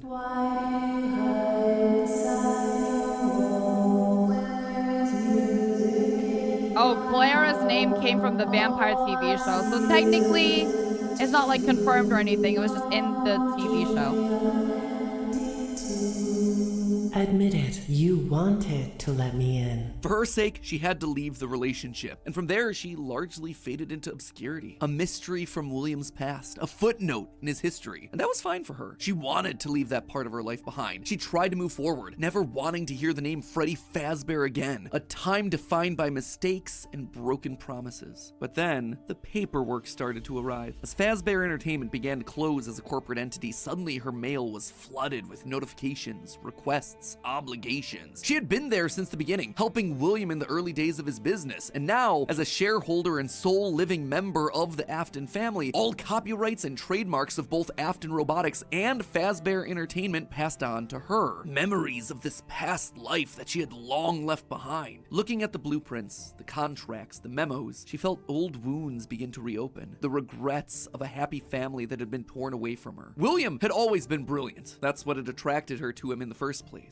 But he'd also been too blinded by obsession and pride. He was too jealous, too petty, too unable to actually see a bigger picture. But Imagine now, being this holding petty. the paperwork that contained decades of heartbreak and trauma, she realized it was her turn. She was holding the power. This was her chance. And one thought resonated in her head. I will put them back together. I will put them all back together. She would be the one to rebuild this family, to rebuild the pieces of that shattered life, to reclaim the kids that Fazbear had stolen from her. But how? Looking at William's work now laid out before her, she knew that he had been onto something, collecting remnant, robotic humanoids, digital conscience transference. The pieces were all in place, they were just scattered, fragmented. It was almost like there were too many ideas going in too many different directions. It was such an It was like there was too many ideas going to too many different directions. I wonder what Matt is talking about, or specifically who. important idea that she reiterated that point to herself. There were too many... Need a first wife like Clara? How many wives are you trying to have, bud? ideas going in too many different directions. That said, there had to be a way to save it all. She just needed to put it all back together. But how? To rebuild her family, she would first need to rebuild the franchise that had stolen them away from her. With ownership over the characters, their licenses, the technology patents, and the Fazbear name, she converted the corporation back to an LLC, a structure for smaller businesses that are usually family-owned.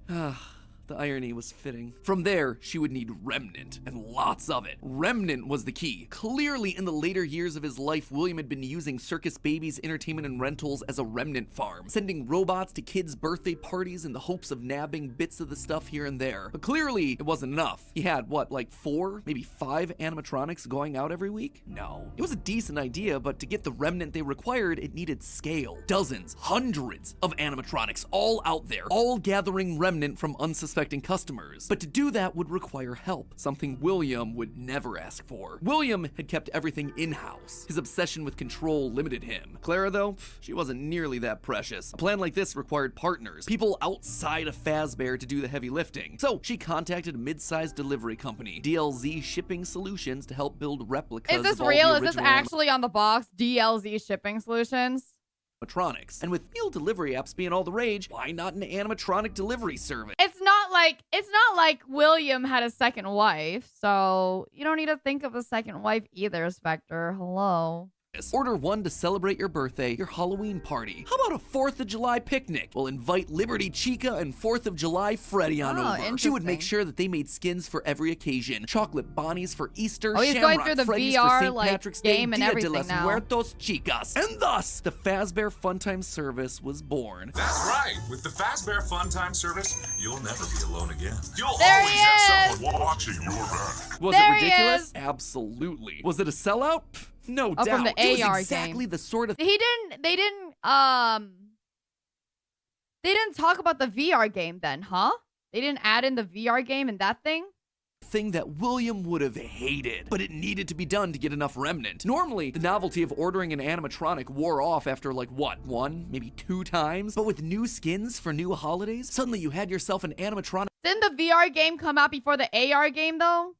Like perfect for every occasion. It would keep people hooked. It would keep them ordering the latest and greatest that Fazbear Entertainment LLC had to offer. And all the while, they'd be collecting and returning the remnant back to her. In a word, it was brilliant. There was just one problem with it. No one trusted the Fazbear name. The company's brand was still mud in the public eye. No one would want to hire animatronics from the restaurant franchise known for murdering children. Nothing kills a party quite like the threat of death, you know. So she needed to find a way to discredit the stories that had come before. She needed to win back the public's affections, reactivate some nostalgia for the spooky stories of their childhoods. She needed a game. Multiple games, in fact. They lied to us. They lied to all of us. They told us that the whole point of this VR game was to undo the bad PR done by a rogue indie game developer. But that's not true at all. Those indie games were designed to conceal and make light of what happened. This isn't just an attempt to rebrand. It's an elaborate cover-up. Struggling game developers were a dime a dozen online, most working on their magnum opus between shifts at the Dollar General. So she found one. Steve just picked him out of obscurity. Funny. The right mix of desperate and doofus, willing to Funny say and do as hell. anything for There a we couple extra go. bucks. And he fell right in line, as expected, delivering stupid little things with dumb generic names like Mangle's Quest, Balloon Boy's Air Adventure, Five Nights at Freddy's. Bad gameplay with even worse graphics, but hey, they got the job done. People were suddenly talking about the clues You hear that, Scott?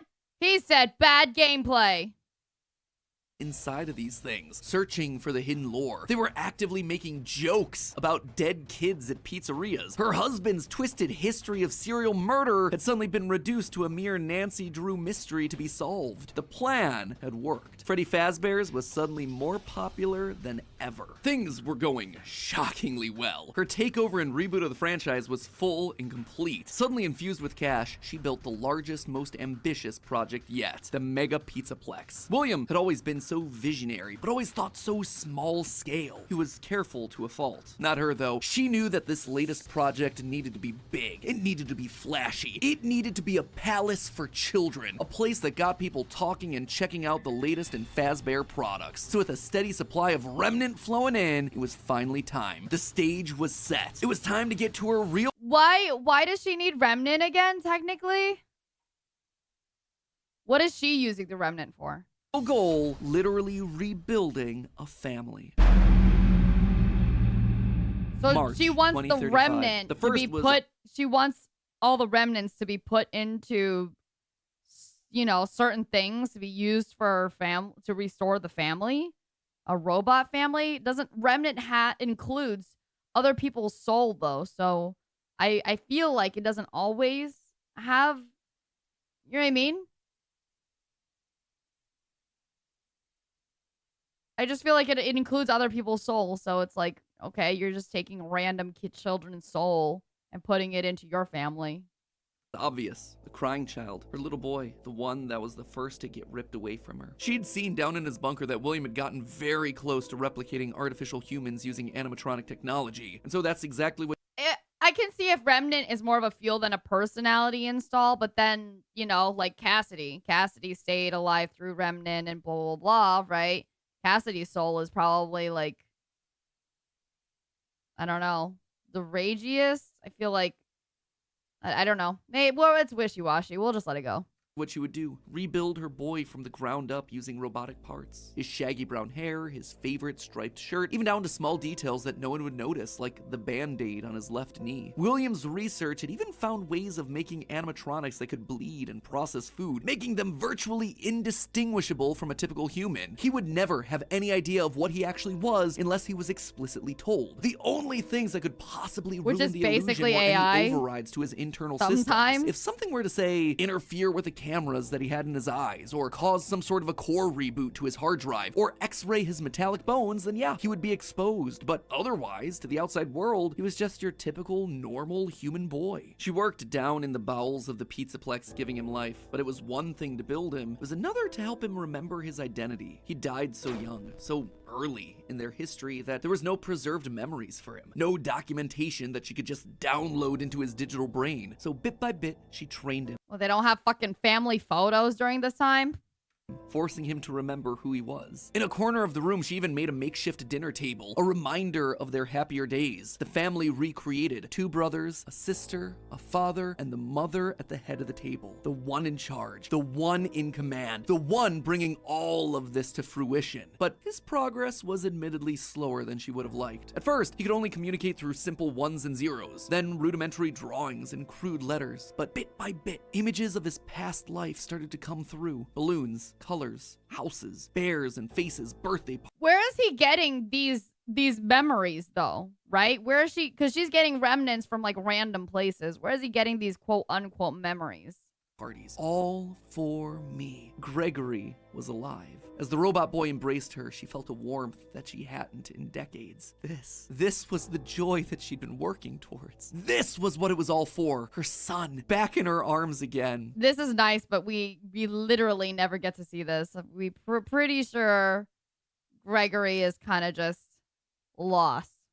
The plan was working. She had to keep going. Next was William. If the family was truly going to be put together, she would need him. And she knew exactly where he was. In the ruins of that old Freddy Fazbear's pizza place where Henry had trapped him. How does she know that? That's specifically why she insisted on building the Pizzaplex there over the sinkhole. It was the best place to hide what her true intentions were with the entire operation. Digging through the wreckage, she found him. He was right where she thought he'd be. Seeing the putrid shell of the Springtrap suit, there's a lot of cop-outs going on right now, but I'm just gonna let it happen. The corpse of William Afton was disgusting. Scorched flesh fused into the fur lining. Hollow black sockets where eyes once were. A smell that reeked of burned carbon and bloody iron. He was no longer flesh. It was just the tangled sinews of a creature that was once called human. How far this brilliant man had fallen. It was clear that her work was cut out for her on this one. Afton was practically lifeless. The man may not have been able to die, but he was about as close as you could come. And his body would need a lot of reconstruction. Replacement arms and endoskeleton reinforcements were the top priority. Maybe pulled from their new line of glam rock animatronics. She'd have to see if they had any spare Bonnie parts lying around that they could steal. In the meantime, though, she threw the husk that was once her husband into a life support pod infused with aerosolized remnant to help keep him stable. But more important than recovering his body was recovering his mind. In his current state, he was comatose, an empty shell. Severe brain damage starts at temperatures over 108 degrees Fahrenheit.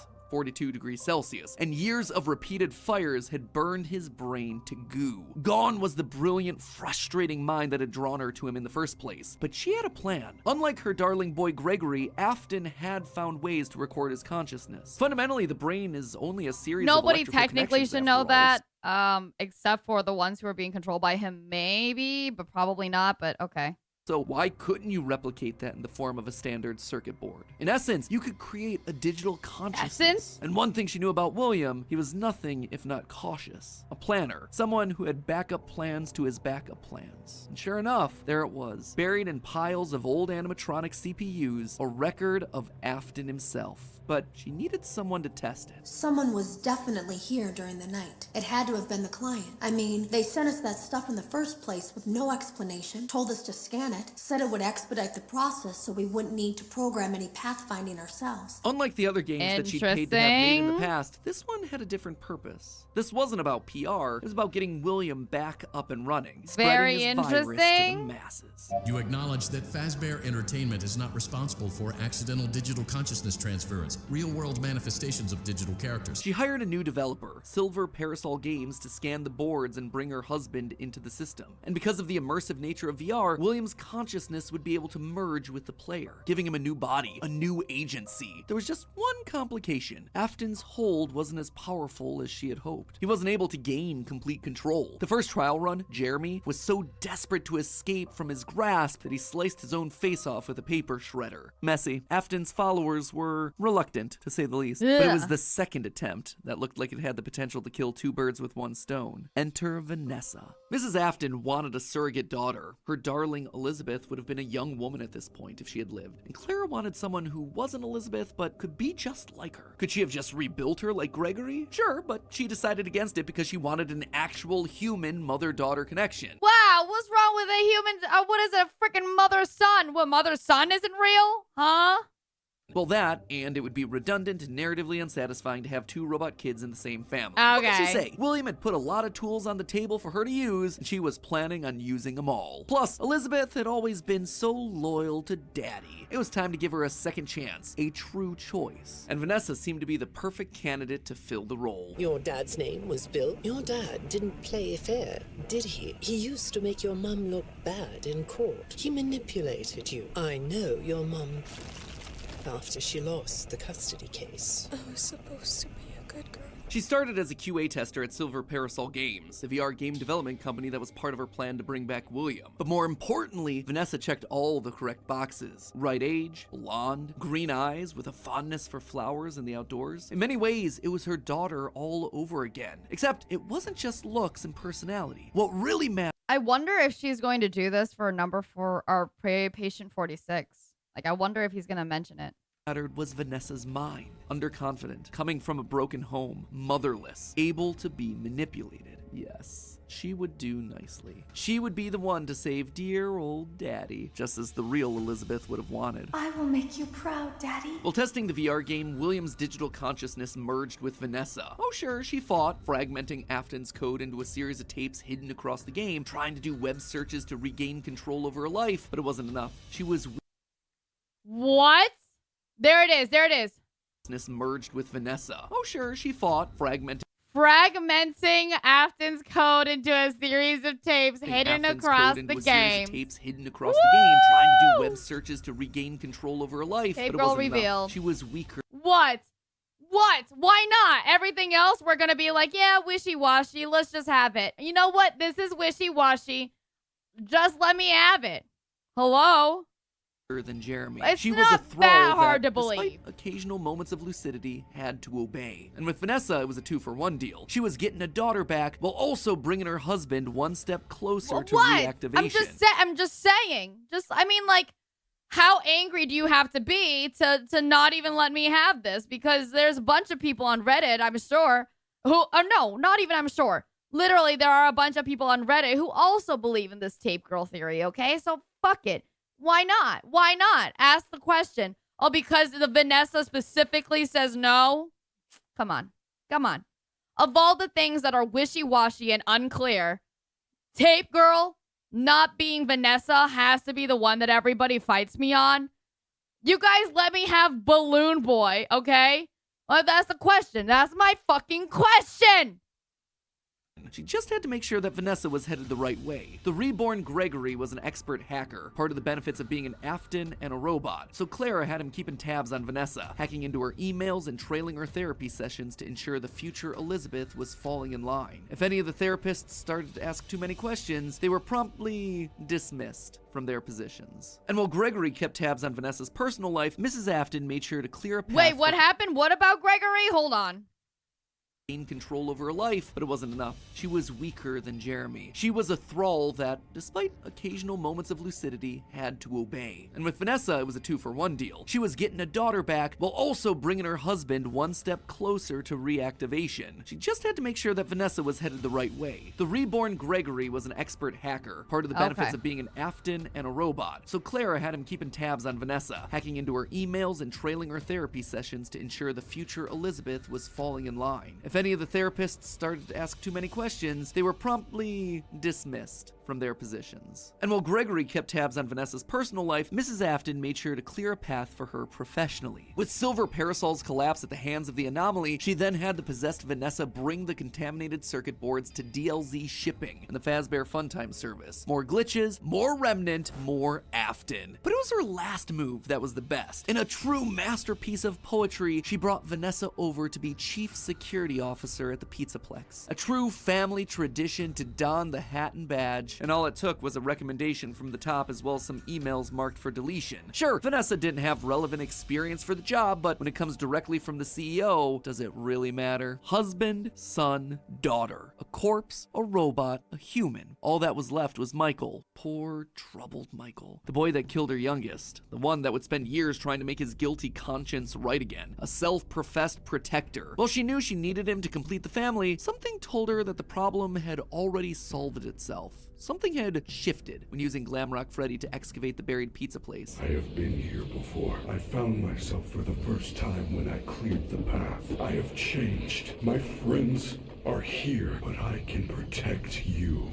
I am not me. Maybe it was the remnant that had coursed through Michael's veins. Maybe it was the spirit of Michael living on as a protector. But he was there, somewhere inside of Glamrock Freddy. She could feel it. And just like that, she'd won. She'd done it. Sure, there were still some kinks to work out, some final brainwashing of Vanessa, some rehabilitation of William, but they were there. Finally, all together and then again we kill under him. one roof. The Kill him! Kill him! We kill him! Murder! Aftons reunited. A happy ending. And that's how it could have ended. That's how it should have ended, had it not been for a few unanticipated developments. Me! For one, something was just wrong with the Pizzaplex. Almost as if the entire building was haunted, possessed. Puppet plushies hiding on ceilings, behind crates, places that they had no earthly way of belonging. Staff bots with greasy tears down their eyes acting like they were being puppeteered by some sort of a nightmare. Even their sounds had the echo of nightmares long past. It was as though a guardian spirit of the past refused to move on. As long as her husband was around, it too would linger. Only now, it wasn't just in one body, but it was in the essence of the building itself. She had seen stories of houses built on burial grounds getting possessed by angry spirits, but she'd never assumed that it could be real. Then again, in a world of living spirit metal and mind-controlling glitches, who was she to be so judgmental? The whole thing was ridiculous. Why would this be the line that she refused? That's a little projection-y, don't you think, Matt?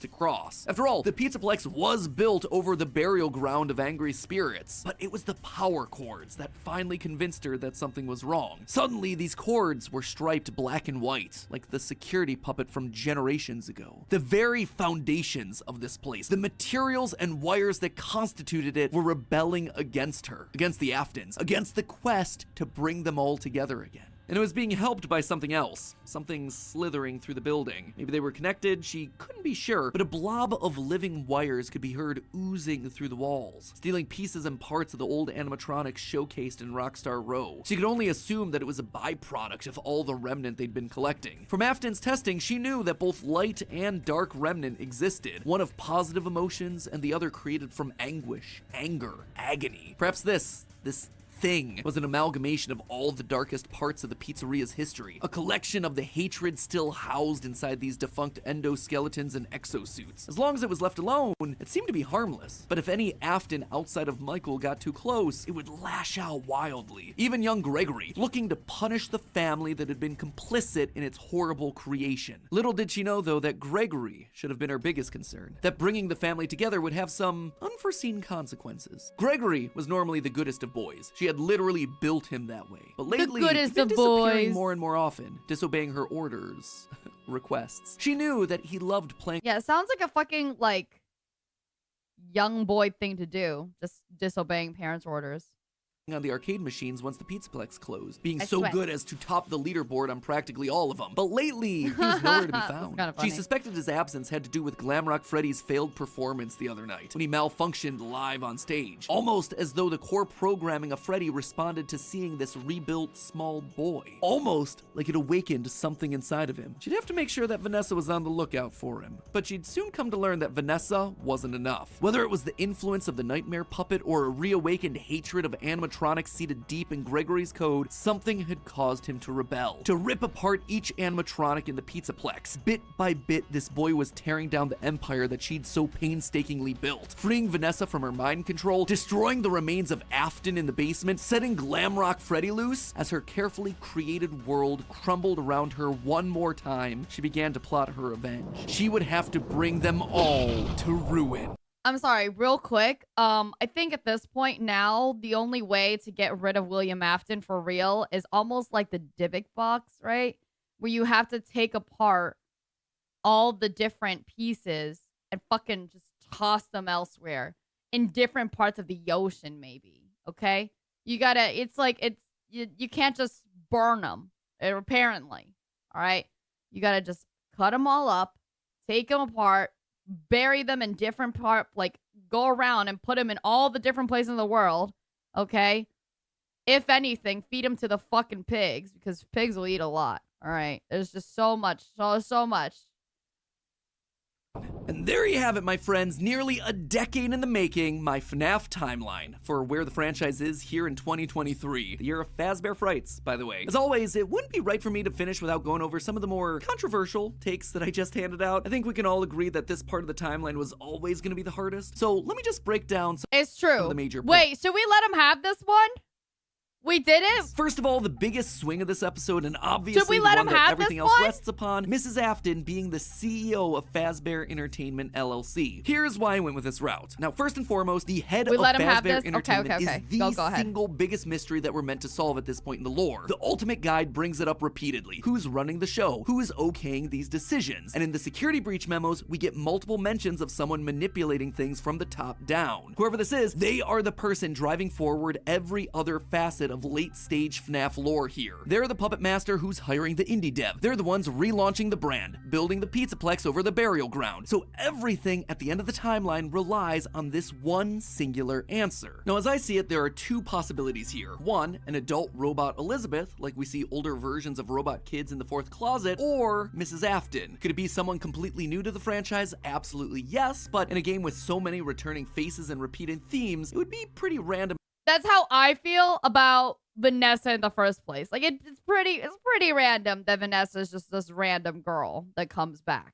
And arbitrary. So, between these two girl bosses, who then would it be? Well, Elizabeth always wants to please her daddy, so she'd be most likely wanting to bring him to life. But then, what's Vanessa's role in all of this? Vanessa is clearly meant to be a parallel for Elizabeth. Same hair, same eyes, similar backstories, but if the main goal is getting the Afton family back together, which seems to clearly be the case in Security Breach, then there's no need for Vanessa to be involved at all. We already have Elizabeth running the show. Yeah, it would also mean that we suddenly have two robot kids running around, which feels narratively repetitive. I'm sorry, Patient 46. Now look at Mrs. Afton. We know next to nothing about her but outside of any clues that we can get from Immortal and the Restless and Balora's song. But what her being head of Fazbear does is make every other piece of the lore fit. So suddenly, how? you can have one of every other type of character. Right? Like, one robot Gregory doesn't have, as far as I know, Gregory doesn't have, like, any, like, they said that Gregory doesn't have any records with them.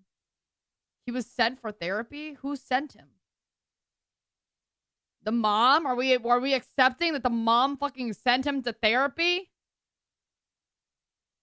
one brainwashed human in Elizabeth/Vanessa, one OG corpse in William, and one possessed animatronic in Mike. Narratively, it makes everything else cleaner. Legally, it's also the option that makes the most sense. As I call out in my narrative, she'd likely have some stake in the original company and all of its assets. So he was tailing, but what, the therapist just sees like a random kid and goes, hey, you have to come to therapy? There was one clue that really sold me on this particular direction, and that was this right here, in the post-it room. The big lore central of Security Breach, a dinner table scene with the whole family, oh, is it because the mom is at the head of the table? She is at the head of that That's table, what I thought. the position of highest honor and responsibility. She is the one in charge, with William being relegated off to the side. That one scene shows that we have to include mom in there somewhere, and the only place it makes sense for her to be is at the top. Now, there is one big dilemma with my interpretation of all this. The Ultimate Guide really seems to point out that the head of Fazbear doesn't want the glitch trap virus to spread. They call out one particular email in FNAF AR where the legal team calls a cease and desist to all action about scanning the circuit boards. And even in FNAF VR, we're told that the circuit boards get stolen back by the client, presumably once they realize what danger is on there, trying to stop Glitch Trap before he spreads and gets out of hand. Here's the problem with that though, if the head of Fazbear doesn't want Afton to rise again, why'd they restart the company in the first place? Why'd they build over the FNAF 6 pizzeria? Why'd they go through an elaborate cover-up to make the possessed Vanessa an important part of the company? Just doesn't make a whole lot of sense. It would be the most inconsistent series of actions ever, but I did want to call attention to it since it seems to be the route that the official guide is trying to steer us towards. Moving on to minor Scott sitting down after writing the fucking official guide going, fuck.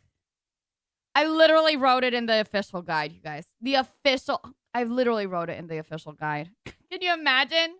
Point number one, the Five Nights at Freddy's games were made by the rogue indie developer. Here's the thing, FNAF VR opens with this line. That's why we have recreated many of these completely fictitious scenarios, lies that you've been fed over the last several years, into a hilarious VR game. It's recreating the lies told to you by the indie developer. And since Help Wanted has direct recreations of FNAFs 1 through 3, it means the games must be part of the fabrications that this developer made up. Also, all of this is heavily implied in the story of the same name, Help Wanted and Tales of the Pizzaplex, hence FNAF 1 through 3, canon games within the lore of the series. Big swing number 2, the elephant, or ghost in the room, Charlie infecting the Pizzaplex. John from the channel FNAF has made some great findings about Charlie's influence over the Pizzaplex. The cables that looked like the striped arms of the puppet, the Nightmare-own plushies that you find hidden across the Pizzaplex in weird places, the staff bots with creepy smiles and in your dreams written on the front. All of these things scream puppets. Plus, with the puppet mask not having tears in the blob,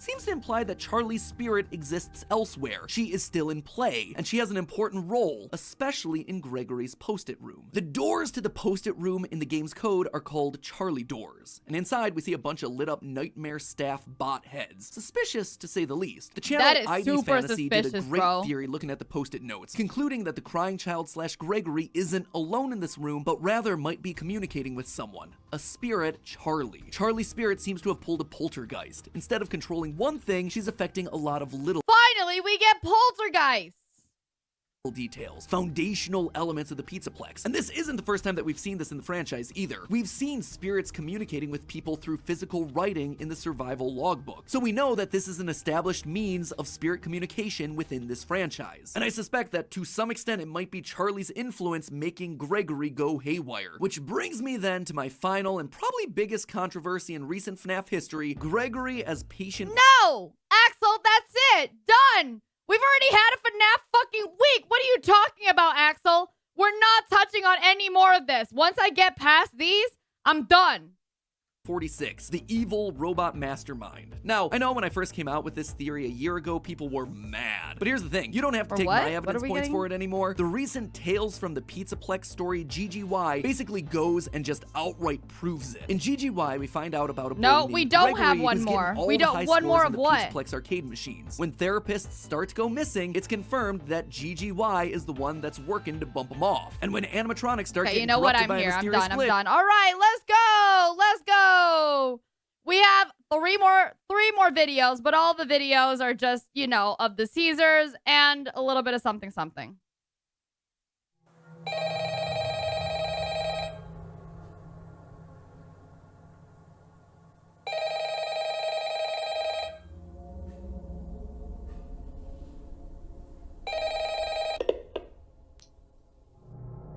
Hello? Oh, hey, you made it. You know, I wasn't sure you'd survive that whole playlist. All the Balloon Boy stuff, made me think you had a chunk of your frontal lobe bitten off. Anyway, we just got a new trailer last week. Not the movie trailer. Well, yes, we did get that too, but we also got a trailer for the Ruin DLC for Security Breach. So, I was thinking we take everything you've learned about FNAF theories and, have you analyze the new game trailer. You could do a full watch of it and then do a frame-by-frame analysis with whatever theories you can come up with using your newfound knowledge. Kind of like a finals test. Or an SAT. Anyway, good luck. Oh my god! That Cassie, was I hope the you best. get this message. I'm trapped here at the Pizzaplex, or what's left of it. I don't have time to go into how I got here, but you've got to help me out. Save me, Cassie, please. It's so dark down here. Cassie?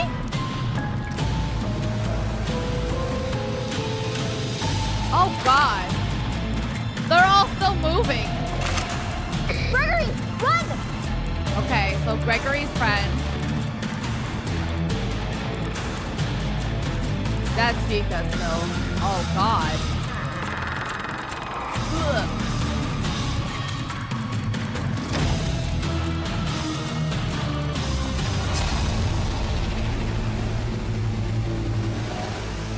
Don't give up on me yet.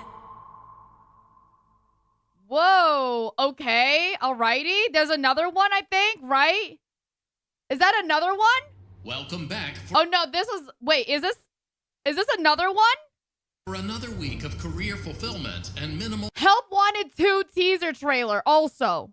social interaction. We know how challenging it can be to find a place where you feel that you truly belong, and to find a job that treats you mostly with respect and only infrequently with contempt. For that reason, we are excited to inform you that you did an adequate enough job the first time around to have you back.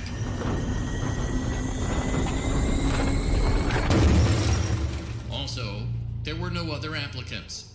So strap yourself in. Why are and we get applying? motivated to Why an am I appropriate applying? Degree. Because you ain't seen nothing yet. Wow.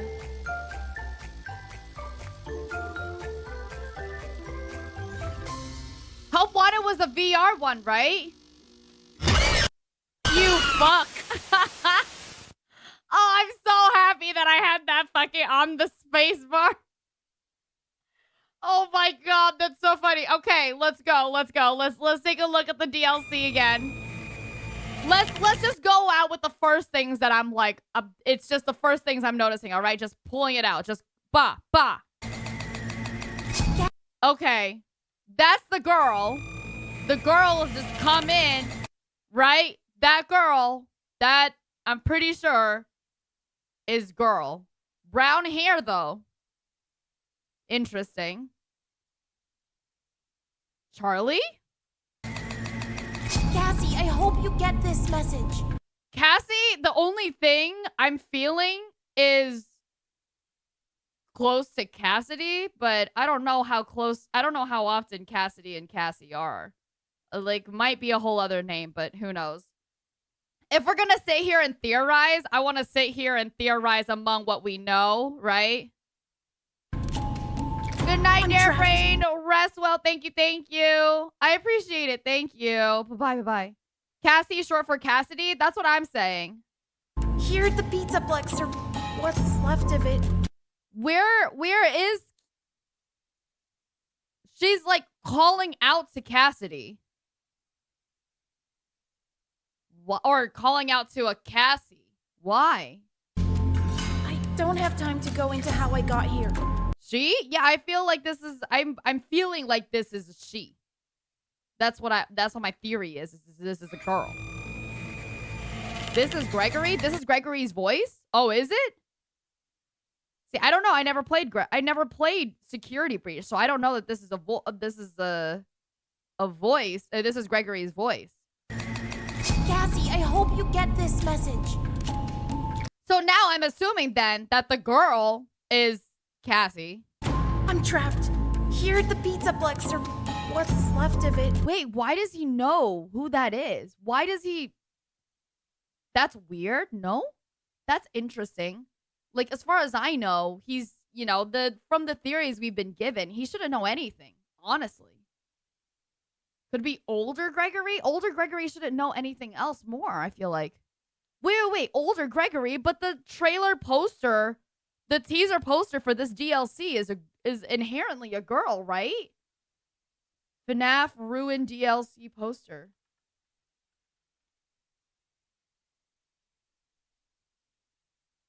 Oh, that's a whole other person. That's a whole, not... Hold on. Let me go back. Yeah, that's a whole other person. This is not the same person. That is not the same person as this. I thought this was... Yeah, no, I thought it was the same girl. Cassie, I hope you get this. Sorry, I'm gonna have to go 0.5 in here. I don't know what the hell that is. I'm trapped. But I still don't understand why Gregory would be calling somebody else. Like, what do you know? Who do you know? Here at the Pizzaplex, or what's left of it. Yeah, right? It just looks like a drinking bird, honestly. I don't have time to go into how I got here. Where does this... I'm confused. Hold on. This has got to be some time after what's been going on. This is... Yeah. This isn't like right after. I don't remember what all the endings are. What's the true ending of this? Is the true ending the one where they leave? Just a reminder, everyone, I've never played these games. I don't know what these games actually are. Fire ending is the true ending? Okay. Cassie, I hope the defeat Afton ending. What happens to everyone after the defeat Afton ending? What happens to... Oh, no, it isn't? Okay. Yeah, this is definitely like decades later. This is definitely a while later because look at all the graffiti too. I'm trapped here at the Pizzaplex, or what's left of it. I don't have time to go into how I got here. Well, I'll tell you how you fucking got here. You're a fucking dumbass, bitch. Afton is true ending, but not best one. I mean, whatever the canon ending is, yeah. What happens to Gregory in the canon ending is what I'm asking. Because obviously, apparently, Gregory's back. I'm trying to see how, like, the possibility. You got to help. There's Helpy in my butt. Wait, that's weird. These boxes don't have a picture of this. I'm, like, thinking way too into it now. Watch. These pictures don't have this picture. So I wonder who is coming in, taking all, like, putting these art shits on here. Meow.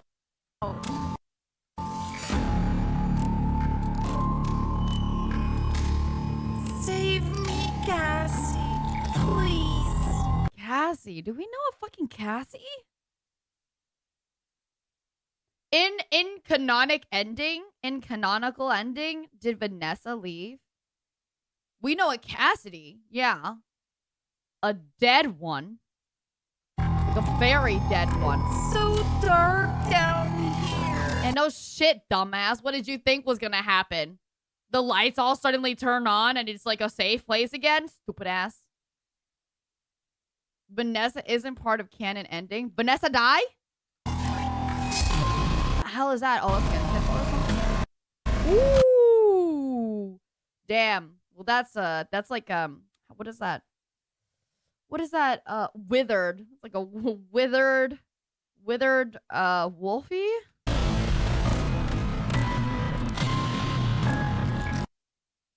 Is this still okay? This isn't Greg. I don't think. This isn't still Greg. Greg's down here. Okay. Greg is calling out to Cassie. This is Cassie. Cassie came down to find Greg. Stop! Shut the fuck up! Do you want me to do my own theories or not? Jesus! Alright, that's Chica. There's nothing that doesn't say that that's Chica. Okay, cool. I don't know if we get security camera stuff, but like in the last games, but wires? Among Us?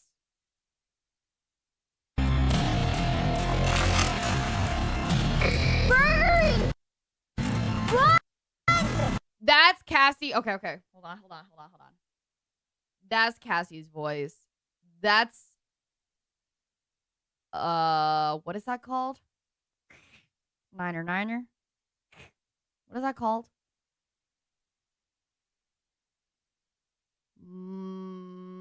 Walkie-talkie. Thank you. That's a walkie-talkie. And they're being able to speak with ho. Wouldn't it be so... Oh, man. God, that'd be so fucking sick, though. I was gonna say, this is just a DLC, so more than likely it's not gonna be something like this. But it would be so fucking crazy if this was, like, a 2-player game, right? And you guys start at fucking different ends. The way that it, you know, We Were Here is, you guys start at different ends, going through, like, having to hide and going through all this to find each other. It'd be so fucking sick. Okay, that's more security stuff. I think that's a security robot, right? I can't tell. I don't know what they look like enough. What the fuck is that? Oh, is that more of the gator? What the hell am I going through? Am I flying? I'm jumping off. That's more of Chica. Yo, Chica is just walking around. Okay, well that's Monty Gator. The brat he is. Dude, what is this idea of Chica being like, just not even like actually scaring, just awkwardly walking around and like laying down and like moving on a fucking conveyor belt? Wait, why is Chica moving on a conveyor belt? Why is there power in here? Yo, what's up, broski? Nice to see you. It's been a long time. I hope you're doing well, dude. That's Monty Gator still, I assume. And that's weird. That's interesting. She doesn't have eyes, so dude, it's what it feels like to me right now. Hold on. Chica has eyes. Okay, Monty has eyes.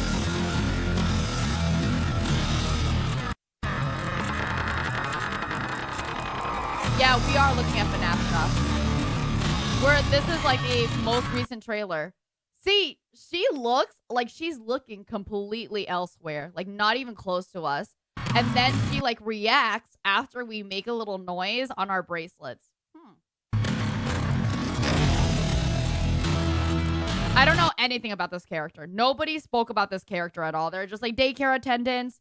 Like, again, this is one of those like cop-out things where I'm like, okay, you guys purposefully omitted this because none of your theories are going to sit in this. You guys have nothing to do with it. You don't know anything about it. This is what I feel about it. Because this daycare character just comes out of nowhere. I have no information about them and nobody wants to give me information. So I'm like, weird.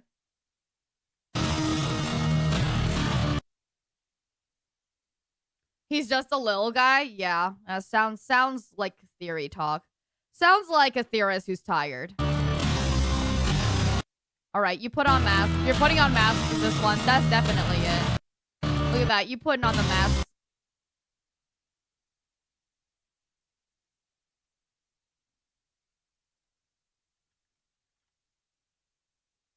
Is that a fucking Vanny mask?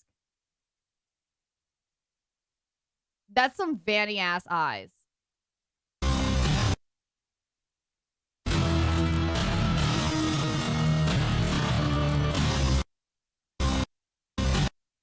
What the hell is that? What the fuck is that?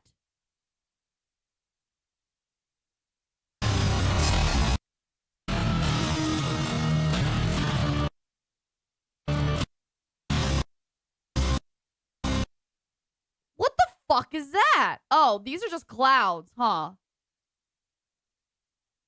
These are just... Is this normally there?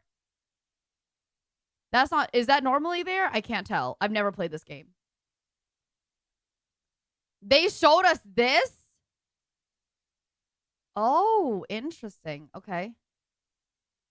Oh, cool. Thanks for letting me know about this. Interesting. It looks like little clouds. Who dat? Who dat? Who the fuck is that? Looks like a fucking cyberpunk version of someone. The hell is that? Is it? Is it like a cyberpunk? Yeah, that's definitely a rabbit. I can see the fucking ears. The ears are turned down, though, so I don't know what the hell that means. What is this, like... Did you just say evil Vanny? All Vannies are evil, no? Vanny's the evil version.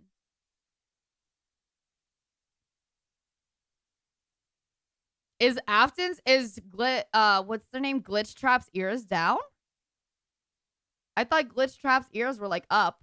God, imagine. Glitch Trap taken form? That's so funny, dude. What, they don't have any other villains, so they have to bring him back, huh? This is very glitchy. Very, very glitchy. That's incredibly glitchy. There's no way. That's not like a glitch thing. That's very, very glitchy. Don't give up on me yet.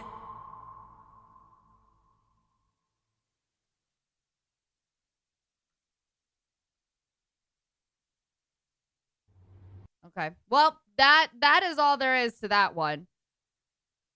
That's it. That's all I have. That's all I got, you guys. I don't have a lot of other theories. Don't give up on me yet. Steel Wool begging for us to say. I guess I should be asking about the don't give up on me yet thing. I feel like, I mean, obviously that's Greg's voice, right? Greg's voice is saying, don't give up on me yet. What is that? Man. I'm assuming it's to Cassie, right? No, we're done for right now. Yeah, we're done for right now. I am going to send you guys somewhere. No more. We're done for right now. We did it. We finally finished the FNAF lore. Okay, holy shit. Seriously.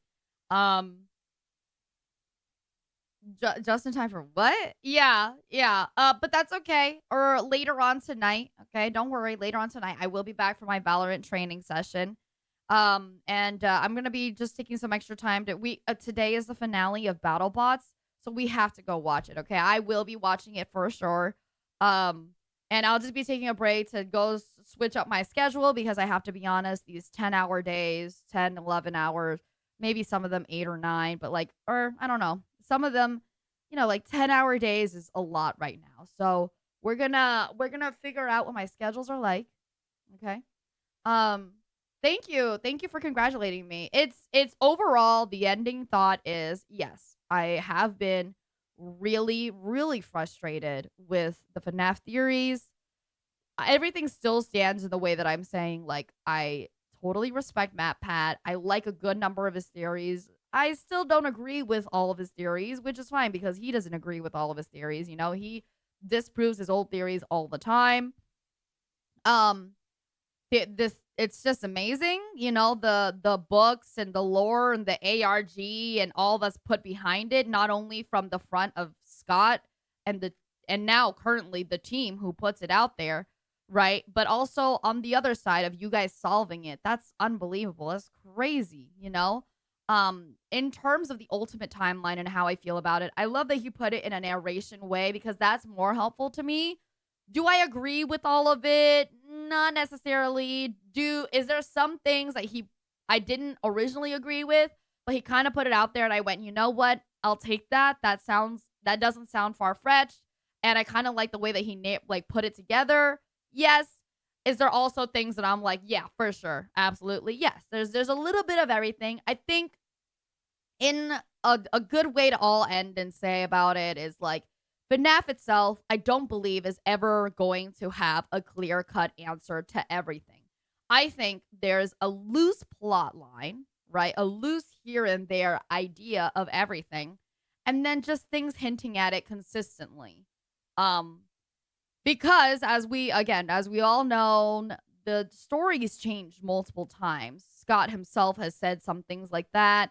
Matt himself has theorized that.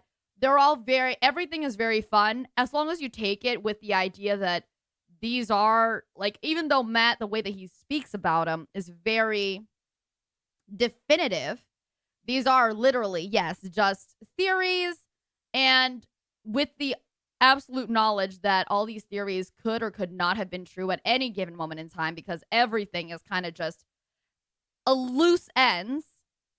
It's generally pretty fun. Yeah. Like, I'm pretty happy now that I have this knowledge, right? And that's something that is hard for me to say because I'm usually the kind of person that's like, fuck, schoolwork, not learning, God, But I'm pretty happy now. I have FNAF knowledge. Watch this bitch ass gonna go be on TikTok looking at FNAF shit, right? You watch that shit. And now I feel like, okay, now I can enjoy the other upcoming FNAF stuff. I was going to watch the FNAF movie anyways. I liked Willy's Wonderland, and, I'm friends with other people who like slasher films. I'm not that I'm saying that FNAF is going to be a slasher film. I just think FNAF has slasher series things that are in this, right? I was going to watch it anyways, but now I can watch it with the actual knowledge behind it. So it's pretty fun. It's pretty interesting. I do think the very end, all this, like, everything, I don't know. The last video that we watched, the family rebuilt the end of the game theory section. As Matt also said, that is the most contentious. Is that what the word he said? That is the weakest one for me. That one, I'm just kind of like, okay, it's cute. It's going to just finish the movie or whatever, right? But those are all the ones where I'm kind of like, all right, chill. All right. But I don't have anything else other than that. Please, thank you so much, right? Please thank the community who got me to get the subathon goal. If you enjoyed this, please thank the community who got the subathon goal for me. Thank Axel for putting all these together. Actually, he put all this into a beautiful, like, playlist for me that included all of it.